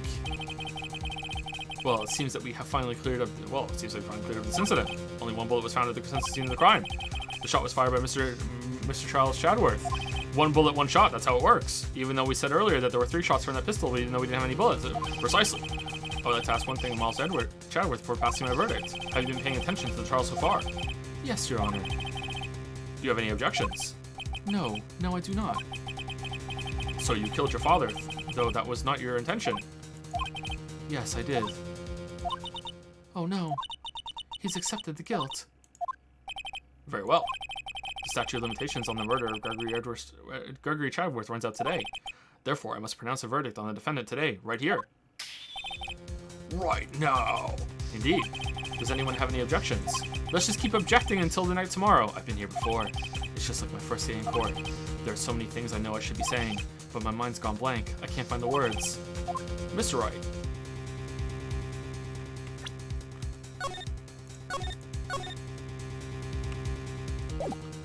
No objections. Fuck you, Chadworth. Every lead I thought I had been squashed. This really is the end. Chadworth, I'm sorry. You forgot the court trial while we stole that kid's money. Fuck you. I closed my eyes. What was it that I had been doing all this time? Was my whole life leading up to today? But now that I'm here, I know I failed. Mia, I'm sorry. No. No. Not... Not yet. Uh-huh. Maya? What? Object. Your only weapon. Are you okay, Nick? What's happening to me? I have to think. Wait, don't think. Act. Objection! Your Honor. Your Honor, I object. Tisk, tisk, tisk. Mr. Wright, on what grounds do you object, Ghost Mommy told me to, oof. Nick. I don't know. His case is perfect. Oh no. Grah. It must exist. The second bullet. What? What did you just say? Nothing. The second bullet must exist. But where? Someone took it. It seems waiting is not going to produce us any answers from Mr. Wright. Wait, Your Honor. Do I look like a waiter to you? The second bullet. It existed. What? What? How can you claim it existed? I mean, we see the hole it left, but to say it existed after seeing the hole that it made, I don't know. This seems kind of like a stretch to me. What do you think, Von Karma? Yes, it seems really fucking ridiculous to say that a bullet that made a hole existed. You just heard proof that it did not exist. I realize that, Your Honor. I'm really grasping here. It's just someone took it from the scene of the crime. That's what happened. But who? The murderer. Objection. The murderer. Then tell us, just who is this murderer? I'm still thinking about that one. So the criminal took the second bullet, but why? Huh? First of all, how would they have found it? It's not easy to find a stray bullet, Mr. Wright. Otherwise, the police would have done it. Was there some pressing need for the murderer to search for that bullet? The murderer had to find it. The murderer had to find it. Of course there was a need. That's why they took it. Ah, that makes sense. Yeah, yes, karma. Bah, what possible reason could they have had? Well, the reason the murderer took the bullet away from the scene with them is the bullet would be proof. The bullet would be proof. Maybe they thought that the bullet would be used as proof. Proof? It was a special bullet, so they took it with them. I mean, like, if we had it right now, it would help a lot, so I think that kind of proves that there's a reason for someone to fucking take it. Objection! If that was the case, then they should have taken the bullet from inside Gregory as well. Well, they didn't have time, it was inside Gregory. It's ridiculous that they think we would need a bullet. If the evidence is there, we wouldn't need the bullet. We're going in circles. Why would they only take one of the two shots fired? Oh, right. Mr. Wright, have you really thought this through?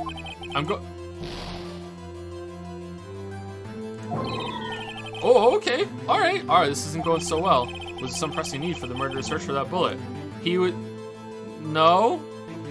He was being cautious?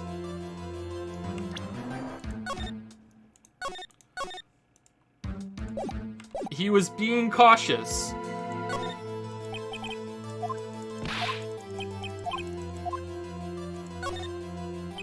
Well, the murderer was a very cautious sort, you see. That's why the murderer had to search for that bullet. Objection. If that was the case, then they should have taken the bullet from inside Gregory as well. Why? I'm sorry, is the game making us argue that the killer took the bullet, but he didn't need to?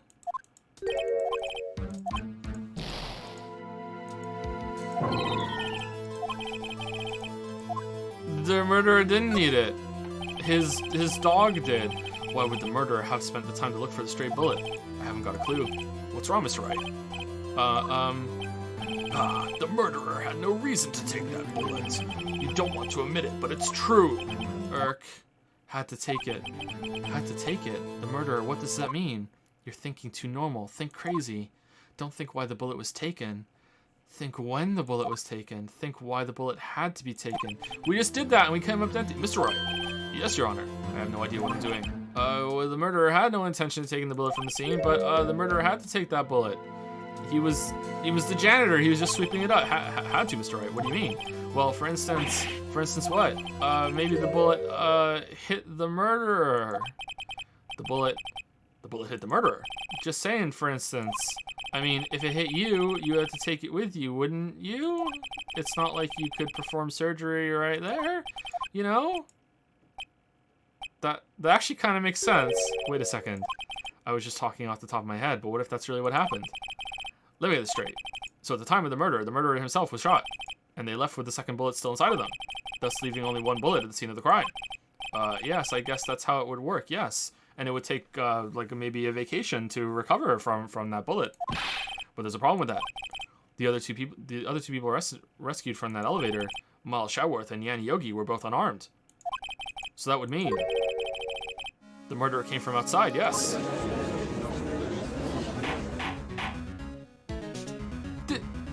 Did he come down with a fucking gas mask on? With a fucking air tank?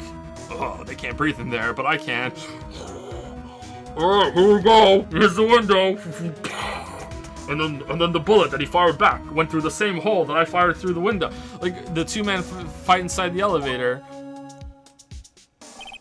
Trying to stop them, the boy picks up the pistol at his feet and throws it.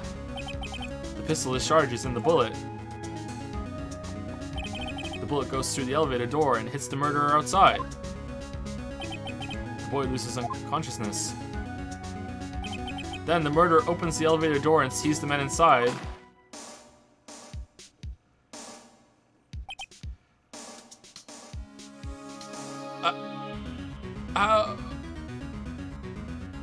How's he breathing? Mr. Wright, you are truly the most unpredictable defense attorney I've ever known. I can tell you're grasping it. I cannot deny the possibility of what you say. What are you saying? Deny it. Deny it. What are you saying? Deny it. Deny it. Deny it. Deny it. There's arrows. Oh, okay, hold on. Is the game arguing this or is chat arguing this? You're arguing that the elevator is airtight.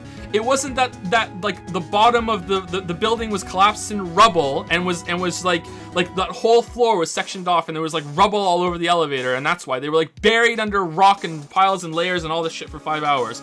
No, the argument is that the elevator was airtight. That's the argument. Then why didn't they break the window with the gun? Why didn't they think that? Why didn't they break the window themselves to get air? Like, what? No one involved with the incident was wounded. There was no murderer. No one was wounded at the time of the incident. He's right. I can't think of anyone. Hey, Nick.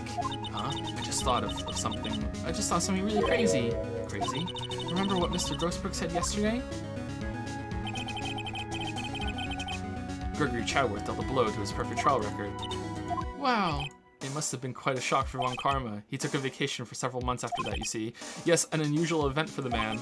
That was the first and the last vacation he's taken in his many years of prosecuting.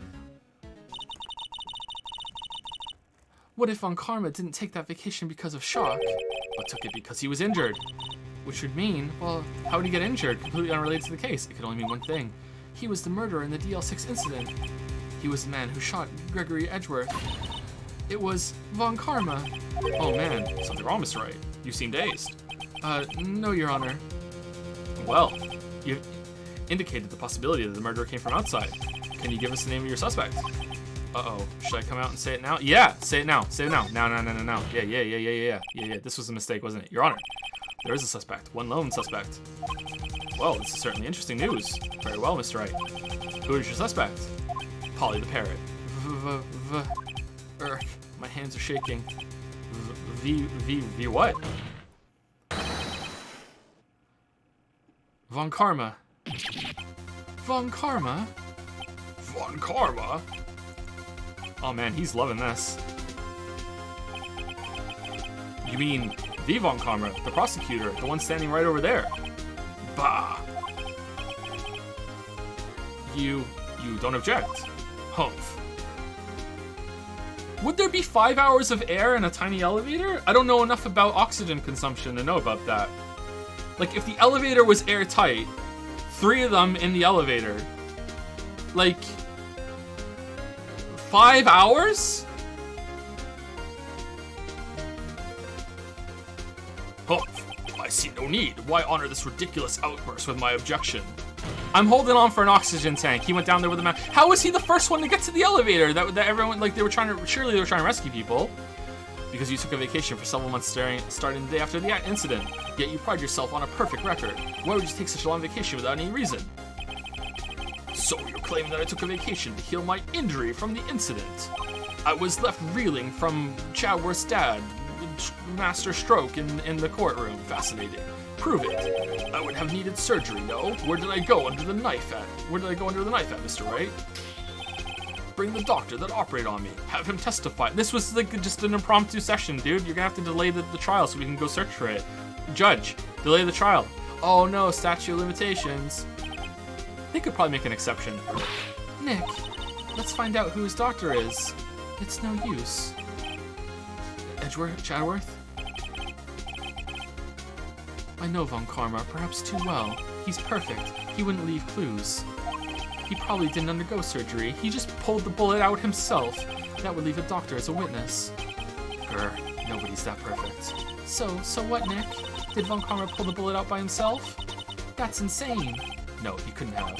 You can't just pull bullets out of yourself. How deep is the bullet?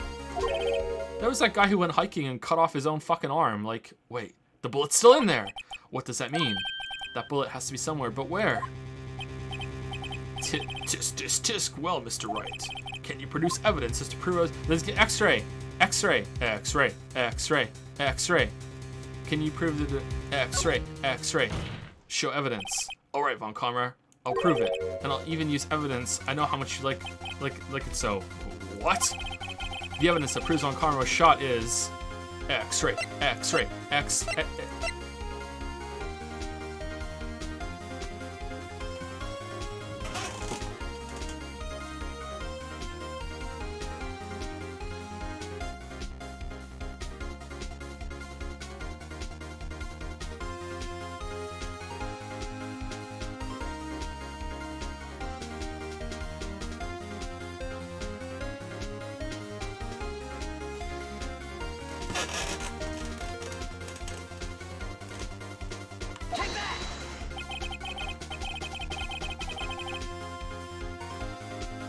Von Karma is perfect. He wouldn't risk surgery leaving an evidence trail. So then I ask, where is that bullet now? I think it unlikely that Von Karma performed surgery on himself. You don't mean? I do. There is the possibility that the bullet is still inside Von Karma.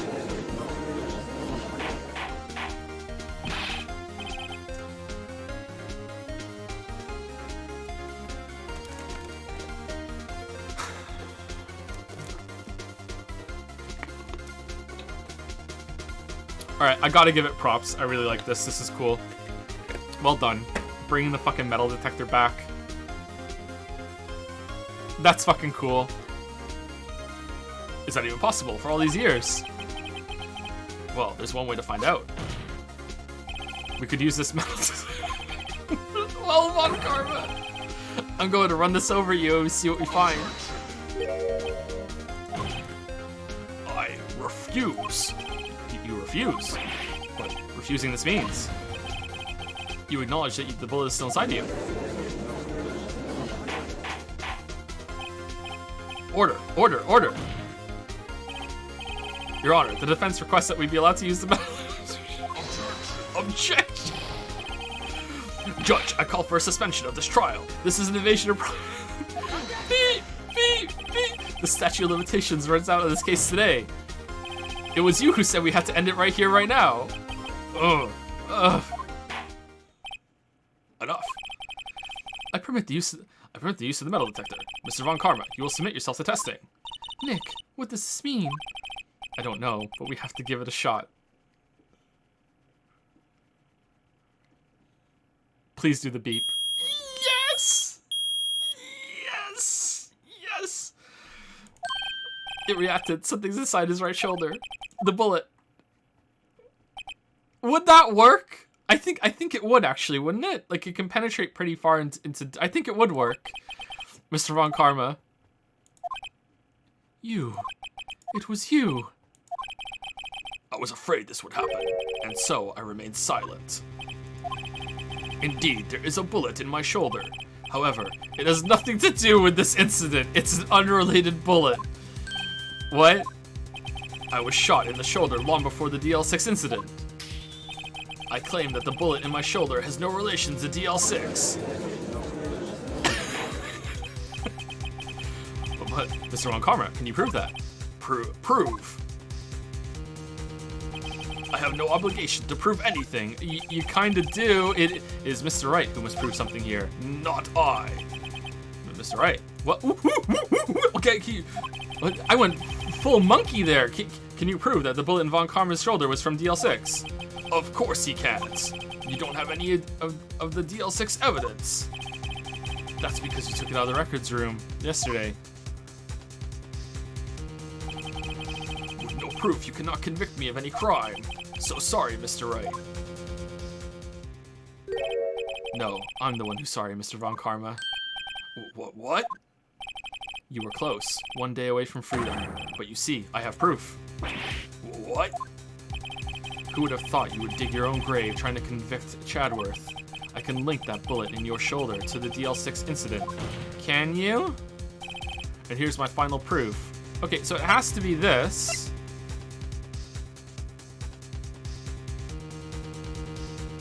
How? How?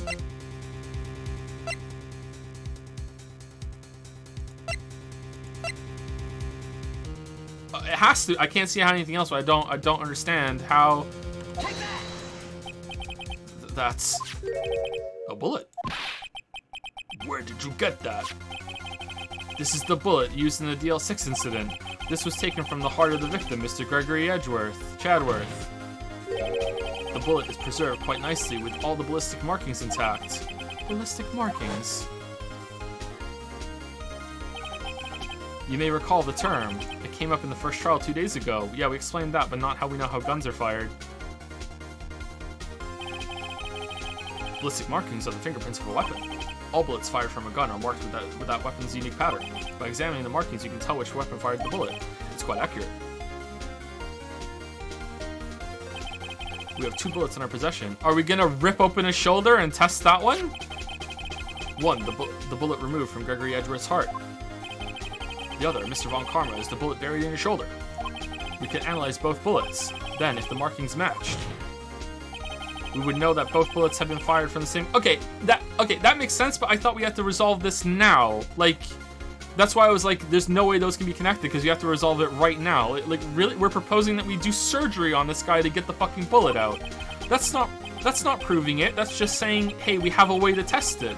The very same pistol, in other words, the murder weapon that killed Gregory Chadworth. Mr. Von Karma, you will let us remove the bullet from your shoulder. Then we'll compare the ballistic markings to those of this bullet. And solve this case once and for all. Well, Mr. Von Karma, just say no. No.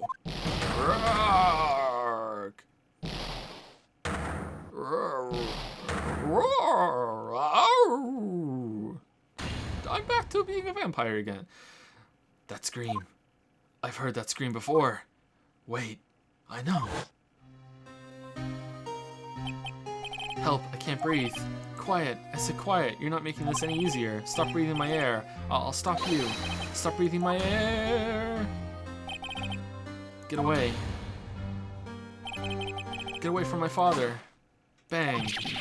Whoa. And then fresh air from outside rushed through the fucking hole in the elevator. Finally, we can breathe again in this airtight elevator. It's that scream I heard in the elevator 15 years ago. Von Karma, it was you who screamed. Mr. Von Karma. That's cool. Only you would dare defy me. So it was you. You and your father are my curse. Your father shamed me with a penalty on my record. And you left a scar on my shoulder that would never fade. I'll bury you. I'll bury you with my bare hands. Death, death. Despair.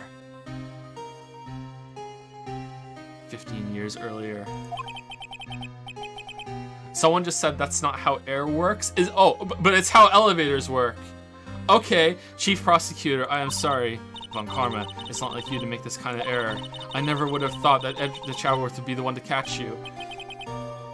I was careless. I'm sorry, but you will have to be penalized. I've covered for you in the past, but not this time. Chadworth.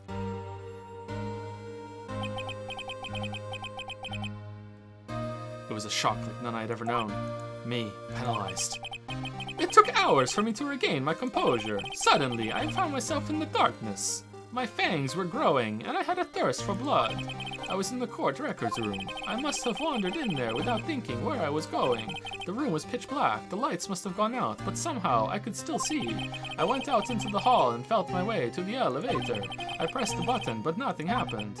Then there was noise.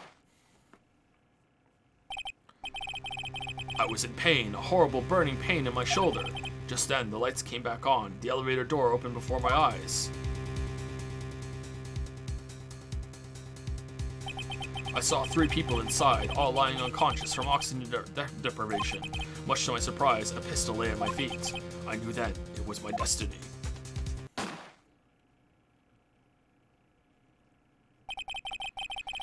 In his last moments, Gregory Chadworth was still unconscious. He died, never knowing who had shot him. Later, he spoke through a medium, blaming Mr. Yogi. He was fooled. It was the perfect crime. Tisk, tisk, tisk. Who would have thought another man would have come to open that elevator door? Judge. What? What are you doing? Do your job. Bring an end to this miserable charade. Now, end it. Very well.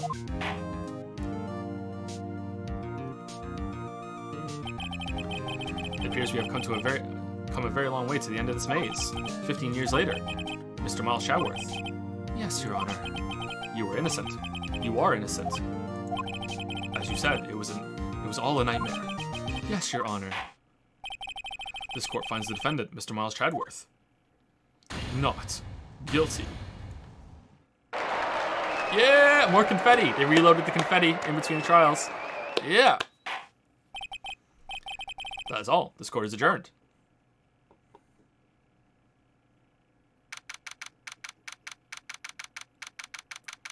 December 28, 5:38 p.m. District Court, Defendant Lobby Number 2. Nick, we did it. Did you see his face? Von Karma looked even paler than usual. He's pretending to be all cool, but inside you crushed him, Nick. Crushed. I gotta say, I'm impressed. It was pretty close, though. I was sure we'd had it. I know, I was on the verge of tears the whole time myself, but now it's all just a good memory. So it's finally over, Chadworth. Right. Yeah. You're all right. I'm not sure how to say this. I know. Try, thank you. I love you. I see. Thank you, Wright. Do you like lasagna? Let's go get some. You're welcome. I think you could have done better than that. Sorry, I'm not good at this sort of thing. You got a lot to learn, Chadworth. Shit, she's got it there. Whoa!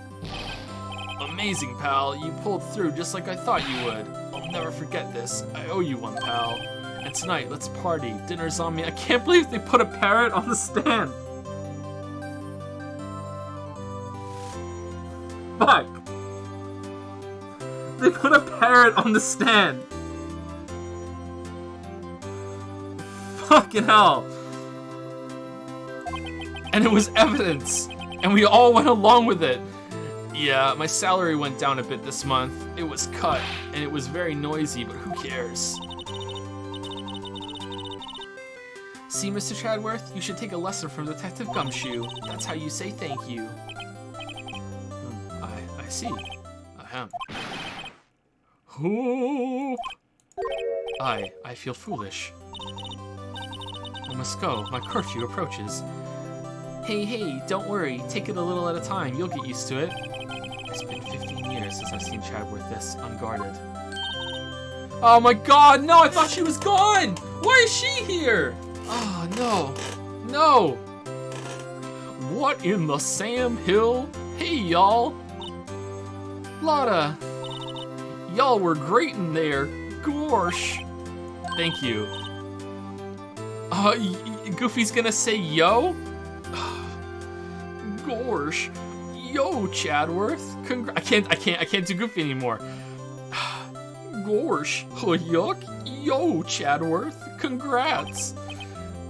Thank you all very much. I knew you were innocent from the start, of course. Just look at you. You wouldn't stick your hand in the cookie jar even if no one was there. You were the witness on the first day of the trial, weren't you? Yep, well, let bygones be bygones, eh? Speaking of which, what are you doing now, Lotta? Who, me? Aw, I went back to college. I became a bailiff in about fucking 5 minutes. I'm gonna be in every trial. I gave up trying to be an investigative photographer pretty quick. Really? Judge Goofy! Here we go. Really? That's too bad. Huh? Isn't that the hot dog guy from the park? Larry's here too, huh? It's over, Nick. My life is over. Why the sad face, Larry? What happened now? Oh, Nick, I'm not long for this world. You don't look sick. Keontae broke up with me. It's Keontae. She's going to live in Paris. Paris, Nick. She's leaving me behind. Go to Paris with her. Should have seen that coming. Yo, Edgy, Chatty, there you are. Yes, here I am. Congrats, Chatty. Here, a little gift from me in celebration. Celebration? That's unusual for you. It's your lunch money all after the years later. Harry Butts, you come along tonight too, my treat, pal. Huh? Thanks, looking forward to it. Yo, Nick, that's the suit that questioned me. When he says treat, that's not police talk for prison food, right? Right? I think you'll be fine, Larry. Right. Yeah, what's up? That envelope that Larry gave me, it's got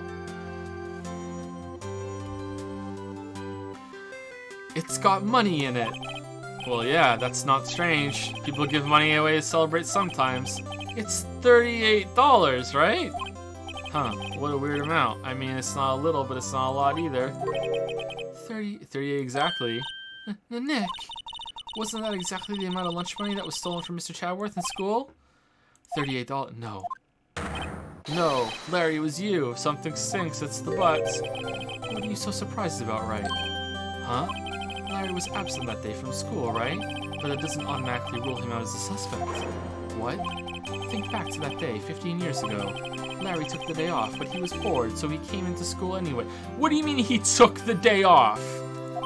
Then he saw the money lying there, and the rest is history. I never was good at history, huh?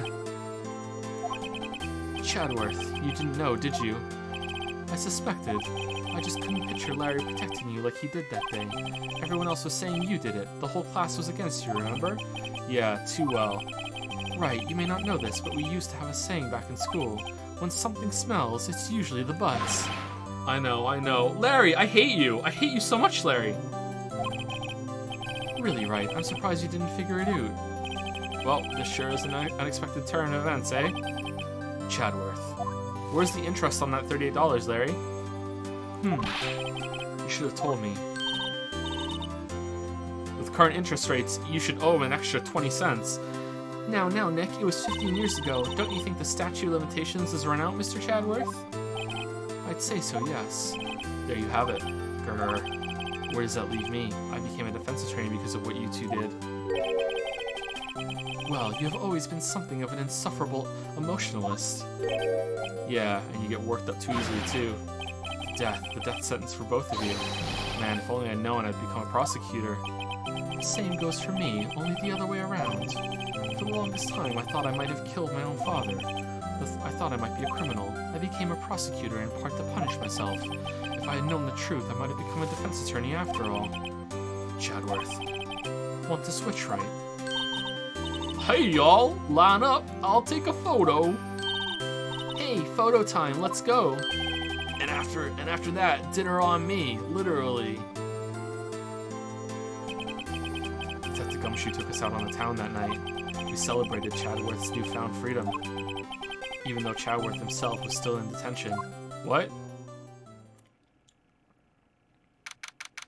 December 29, 5:02 a.m. Wright & Co. Law Offices. Whoa, I went a little overboard yesterday. My head hurts. Alright, let's go see Ghost Mom. Huh? It's still only 5. Maybe I should go back to sleep.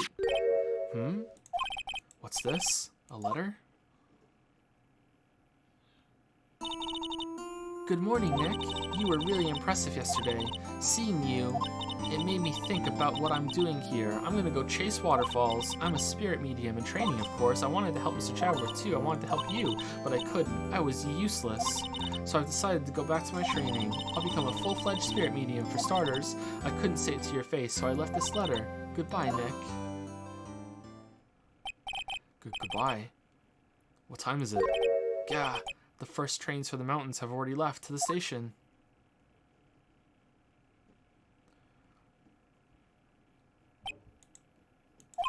I guess I'm too late.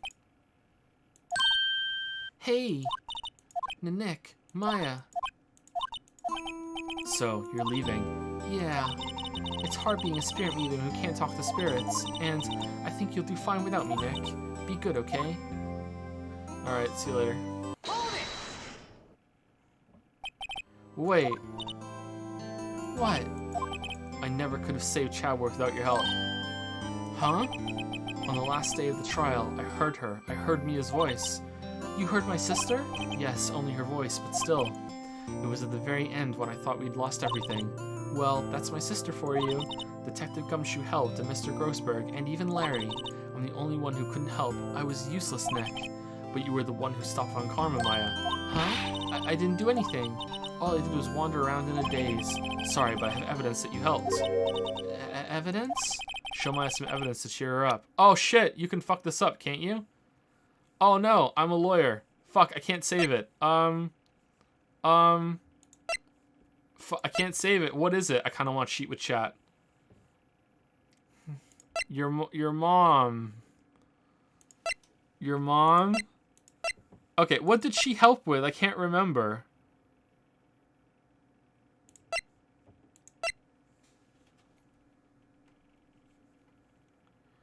What did she help with in the trial? Fuck. Okay, it's not I'm a lawyer. She didn't help with the shot. She didn't help with the photograph. Maybe her mom, the spirit of your mom helped or whatever. Didn't help with the map. Didn't help with the bullet. Was there something she said that was related to the bullet? Not the gun. Metal detector. Did she say with the metal detector? Parrot. Was she the one that said, no, it was on Karma that said that, and we did that. From the DL6 incident, then the photograph, and then the bullet. She got the bullet for us in that scene when she grabbed him, but that didn't happen in the trial. But that's the best I got so far. I'm a lawyer. What did she say? Fuck. She said she got herself in contempt of court in the first one, and that helped a lot. I think it has to be the bullet. I think it has to be the bullet. I think it has to be. Take that! A bullet? Von Karma was convinced he had taken all the evidence pertaining to DL6. But you were the one who rescued the last piece of evidence we needed. This was the bullet that put an end to Von Karma, and you were the one who gave it to me. Nick. Thanks, Maya. I couldn't have done it without you. I'll be back soon. Huh? I'm going to complete my training and come back, and I'll channel the ghost of every single victim, and all the cases will be super easy. Okay, I'll be waiting. In my swimsuit. Of course you will. You can't run that office by yourself. You're hopeless. I don't know about that.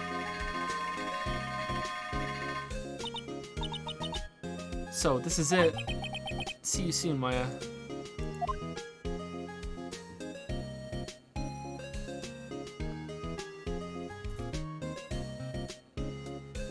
Thanks, Nick. Someone in chat just had a reaction. What the fuck? I love Maya now.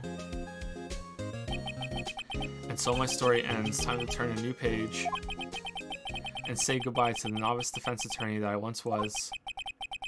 Now a new story begins with the same old crazy cast of characters. Ha! Don't think you've graduated yet, amateur. Mr. Wright, perhaps you'd like to rethink that claim. Yes, Your Honor. Uh-oh, I got a bad feeling about this. Objection!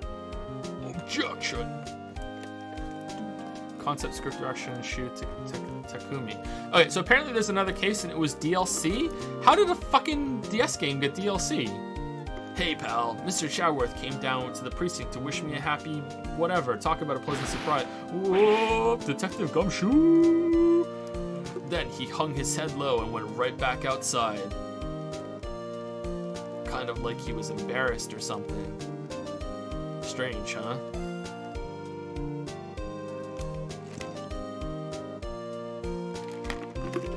It was new content for the DS version. Oh, it was originally a Game Boy Advance game? Oh shit, I thought it was DS at first. Huh, Nick? I haven't seen him lately. Who, me? I've been working at a cheese shop. That Missy's a nice lady, but she's not exactly what you call a cheap date. Huh? Oh, she's in Hawaii right now, yeah. Okay. Do these girls even exist, Larry?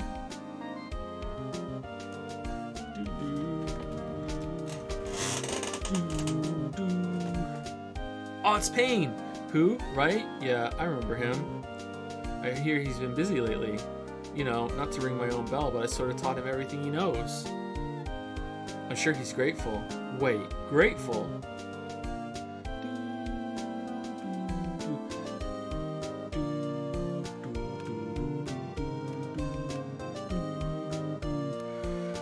Oh, it's Pleasant Boy. Phoenix Wright. The defense attorney for whom I wrote that affidavit for, yes. Oh, you should know. I've taken over management at the Gatewater Hotel recently. Should you be in the area, please stop by.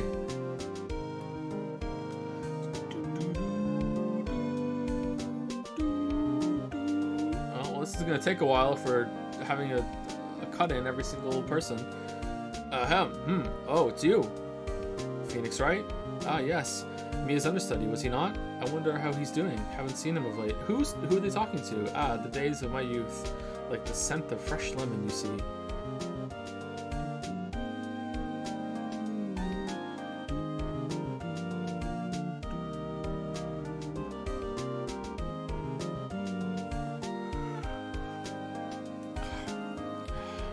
Phoenix Wright. Is he an actor?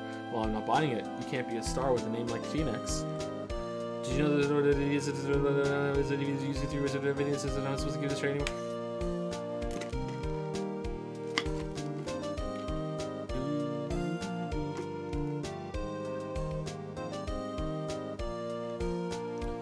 I'm pleased to announce The Pink Princess is a hit. I sure owe that Mr. Wright a great deal, Sniff. I want to keep my face out of the public eye till the show's over. I wouldn't want to ruin any kids' dreams, you know.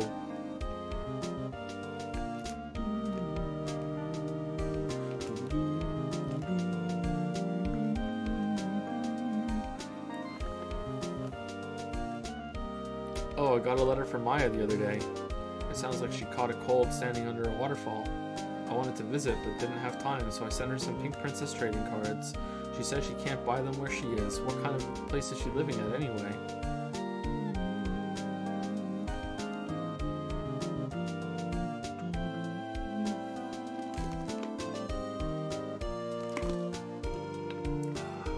Right? Who's that? You want to talk? Let's talk Pink Princess, alright? But, you know, I snuck into the studio the other day, and I saw her, the one inside the Pink Princess suit. Ugh, what a dog. It was kind of a shock for a boy of my tender age.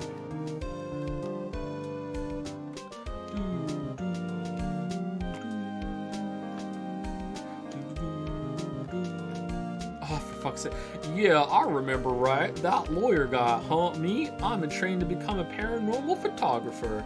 You know, that picture I took of everyone? Well, just behind them, there's a ghost. For real. Now that's talent. I'm gonna be famous. What? Available for voice work, by the way.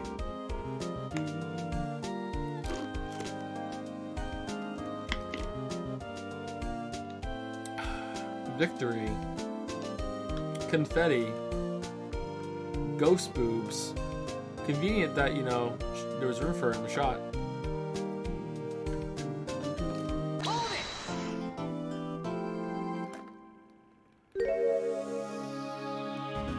Episode 5, Rise from the Ashes. Waifu alert! Damn! Woo, woo, woo, woo. What's this? Hoo hoo hoo.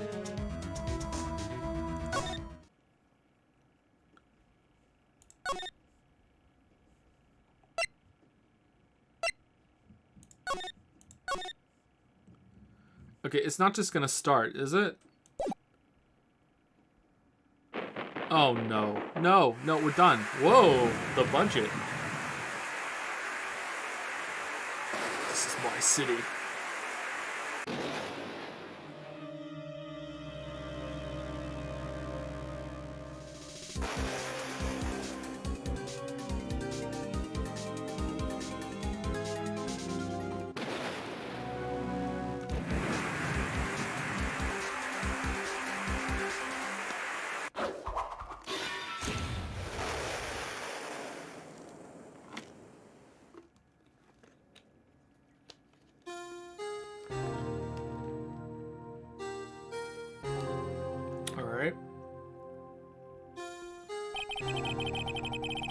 It's been 2 months since Maya left the office. 2 months without a single trial of an offer has been what I took. That is, until the day that girl showed up. February 22, 10:02 a.m. Wright & Co. Law Offices. Alright, buckle up, chat. We're just going to continue until we're done with the game. Let's keep going. Why do I come here to the office every day? It's not like I want to work. There you are, finally. Where have you been? Okay, I take it back. I take it back.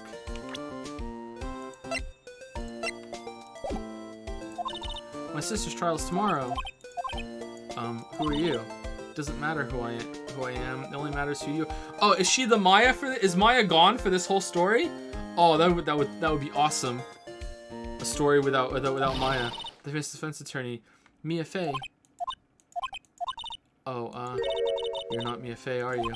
I'm sorry, but Miss Mia Fey no longer works here. She's dead.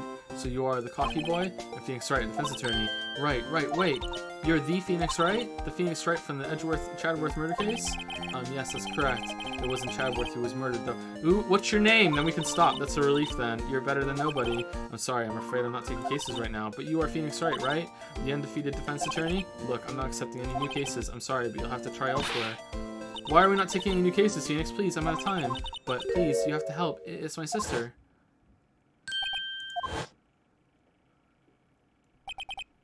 Look at her little top hat. Maya, could it be? Okay, I'll hear you out. Really? Thank you so much. It's like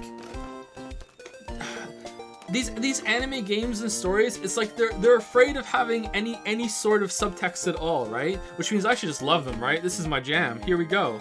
Like, holy shit, just let it stand. Let people pick up on it. Like, fucking hell. My name's Emma Sky.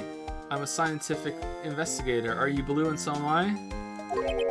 Scientific investigator. Alright, that's it. Okay, we're done. Alright, so let's, title screen, J.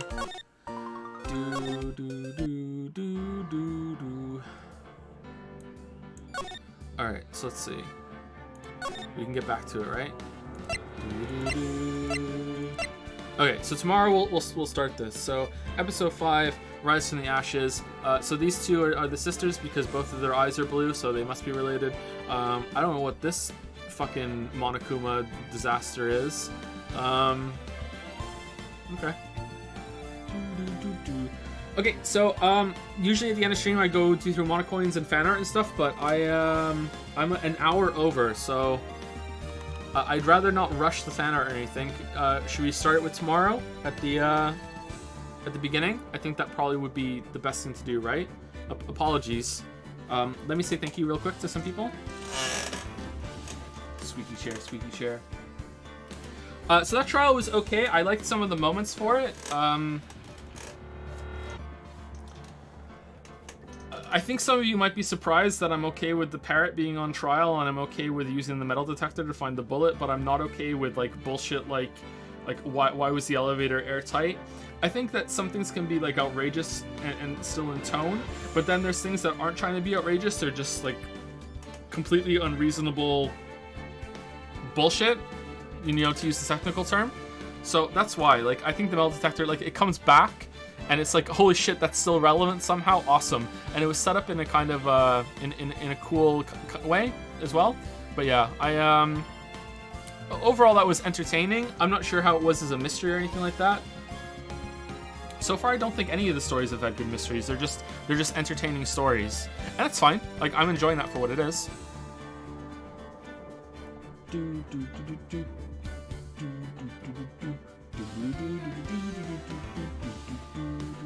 Pretty good, pretty good.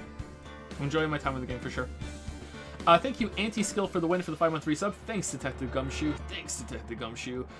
Head Tilt Expert. Thank you very much for the new sub. Welcome. Thank you, Priost, or Priost. Thank you very much. Thank you, TFS Big D Danny Glide, for the 2-month resub. Thank you, Phoenixon. Interesting. For the new sub. Thank you very much. Welcome. Thank you, Kavini Weenie. Welcome. Thank you for the new sub. Thank you, TH1I. Thy? Maybe? I think that's it, yeah. Thigh. Thank you very much. Welcome. Etc. use on habits to say, repeat after me, Chadworth. Thank you. I love you. You sure. Okay, I'm not saying that. We found the limit. I'm not saying it. I'm not saying it. I'll post it in chat, but I'm not saying it. Here we go. I'm not saying that. There we go. We found the limit. Here it is. I'm not saying it. I'm not saying it. Maybe I'm a hypocrite after saying, you know, drink from something yesterday, but I'm not saying it. We found the limit. Here it is. You cannot cheer your own channel. No, I don't want to cheer. I want to... Okay, here. I'm going to post it. I'm not saying it. Here it is. There it is. Okay? I'm not saying it. Okay.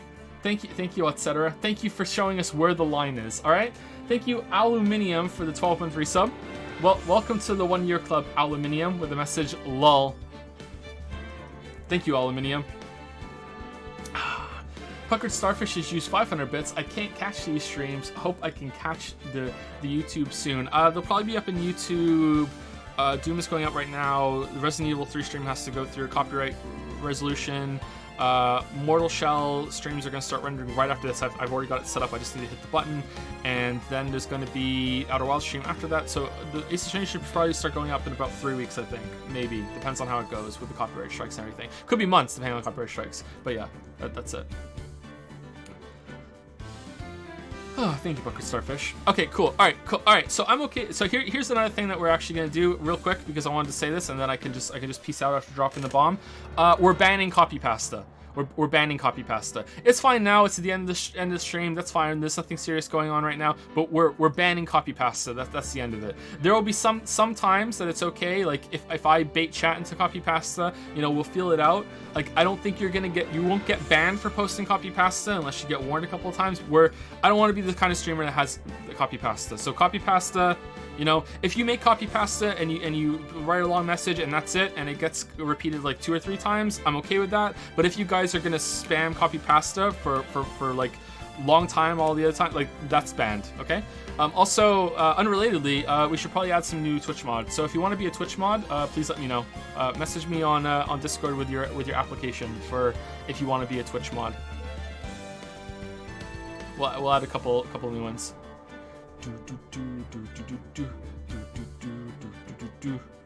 When I first watched you play this, it genuinely irked me how critical you were of the game, since I'm such a big Ace Attorney nut. Is this copy pasta? However, I have to admit that this game can definitely be very selective about what it wants to make sense and when it wants to be kangaroo court. While I still think it's endearing as all hell, you have thoroughly convinced even a big fan like me that consistently making sense is not this game's strong suit. Ooh, okay, cool. Yeah, I still think it's great. Like, it is. I think one of the strengths of it doesn't have to make sense. Like, it's completely off the wall. Make top lolly a mod? No. Should we? Should we embrace chaos? Wait, am I serious about the mod thing? Yes, I'm serious about the mod thing. I think we need a couple extra Twitch mods. Yep. Yep. I think with the increased chat people that we have here, like we're hitting near 2K consistently. Maybe that's just because Ace Attorney. I don't know. Probably. I think after we go to other games after this, it's going to go down a bit. But we're hitting 2K consistently, and the mod team that we had was was formed when we only had like 400 to 500 people. So I would like to have. I think I would like to add in 4 or 5 more Twitch mods. So yeah. So yeah, message me, and we'll see. I can't promise to respond to every application I get, because if I get 500 applications, then I won't get 500. But you know what I mean. I will go through it and I'll see how it is. Anyway, that's it. I'm leaving. See you later. Have a good rest of your day. See you tomorrow.